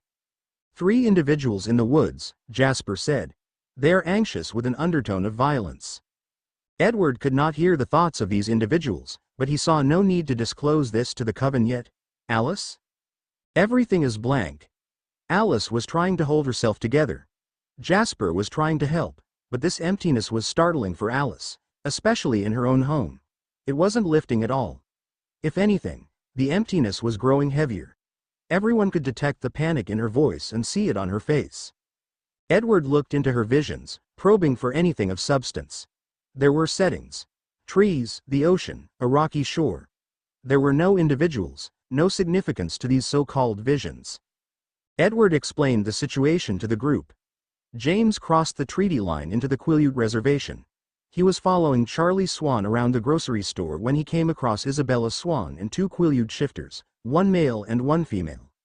"I cannot detect anyone in the woods, so I'm assuming the Swan dog is among them." Everyone knew Edward could not detect her thoughts at school. If she could block the minds of others in the pack, it enhanced the threat level of the pack. It also intrigued Edward in a way that he could not explain. He felt a stirring of desire when he thought of her and the peace of her mind. "I agree," Alice said. "Isabella Swan must be among them. Half the day Isabella Swan was in school, my visions were disappearing. They turned blank as soon as they started. Isabella Swan is powerful somehow." "Who is Isabella Swan?" James asked. "How do you know they're not all powerful the same way?" He needed to be prepared for a fight. He wanted to track these beasts down, with or without the Cullens. Their gifts were fascinating to him, but not critical to his mission. "Isabella Swan is the daughter of the mustache man," Edward said to James, using the descriptors from James's own mind. "She is also a shifter, one of the dog people you saw at the store. I know that she is powerful because I could read the minds of previous packs, but I cannot read hers. Now, there are 3 shifters outside. Alice and I are blind because Isabella Swan is among them. Suggestions?" Jasper piped in. "There was a native girl at the diner that smelled like dog. She blocked Alice's visions, too. It was mighty cute," Jasper said, giving Alice a flirty smile. "Alice couldn't guess my next move all day." Edward compared Jasper's memory of the girl in the diner to James's memory of the woman at the grocery store. It was the same woman, even though she had changed in appearance somewhat. That's the other woman that James saw. So both female shifters can turn Alice's vision to blankness. That is a serious threat. Jasper nodded in agreement. It was fun in a controlled environment. They could leave the diner at any time. But having them come to their home and affect Alice's visions was too far. He wanted them dealt with. "So there are 2 wolf girls?" Rosalie asked, surprised. Female shifters were supposed to be rare. At least that's what her old friend Ephraim Black told her. If there were 2 now, that suggested a much larger pack. Any idea how big the pack is now? "How would we know that?" Carlisle asked. He worked with a woman from the tribe at the hospital, but it wasn't like they discussed those things. She kept her distance from him all the time. In fact, he often suspected that she knew that he was a cold one, as their legends had warned. "Edward?" Jasper prodded. his body tense as he felt a fresh wave of violent intentions from the group of wolves in the woods. Edward did know something. The last I heard there were 6, 5 males and 1 female. I picked that out of a mind in town. It was after Jacob Black turned. Jacob Black? Rosalie asked. A descendant of Ephraim? She instantly felt protective of him, for Ephraim's sake. It seemed so, Edward Said. The young man thinking about him was mated to Jacob's sister. That man was part of the pack himself and I could read his thoughts. After a beat, he added another tidbit he learned from that mind. The Swan dog is also a descendant of Ephraim. He was concerned that Jacob's sister, his mate, could turn into a wolf too since Ephraim's other descendants had joined the pack. When did you learn all this? Carlyle asked his first-turned son. A week ago, last Wednesday. So they've gained a female since then, Jasper said, thinking tactically. It might be the other descendant of Ephraim. That doesn't matter. It's safe to assume that they are at least 7 strong but probably less than 10. Wiping them out won't change a thing, Rosalie said again. All the Quileutes probably have the gene in some potency or another. Right, so wiping them out would not be the objective, James stated as if it were obvious. He wanted to hunt them strategically, but he'd leave some behind so he could come back in a century or 2 and play with them again. What would be the point? Rosalie asked, her fury rising. I thought you guys wanted to do this for Alice, so she would still have use of her visions without the female shifters. It's for fun, James answered, smiling at Rosalie in a way that made her shiver with disgust. Emmett held her closer. They wipe out my visions so I won't be any use in a fight against them, Alice reminded everyone, not keeping her voice calm. I don't like them making Alice vulnerable like that, Jasper drawled. Even though it is kinda cute. What are our odds, Edward? Edward answered. Our girls don't want to fight, each for their own reasons. Emmett and Carlyle are on the fence. They want to help but don't want to offend their women. Edward looked back and forth between Jasper and James. The 3 of us against 7 would be dangerous. Against 10 would be deadly. Edward, why do you want to fight them? Carlyle asked. He respected Edward's opinion. He wondered if Edward's reasoning would be enough to convince Esme to let him fight alongside his boy.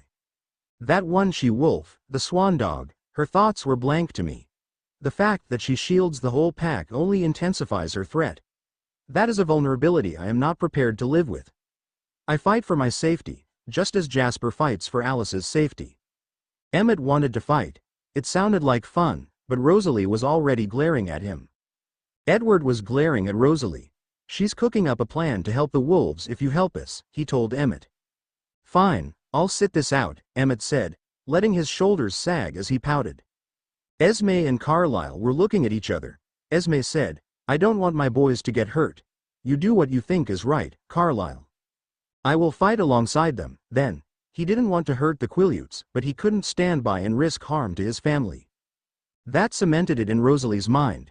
She needed to find some way to assist the Quileute shifters. Rosalie, why do you still want to help the wolves? Edward asked. This is stupid, she said, throwing her hands up dramatically. This is like trying to cut up crown of thorns starfish. You're just going to end up with a bunch more starfish. Alice will still have the same vulnerability, Jasper. What are you talking about? Carlyle asked. She sighed, realizing this was one time her ditzy facade backfired. Did neither of you look at the genetic samples I got? Edward and Carlyle both shook their heads. I have a full-time job, Carlyle explained. And I don't really care, Edward added. Great, Rosalie said, annoyed that she had to explain everything. So there is a trigger on the gene, the one that transforms them into a wolf. You remember they have the genetic material from wolves, right? That their legends are true about how they descended from wolves. Carlyle and Edward nodded. James was enthralled. Rosalie continued, where the human and wolf DNA meet, there is a trigger that sets off the shift. I only had the 3 samples to go on, but something has to set off that trigger the first time. Then the wolves can control the trigger, the shift back and forth between human and wolf. Following? Carlyle and Edward nodded. Edward was annoyed that Rosalie was focusing so intently on the explanation. It prevented him from probing deeper into her thoughts. That initial trigger, at first I thought the trigger was our kind, that they'd only shift if they were in the proximity of vampires. She flinched as she said the word. After all this time, Rosalie still hated that she was a monster. Edward flinched at the word, too, and the thoughts that flooded Rosalie's mind, the self-loathing. She quickly pushed them all away, buried deep in her psyche. Rosalie continued, the samples from the last pack did not support that theory, that we are the trigger. My theory is that the real trigger is danger.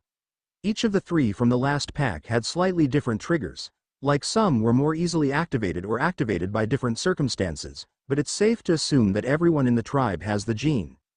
When the tribe is in danger, the gene is triggered but not necessarily in a predictable way, since each trigger has variance. So if we go in to kill them, we'll soon be facing an army of wolves? Carlyle asked.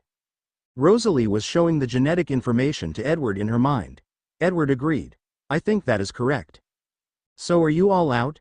James asked, looking around. This information changed nothing for him. Is this a solo mission now? No, Jasper said quickly. James, you and I can hunt them selectively without it being a treaty violation. Then it won't pose a risk to the rest of the family. Edward, you can be backup, reporting the plans in their minds as you see them. I suggest we pick them off one by one so as not to set off too many of these triggers. Rosalie was trying to think of the genetic material, trying to hide her frustration. Rosalie, what is your problem now? Edward asked. There is no reason to do this. She blurted out. We've lived here all this time and they have posed no danger to us. They still don't. You're just being sucked into James's little game. He's manipulating you. If he hadn't crossed the border, none of this would be an issue. Edward considered her words briefly. What she seemed to misunderstand was desire. Edward had not felt a desire to do anything at all in decades. He trudged through life one day at a time, always doing what his family expected of him. But that disgusting Swan dog had intrigued him. He hadn't been able to stop thinking about the peace that came from her mind. He wasn't sure if he'd kill her or keep her, but he wanted to find her. That desire, the want of something, it was precious to him. Jasper lived to fight. He finally had a reasonable justification to satisfy his need to kill without upsetting Alice. Plus, she wouldn't see exactly how vicious he got in battle since her visions were blank. It was an amazing opportunity for him, one he hadn't had since he met Alice. Rosalie could never understand. Jasper didn't care if she did or not. Won't this draw attention to the area? Esme asked. If a bunch of teenagers on the reservation go missing? James spoke in his mind to Edward. I only want the females anyway. They're rare and unique. That was exactly in line with what Edward wanted. We will only go after the females. They're the only ones known to thwart our gifts. Edward wondered if the other female could also thwart his gift. He wondered how the female genes differed from the male samples Rosalie had studied. Maybe that would tempt her. That will give us fresh gene samples for you, Rosalie. Oh fuck that. I don't need them. Rosalie stormed out, reciting the dictionary as the men began discussing strategy. Rosalie wanted to help the wolves, but she didn't want Edward meddling in her plans. Sam, Jared and Bella were in the woods near the Cullens' compound. Edward could not read their thoughts since Bella was unknowingly shielding the entire pack mind. Where the wolves had wandered, Jasper was too far away to detect their presence. They saw Rosalie walking back toward her auto garage. They had expected that the doctor would come out to negotiate the treaty violation. Seeing the blonde female surprised them all. Isn't that a Cullen? Jared asked. Yeah, Bella said, remembering Rosalie from her day at Forks High. That's not the leech who crossed the border. Again Bella showed them an image of that shady pale guy that was lurking around in the grocery store. She had a hunch it was him. They had only seen him in the detergent aisle where the scent of the products overpowered their senses. By the time they picked up his trail in the meat aisle, he had left the store. The wind changed direction and Rosalie looked their way. She continued to recite the dictionary, one of her favorite ways to thwart Edward's gift. She ran into the woods, beckoning the wolves to follow. When they were a few miles away, out of Edward's range, Sam phased to talk to her. I want to help, she told Sam. I was friends with Ephraim. Friends with Ephraim? Ephraim Black? That hadn't been passed down in the legends? Help with what? Sam asked. One of your kind crossed our border. What do we need help with? Rosalie told them everything. She started with James's desire to hunt and the plan they were devising.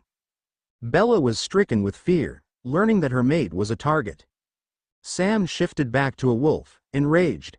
He was ready to return to tribal lands to set up a defense strategy. Wait, there's more, Rosalie said to the 3 wolves before her. She told the 3 wolves about the gifts her siblings possessed.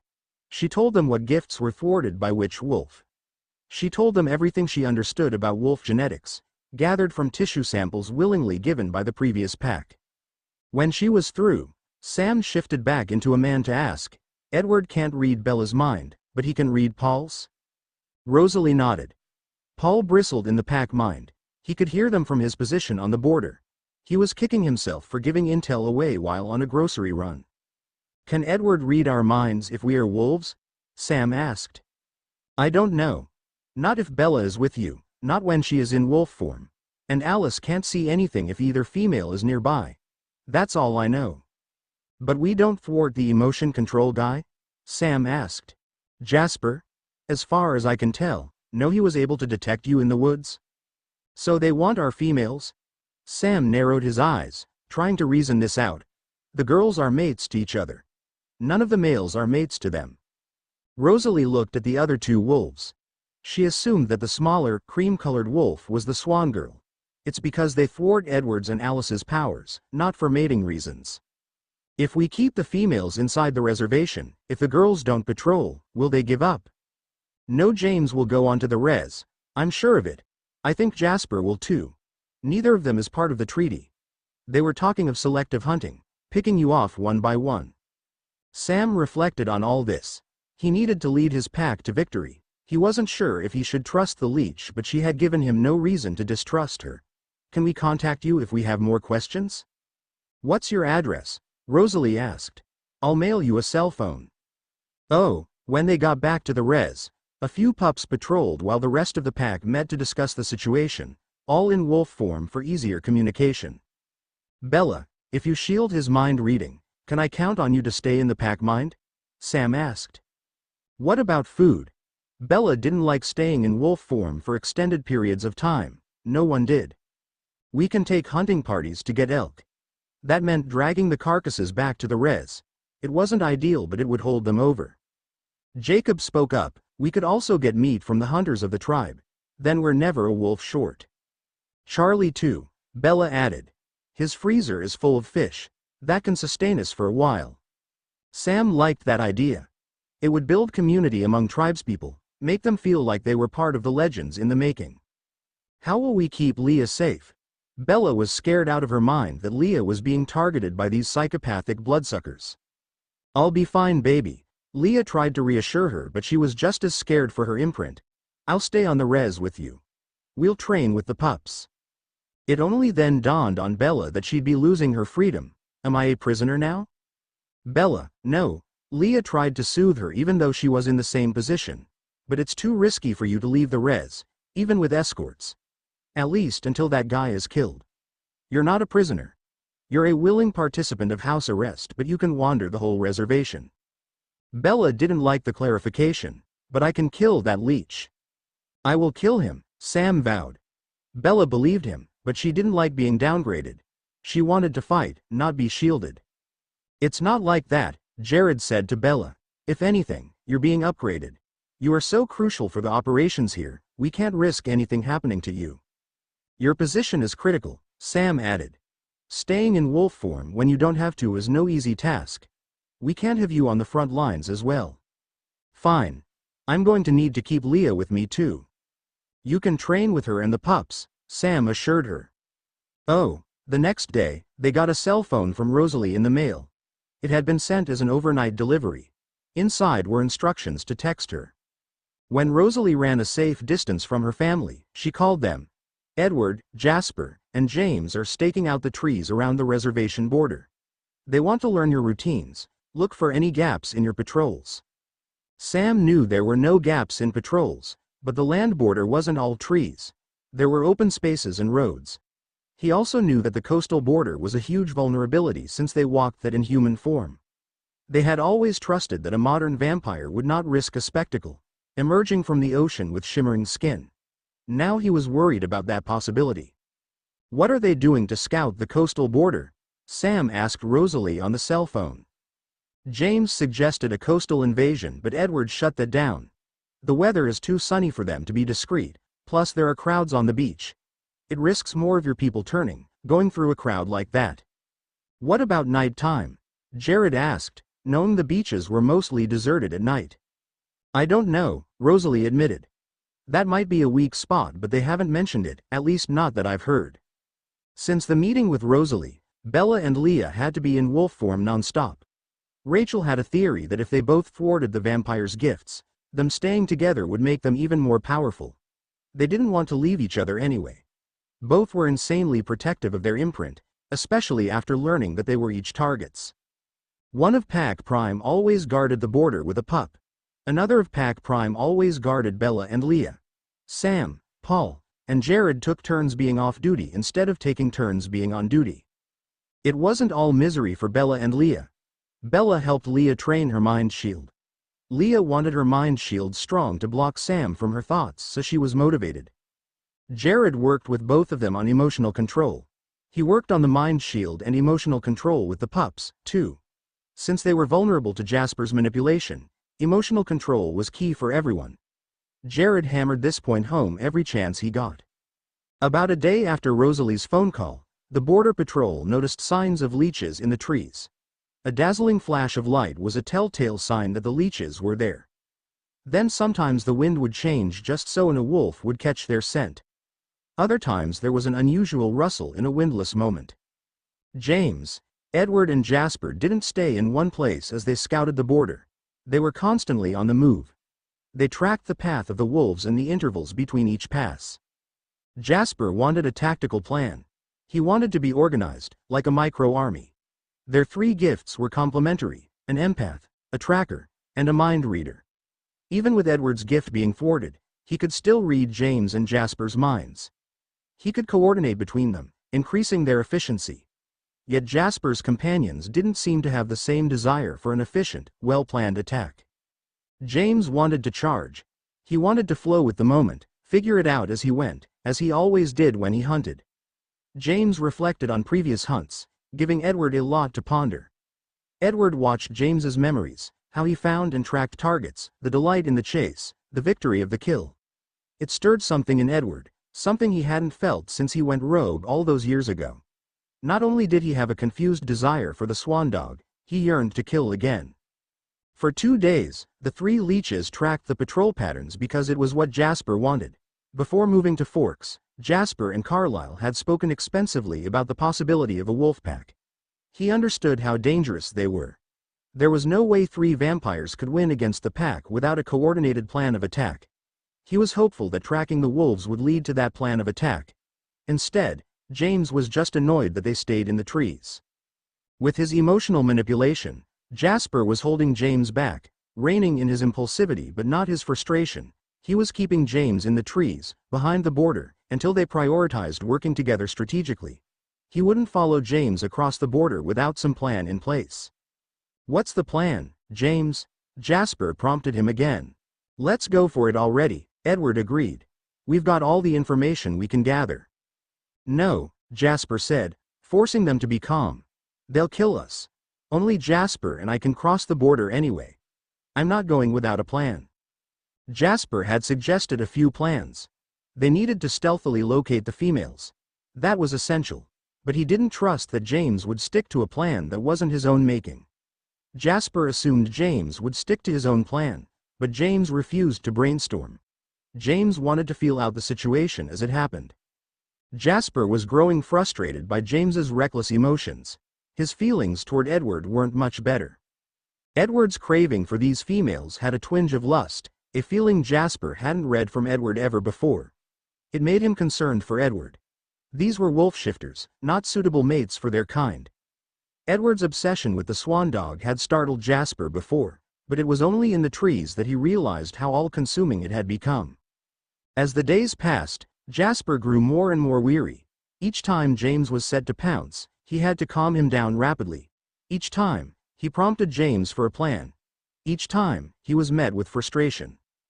Jasper realized that he couldn't rely on James once they were inside the reservation border. The more time Jasper spent with James, the more he accepted that they weren't compatible as teammates. Even if they did work out their battle tactics beforehand, Jasper couldn't trust James to stick to his word. After a week of a stalemate, Jasper announced, "I'm going home. They've got enough wolves in rotation that they can do this for months." I refused to hold James back that long. In his mind, a poorly thought-out battle was inevitable, no matter how long he waited. Jasper looked at the vampire he came to know as a sort of brother, in an undead kind of way. "Edward, you should come with me. There's nothing you can do to help James without putting the family at risk." Edward didn't listen. He was consumed with his obsession with the Swan dog. When Jasper got back to the Cullen house, Rosalie ran deep into the woods. She called Emily, who took down copious notes about Jasper's role. Emily called Paul, who was off duty. She told him everything. The message quickly spread throughout the pack. Sam and Embry were patrolling. Sam ran right to the training location where Bella and Leah were in position to fight. The pack didn't know when the vampires would find the girls, but they would be prepared. Pack Prime did not leave Bella and Leah's side. They sent pups from the backpack to patrol the borders. Within an hour of Rosalie's call, James found the female wolves. Edward stalked behind in the trees where the pack did not detect him. "Oh, this is going to be fun," James said to himself as he dropped to the ground. He counted 5 wolves, 2 small ones. They were the females, he was sure of it. The males formed a protective arc around them. The females seemed to be trying to protect each other too. The wolves were nervous. James was confident in his victory. Paul was the first one to charge. Jared was a few steps behind him. Sam stayed with the girls. This was perfect for James. He could pick them off one by one as they attacked him. Paul leapt, aiming to headbutt James's torso. Ignoring the stench of the wolves, James grabbed him by the neck upon impact, swinging him around and throwing him to the side. "Paul!" Bella cried out, but Sam didn't let her move forward to check on him. "I'm fine," Paul whimpered, but he waited to rise to his feet. When James's back was turned, Jared leapt, grasping James's shoulder with his teeth, tearing at the stony flesh there. James rolled forward so that Jared was on his back. As he opened his mouth to bite the wolf, Jared kicked him with his hind legs and writhed out of harm's way. Jared trotted off, trying to lure James away from the girls. James didn't fall for it. He turned to the female wolves, the target he was here for. He had lost a chunk of shoulder with that encounter, but he figured he'd get it back once the dogs were all dead. That thought was what convinced Edward to stay in the shadows. James was so confident he'd kill the males. When that happened, Edward would swoop in for the Swan dog. He'd let James bring the DNA samples back to Rosalie. He knew that James would do that to woo her. Sam and James were bouncing kind of like boxers, left to right, back and forth. Sam was effectively blocking the leech's path. Neither was making any progress. It was a stalemate. Bella raised her mind curtain so she and Leah could talk privately without Sam overhearing. Sam did not like that. "Let's go for his arms," Bella said. Leah counted down. 3, 2, 1, go. Leah went left and Bella went right. They both landed behind James, each with an arm in their mouth. The arms were ripped right from his shoulders. James spun in confusion at the motion. He had heard of vampires losing a limb in battle and reattaching them, but he was alone. How would he kill them all without arms? "Edward!" he cried out in his mind, knowing that his friend could hear him. Edward flinched, recoiling as he clung to the tree that easily held his weight. James was no longer confident. Without confidence, he wouldn't win. Also, without arms, he wouldn't win. When James steadied himself on his feet, he saw that the 2 male wolves he had initially knocked down were now on their feet. They were closing in on him. Sam pounced on his back, knocking him flat on his stomach. He ripped off his head. It was odd for Edward, seeing the ground come up through James's eyes, then feel the tearing as his head was ripped off. He couldn't exactly feel the pain, but he could hear James's thoughts about the pain. It was unpleasant, to say the least. It was the first time he had ever witnessed the death of a vampire. It was the first time he had read the thoughts of a supposed immortal as their existence ended. Paul and Jared each ripped off one of James's legs while Sam had him pinned to the ground. Sam phased to human to light the fire. In his human form, Edward could read Sam's mind. Sam was pleased above all. He had protected his family, his girls. He had struck the killing blow, taking the head off the leech, but his girls had secured the victory by tearing off his arms. He was proud of them. Then Sam's mind was silent as he hunched forward as a wolf to watch the blue and purple flames devour the undead flesh. All 5 wolves gathered in a circle to watch the flames. Edward also watched the corpse of his companion be destroyed, turned to ash for all eternity. It gave Edward a lot to think about.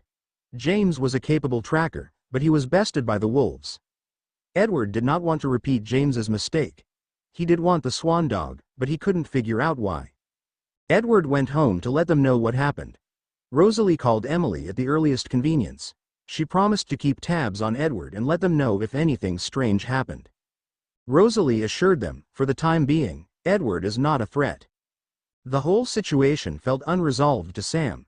He wanted to murder the Cullens who helped James. He especially wanted to murder Edward, who seemed to have a hard-on for Bella, at least according to Rosalie's briefing from Jasper. Sam had smelled their trail on the res. Edward had violated the treaty. However, he knew it wasn't so simple. They couldn't wipe out the whole clan. They needed to come up with a plan. In the meantime, he let the pups patrol while Pack Prime spent some time with their imprints. As a gift to Leah and Bella, he had Seth on patrol. He sent Leah and Bella home for some much-needed human time. Bella and Leah went right to bed, but they were too tired to play. They clutched each other's bodies and soon fell asleep. When they woke in the morning, they were starving for each other. Leah was propped over Bella, kissing her. Bella's hands wandered down Leah's back, feeling her ass. They kissed for a few minutes before Leah was ready to kiss Bella elsewhere. They spent a long time indulging. Then they smelled food cooking. They were greeted with pancakes, scrambled eggs, and sausage. Emily taught me how to cook a bunch of stuff while you guys were wolves, Seth told them. I've been looking forward to showing off my new skills. Wow, Seth, Bella said enthusiastically, this is awesome. Leah took a stack of pancakes. Pretty good, Seth. I'll have to thank Emily for teaching you. Bella couldn't hide her grin, way too excited about Leah having a budding relationship with Emily. She was hugging Leah and jumping up and down. Thank you, thank you, thank you. Calm down, Bella. I didn't say I'd go thank her today. Right. Bella made herself a plate of food. Seriously, though, we'll go after breakfast, Leah said. That's what you usually do, right? That's where you get your orders. Yep, Seth answered. Bella was nodding because her mouth was full of sausage. Oh, Seth knew he had patrols coming up again, so he didn't go with them to Sam's. When Bella walked Leah into Sam's house, all activity halted. Emily was putting away mugs when she saw the door open out of the corner of her eye. Dropping the mug in her hand, Emily ran to Leah, jumping on her in a hug that would have knocked over a human girl. Bella let out a low rumbling warning growl. It's okay, Sam said, approaching to make sure everything stayed under control. They're cousins, so it's okay, Bella. You're her cousin too, but you still fucked her, Bella pointed out. Sam and Leah were very distant cousins, but Bella still liked to point it out from time to time. Sam laughed, then managed to get all the girls into a big group hug, holding all 3 girls that were most precious to him. Leah peeled herself out of that mess and started wandering around the house. Last time, she had stuck to the kitchen. She opened the door to the second bedroom where Embry had been staying. Is this your old room, Bella? Yep. Leah opened the door to Sam and Emily's room next. Bella came up beside her. She pointed to the tall dresser. That's Sam's. T-shirts are the second drawer from the top. Help yourself if you need one. Bella, I don't want you wearing his stuff anymore. I was serious about that. You carry his scent when you do. But he's the alpha. It's okay to carry his scent. He's my ex. Do you want me carrying his scent? Leah asked. Looking down, Bella admitted, no, I guess not. Leah put her hands on Bella's shoulders. Hey, maybe we should plan a trip into Port Angeles and get a bunch of clothes. I was thinking we could drive. Then we can carry more than if we make a backpack. That's a good idea. Your car, right? Yeah, I don't want to do a multi-day trip with your slow truck.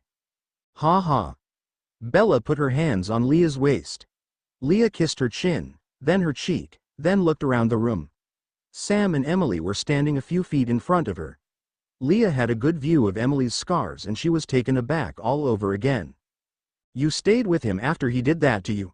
Leah asked, maybe being insensitive, but she instinctively knew how far she could push Emily without upsetting her. We weren't together when it happened. You got together with him after he did that to you? I did, yes, Emily said, smiling softly. Emily, you can do better, even with the scars. Emily laughed. Leah, we both know that Sam is a good man. I hope you know that if you hadn't given up on me, I would have held out even though I was in love with him. Leah scoffed, stepping toward her cousin. Are you blaming all this on me? Emily laughed, then straightened her smile into a deadpan. Yes. Leah wrapped her arms around Emily for another hug. Bella pulled Sam back so he didn't try one of those group hugs again. I kind of missed you, Emily, Leah said. I kind of missed you too. Do you want to come with us to Port Angeles? I don't want to ruin your date. It's not a date. We're just friends. Friends who fuck and are in love, but just friends. Sam leaned over to Bella and whispered, Can I come too? Bella nodded. Leah heard that. Fuck off, Sam. You're not coming. Bella shook her head. Leah continued, That big oaf would take up half the back seat. We need it for the cooler with the ice cream. I could hold the cooler on my lap, Sam offered. You'd melt my goddamn ice cream, Leah yelled at him. In a tattletale voice, Sam said, Emily, your friend thinks I'm hot. Oh, what the happy foursome didn't know was that they had an eavesdropper. In the woods down the street, a man-shaped being was resting on a branch, listening to their thoughts, watching the mind blocker through the eyes of the others. The other she-wolf could not block his thoughts, he learned, at least not in human form. There was something special about that swan dog. He wanted it. He didn't want to kill her like James did. There was a lust in him to do other things he wouldn't even admit to himself, things with her body. It was all quite gross and made him uncomfortable in a titillating way. Still he could not resist the urges he felt. Edward knew that Rosalie would be home soon. Rosalie thought she was keeping a great secret, communicating with the pack via cell phone. But Edward was able to pick enough stray thoughts from her mind to figure it out. He had to keep listening to figure out the wolves' plans. 3 females in Port Angeles would be an easy mark as long as they didn't bring the big oaf, Sam. After Edward took Bella, he wasn't planning on returning to his so-called family anyway. Tomorrow. That was the plan the females had made. Emily would make them all breakfast and then they would head out. Edward made it back to the Cullen house before Rosalie returned from her hunt. About an hour after her return, he decided to go on a hunt of his own. He let his family know, then ran into the national forest to catch a deer. Rosalie called Emily. He claims he's on a hunt, but I want you guys to be on guard just in case. Thank you, Rosalie. I'll pass that on. They had already decided to send Paul as an extra bodyguard for the Port Angeles trip. They knew that the threat hadn't passed. Rosalie tracked down Alice and Jasper. She had a weird feeling about Edward. She wanted to know what vibes Alice and Jasper had picked up. He's a moody little bitch, Jasper said. I think it's amplified since James died. He just sat in the trees and watched it happen, listening to James's mind as they killed him. Can you even imagine being free to do as you please and choosing to do that? Rosalie could not imagine it, but she had a hard time imagining living with Edward's gift at all. She was pretty sure she'd go insane, having to listen to everyone's thoughts all the time. She was pretty sure that's what happened to Edward. Do you think he's going to go after that dog girl? Rosalie asked Jasper. I don't know, Alice. Jasper turned to his mate to see what she thought. Ever since James's death, Edward's future has been flashing like a strobe light. Sometimes there is a clear vision, a normal life. Sometimes it is blank. I got the impression he was in love with the swan dog. Oh, Jasper said, nodding contemplatively. That makes sense. He's had some emotions that seemed like lust. It reminded me of nausea. It could be love. But the females are mated to each other, Rosalie said. The alpha told me. That doesn't make any sense, Rosalie, Alice scoffed. 2 females cannot be mated. They can't even have children. Neither can you two, but you claim to be mated. Jasper chuckled. Good point. Are you going to help if he goes after the wolf girl? Rosalie asked Jasper. He considered. I wanted to fight alongside James. That seemed fun until I was stuck with them alone. Then it didn't seem feasible. No, I don't think I'll be helping Edward if he goes for it alone. Helping Edward? Rosalie repeated, scowling at him, her glare lethal. No, I'm looking for help protecting the dog girl. Edward is such a creep. Ah. Jasper considered. He had never bested Edward in a fight. He didn't like the idea that he'd need help to do it, but he did want to see it done. Alice, if I join Rosalie, does it change the odds for Edward? No, not that I can tell. Her visions were mostly useless though, thanks to the pack. Jasper didn't really care about the odds anyway. He was still itching for a fight. What's the plan? He asked Rosalie, crossing his arms over his chest. I don't know. I keep calling the wolves with any new information. We could offer aid. Go ahead and offer aid. I'll go with you. Emmett will too, I'm sure. Alice, it's up to you if you want to come along. I'll go, but I'll stay out of any fight. I'm no use with the wolves around. You might be useful, Rosalie said, thinking aloud. Edward can't read your mind if the wolves are around. Or, it's not effective since you can't see any visions. There's too much emptiness, right? He won't be able to best you using his usual tricks. Maybe, Jasper said, unsure if he wanted Alice to join in battling Edward. We won't tell Carlisle and Esme. That they could all agree on. Esme would be very upset if she learned her children were fighting each other. Rosalie called Emily again with the offer of aid and passed on the theory that Edward was in love with Bella. Emily called old Quill, who had Quill join the pack mind, with the message. Minutes later, all of Pack Prime was in Sam and Emily's living room. Why don't we just ask the Cullens to leave since they violated the treaty? Jared asked. If he doesn't go with them, we kill him. They have offered aid against him, Sam reminded him. Emily piped up, some of them are offering aid so that we spare his life. That's bullshit. Paul spat. That could be an attempted slaughter. Are they planning to aid on the res? It sounded like she would let us decide if and when we wanted their aid, Emily said. She has proven trustworthy, Sam had to admit. So tomorrow, the trip to Port Angeles. He was rethinking the plan to let Emily, Leah, and Bella go to Port Angeles to buy clothes and ice cream. Paul's coming, Leah said. I don't want you in my car, Sam. What if we set it up as an ambush? Sam suggested. I still don't want you in my car, Leah repeated, agitated at the very thought of her car smelling like Sam. Since she joined the pack, it felt like his scent permeated everything and everywhere. She'd never get it out of her seats if she let him in the car. Leah, you'll be in the car with Paul and Emily, Sam said. Bella will be with me and Jared, running alongside you in the woods. If Edward were going to try to get Edward to follow you, Pack Prime should be there to protect you. Paul looked over at Rachel. Are you saying only the backpack will be protecting the res? Sam had given this some thought. I think I'll make a special beta position for Embry. He'll have authority over the backpack only. What do you think, Paul? Is he ready for that? Paul clung to Rachel, holding her in his lap. It's easy for you to suggest that, Sam. Emily will be with us. Sam's face hardened. It's not easy for me to bring her into what might be a battlefield with uneasy allies. Embry is ready, Jared said with confidence. The other kids already listened to him. As far as fighting and leadership skills, he's the only one who we can trust with that position. We can trust him. We'll be in the pack mind with them anyway, Sam assured Paul. The risk is minimal for Rachel. Why are you pulling Bella from the car?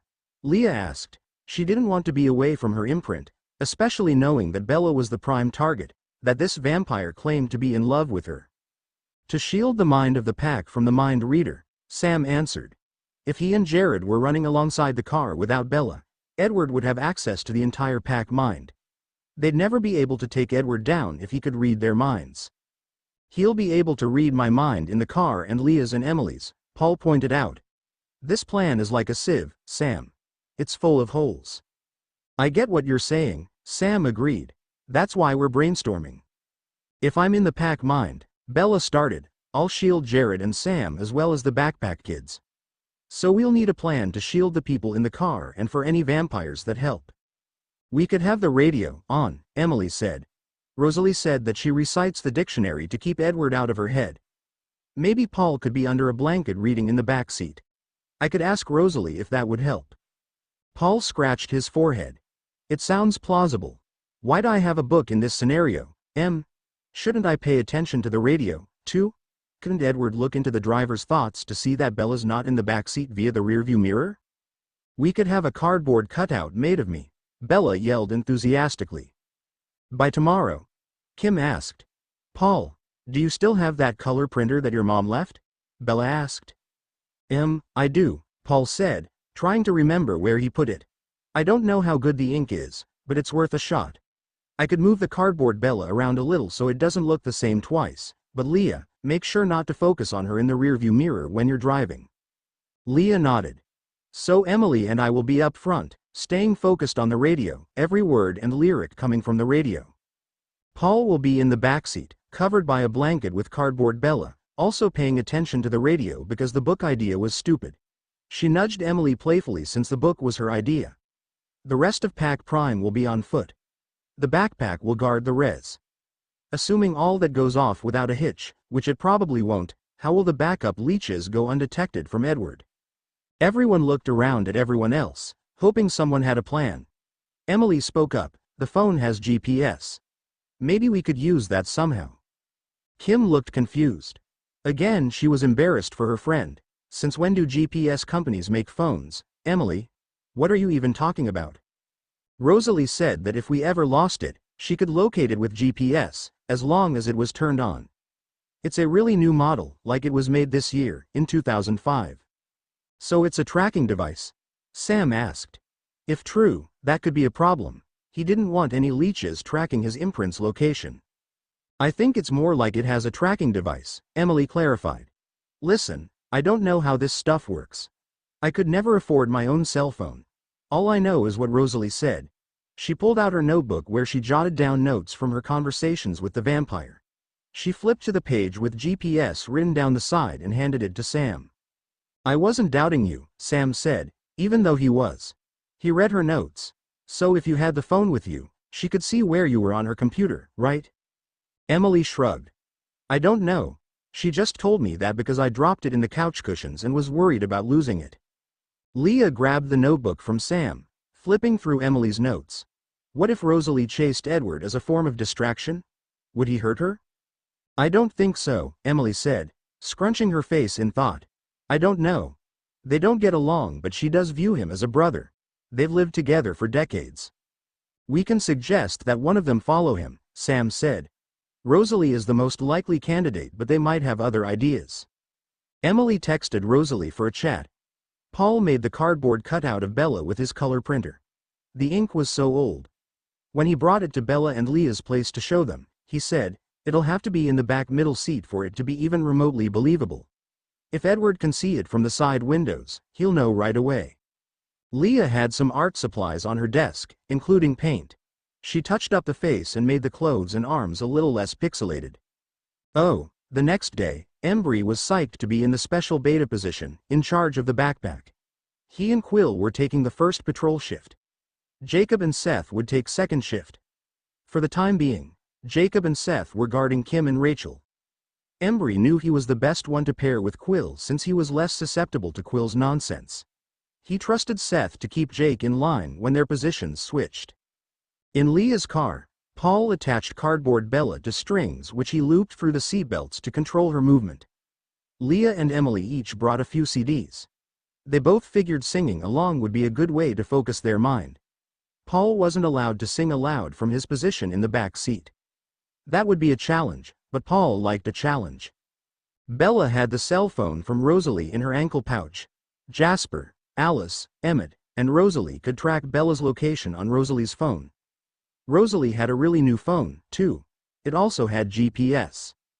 The vampires stayed a mile away from Bella at all times, knowing that Jasper would sense when Edward was near. They liked Emily's idea of following Edward, but since they didn't know where he was, it wasn't a feasible option. It wasn't a foolproof plan, staying a mile away from Bella. When Edward saw Leah's car cross the border, he gave chase, swinging from tree to tree. In the woods, Edward was easily able to pick out his siblings' minds. He was able to see Bella's location on the phone through Rosalie's eyes.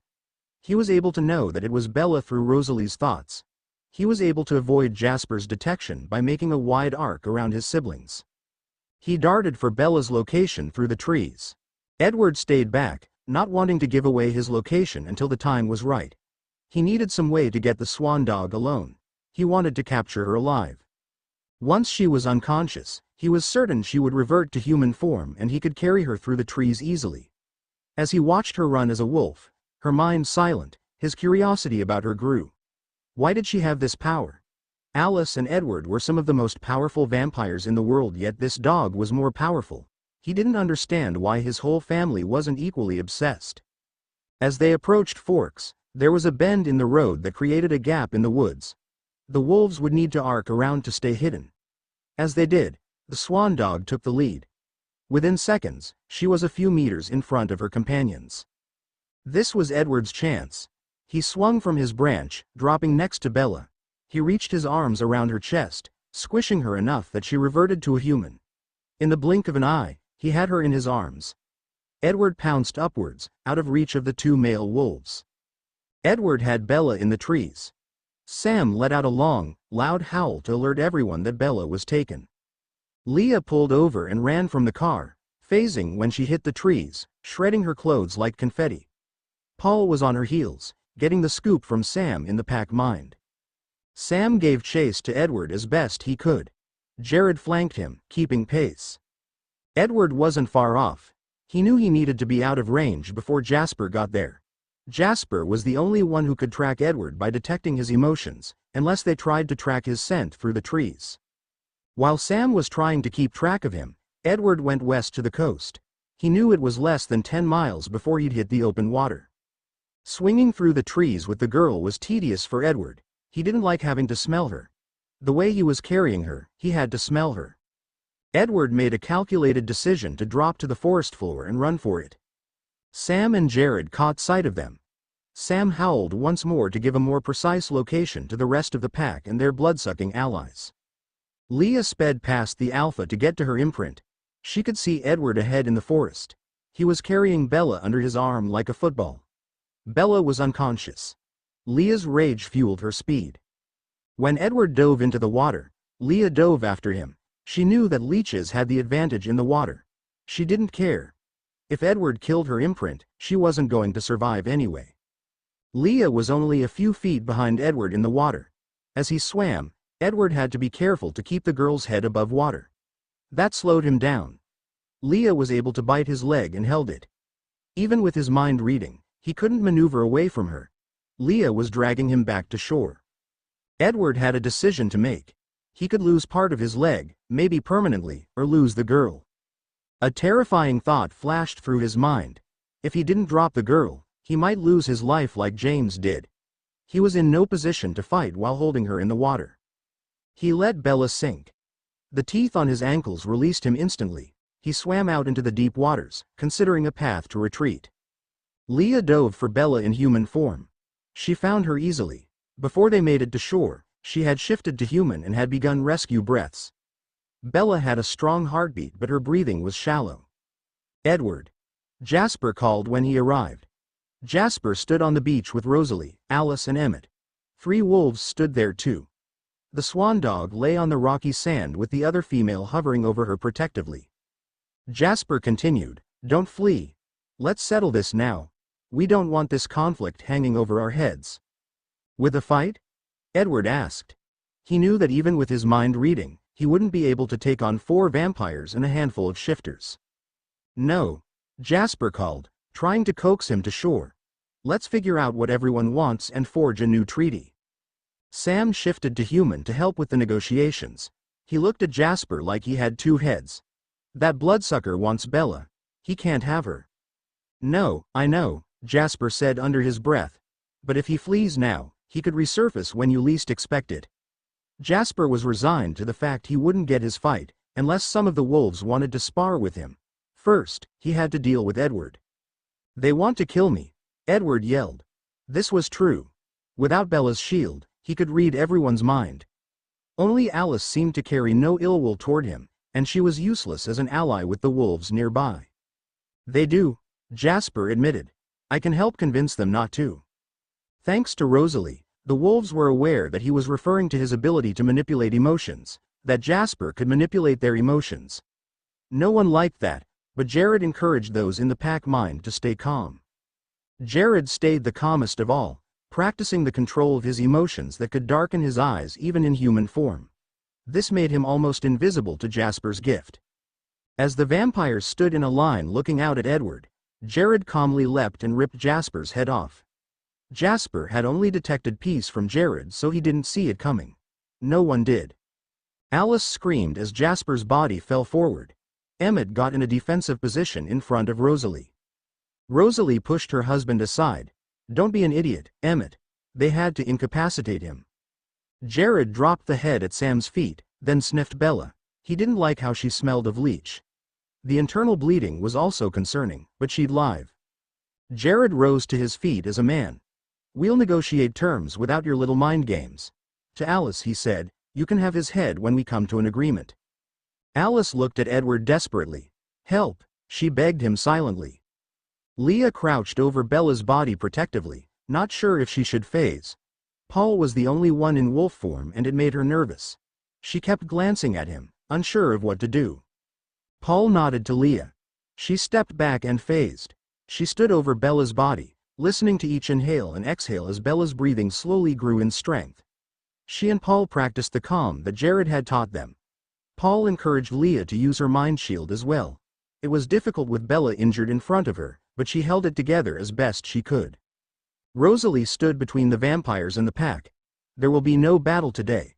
She looked back and forth between the two groups, then out to sea where Edward was floating. "What do you want?" He nodded toward Bella. "The Swan dog." Leah growled at the name. "You're not getting her," Sam said. "Alice and I are faster swimmers than you," Rosalie reminded him. "Alice won't help you," Edward countered. With his foot on Jasper's back, Sam lifted Jasper's head by the hair. "I think she will." "I'm not coming to shore," Edward declared haughtily. "You want to kill me?" Sam nodded. "What will satisfy you? You cannot have Bella, but we don't want to fight you forever." "What about DNA samples?"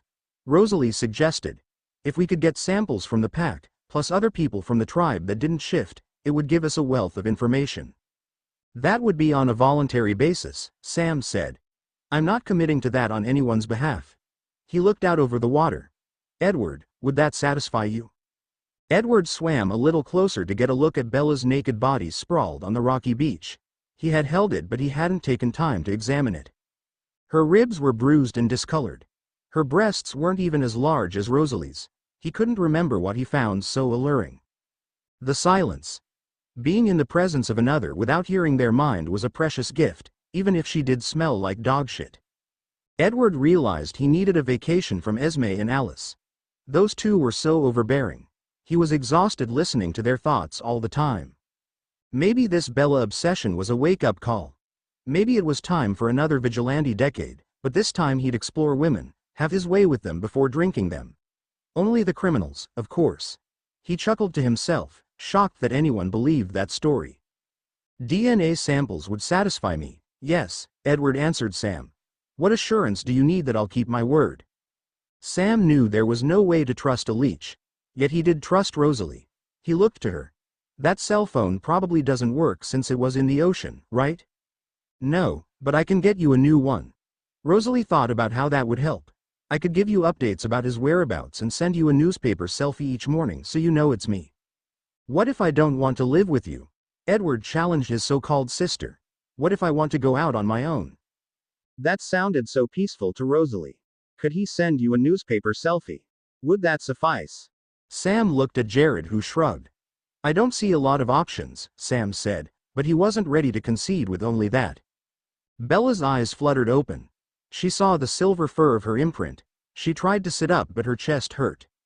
Leah backed up so she wasn't above Bella anymore. Bella looked out over the water at Edward. Everyone was looking at her, but she was looking at Edward. She was vaguely aware of what happened, that Edward had attacked her and fled with her. "What were you going to do with me?" she asked him, her voice hoarse. Edward shrugged, but no one could see the gesture because of the water. "I was curious about you. That's all." "Why didn't you just start a conversation, like a normal person?" Bella asked. Edward's face cracked into a creepy smile. "You must know that I am no normal person." Rosalie groaned, embarrassed for her so-called brother. "He had a crush on you, Bella, but it was all twisted and weird because that's how things are with our kind. Some of us are lucky enough to find someone twisted and weird in a similar way." She smiled at Emmett. Edward has never found that. The doctor thinks it's due to his stunted puberty. Edward growled at the insinuation. Bella, would you still be open to having conversations with me? Before she could answer, Sam filled her in on all that happened while she was out of it, how they were trying to come to an agreement that would satisfy everyone. It's gotta be part of the deal, Bella answered. Text the newspaper selfies. You can call me once a month. I'd agree to a sit-down chat once a year. Can we talk now? Edward asked, moving closer to the shore. Leah growled at him, then tried to recreate her internal state of calm. Not now, Bella clarified. All this today counts as our conversation for the year. Edward was disappointed, but he'd accept this. Rosalie, I'm going to take a few years to myself. I'll text you to get their phone number so I can start sending the newspaper. Rosalie nodded. I'll get a phone for you guys. We'll hold on to Jasper until you do, Sam told her. We'll stay right here. Rosalie and Emmett dragged Alice away with them to get a phone with cell service. I don't trust them, Alice screamed, resisting with all her might. Can't we take Jasper's head with us? Emmett lifted the small girl and threw her over his shoulder. She bit his back, kicking his stomach with all her strength. Emmett was undeterred. You're really gonna make me wait a year? Edward asked, not retreating. I just want to chat. Paul kept his mind calm, his shield up. He encouraged Leah to do the same. With Bella holding onto Leah's scruff, she was more calm than before. Again, Paul encouraged Leah to use her curtain and to project calm like Jared had taught her. Leah was trying. Come sit with me, Edward, Bella said, thankful that he could not read the violent intention from her own mind. We can chat until they get back. I'll keep you safe from the pack. As Edward moved closer to the beach, Sam phased on instinct. He dropped Jasper's head, letting the waves lap the tips of Jasper's golden hair. Sam joined Paul, projecting calm and raising his curtain. None of them knew if the mind curtains worked against Edward. Jared phased next, unable to hold his human form with a leech so close. He was easily able to slip into the calm and the curtain since he had invented both techniques. He was the most practiced at them. Bella held her form as a woman because her wounds were still too grievous for her to shift. She propped herself on one elbow as Edward sat beside her. She knew her breasts looked nicer when she was propped up a little instead of laying flat. Since Edward believed himself in love with her, she thought that might work to her advantage. Her other hand was in Leah's fur, massaging the scruff and trying to keep Leah calm. She was sandwiched between her mate and Edward Cullen. Edward was between Bella and the rest of Pack Prime. This gristled Sam, having this leech between him and the girls. He soon saw that it gave them an advantage. Edward wasn't watching them. He was focusing on Bella, trying to understand the calm of her mind. He thought if he could focus on it enough, he could maybe detect it somehow. The quiet was such a mystery to him. Edward turned to peer at the three oversized wolves on the beach. They won't all be here next time, will they? Sam, Jared, and Paul all worked on projecting calm, just as Jared had taught. Edward pivoted back to Bella, not interested in the other wolves. They had settled their deal. He trusted the wolves to keep their word. The last pack were always faithful to their word, too. He figured it was a trait of the tribe, being faithful to their word. Native Americans were called noble savages after all. Edward figured the name must be rooted in truth. Bella bat her eyelashes at Edward, having seen that work on men in the cartoons. I hope not, she said with a small smile. Edward hadn't seen a naked woman in the flesh, just in the minds of others. His eyes kept darting to her breasts, then out to the water. As much as Leah tried to maintain her mind curtain, she did not like how the bloodsucker was looking at Bella's body. One thought kept slipping through, a warning to Edward. If you touch her, I'll kill you. Edward believed Leah, but he wasn't here to talk to her. He licked his lips, glancing over Bella's body. So, Bella, why do you think I can't read your mind? Bella considered for a moment. I think it was so that we could have this chat. This one now? Edward asked as Jared pounced. Leah shielded Bella's body. Edward saw in Leah's mind that Jared jumped. Edward stood, twisting around as he rose to his feet. With his teeth bared, he knocked Jared off balance, thwarting the attack. When Paul charged, Edward jumped, bounding off Jared as leverage to twist away. As lithe as Edward was, he couldn't best 3 attacks at once. Sam was on him before his feet hit the ground, ripping his left leg off just below the hip. Jared pivoted, then lunged for an arm just as Paul went for the other. They were copying Bella and Leah's attack strategy on James. Even though Edward saw it coming, Sam had twisted him around. He tried to strike the wolves as they attacked, but his arms didn't bend that way. With only one leg, his movement was limited. Edward fell forward, away from Bella. Sam placed a paw on his back, holding him down. Leah stepped over her imprint, padding forward, taking her time. Sam stayed on Edward's back. Leah tore the leech's head off. "Dismantle the other one," Sam ordered. "I'll start a fire." Leah helped Paul and Jared pluck Jasper's limbs off and add them to the fire. Jasper had helped James, so he was fair game to destroy. Also, he wasn't protected by the treaty. Sam phased to human. Using strips of Jasper's clothes, he got the fire blazing. Pac Prime sat around the fire in human form, watching the flames devour the two bodies. "Can someone get the phone from my ankle?" Bella asked Leah. Her head was resting on Leah's thighs. "I'll get it," Paul volunteered. Crouching at Bella's ankle, he tossed that in the fire. They all enjoyed the crazy burst of flames when the battery exploded. "How are we going to bring Bella home?" Leah asked. "I told Emily to drive back to the res," Paul said, "but we're closer to First Beach now than we are to the road." "Paul, can you and Leah carry her through the woods?" Sam asked. Sam took the clothes from his ankle pouch and tossed them at Paul. Jared gave his to Leah. Bella had clothes in her pouch. They were wet from when Edward dragged her into the water. Leah helped wrangle the clothes onto her. While they got dressed, Sam said, "Jared and I will wait here. Make sure there's no misunderstanding with the Cullens." "I'll be back once the girls are home," Paul volunteered. Quickly but gently, Paul and Leah brought Bella home. Paul made it back to Sam and Jared before Rosalie and Emmett returned. "I was able to convince Alice not to come," Rosalie told them. "I knew she wouldn't want to see this." She gently prodded the ashes with her shoe. Emmett was wringing his hair in his hands. "Esme is not gonna take this well." "That's not really our problem," Rosalie said, placing her hand on the big guy's chest. "Carlisle will take care of it." "We need to dissolve the treaty," Sam said. Rosalie nodded. "I was afraid you'd say that." She tossed Sam a padded envelope. "It has a phone.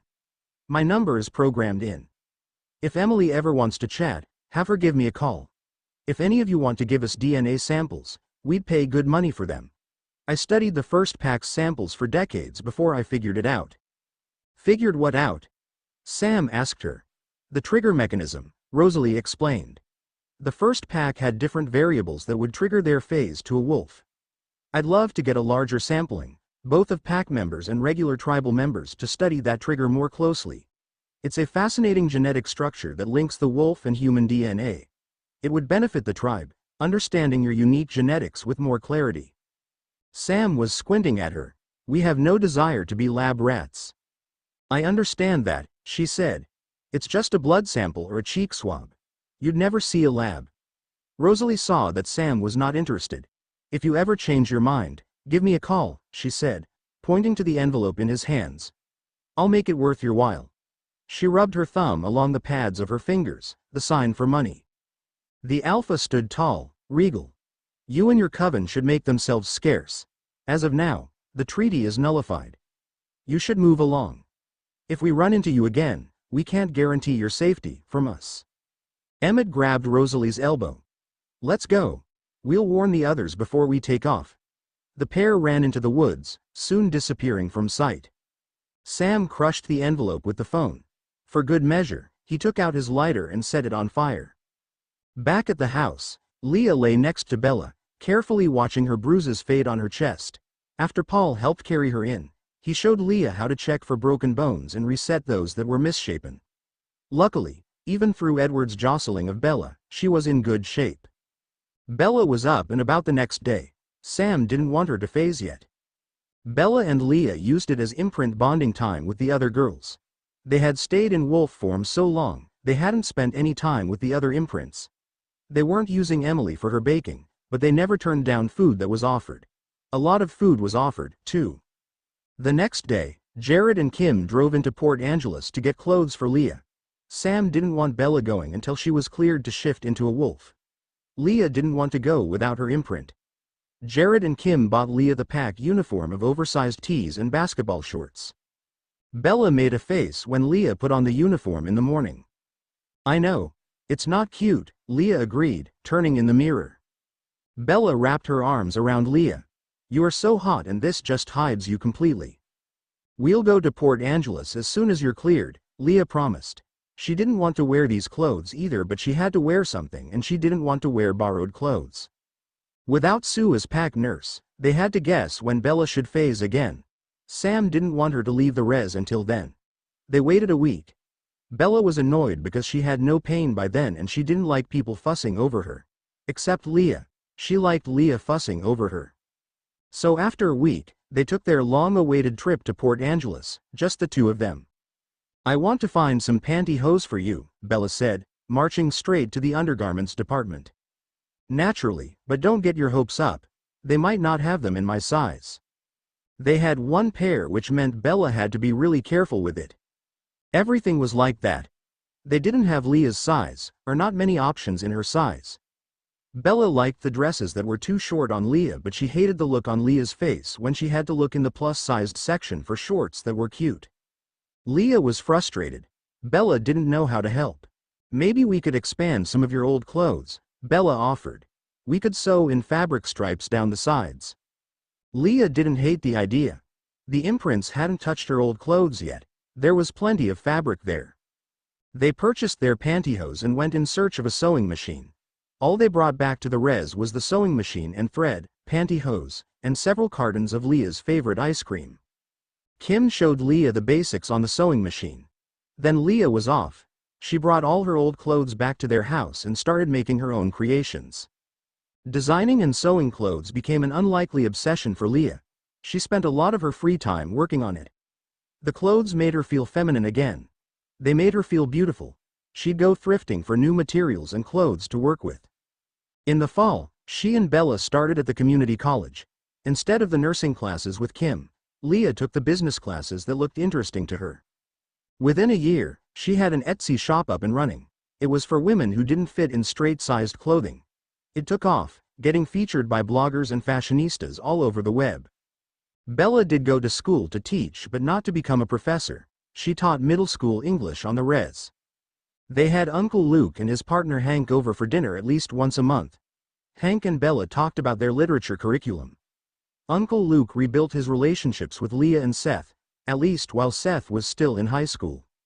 All of Pac Prime found careers on the res. Paul became a cook at the restaurant by the marina.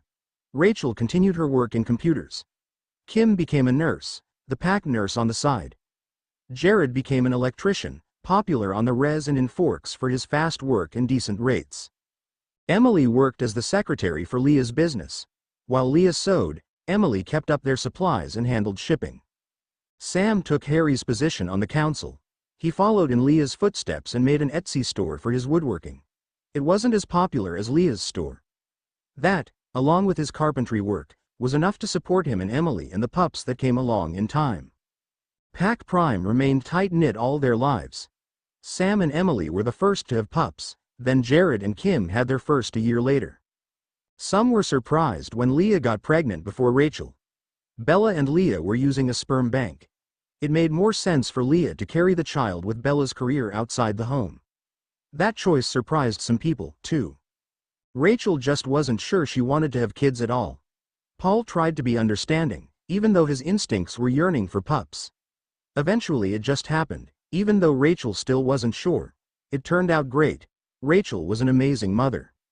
They all were loving and devoted parents. Where one had shortfallings, the other 7 filled in the gaps. The backpack truly were another sort. None of them stayed on the res after high school. None of them ever imprinted, either. Jake and Embry started an auto shop in Forks. Quill became a bartender in Port Angeles. Seth built a career as a programmer for a gaming studio in Seattle. The entire pack got together once a year during Quileute days, but otherwise, the backpack lived their lives apart from Pac Prime. Sam was recognized as tribal chief after his second child was born. As more openings were created on the tribal council, Pac Prime and the imprints filled those roles. Pac Prime was a blessing to the tribe. And the Cullens were never seen again. The end. Thanks for watching. Don't forget to drop your reviews in comment section.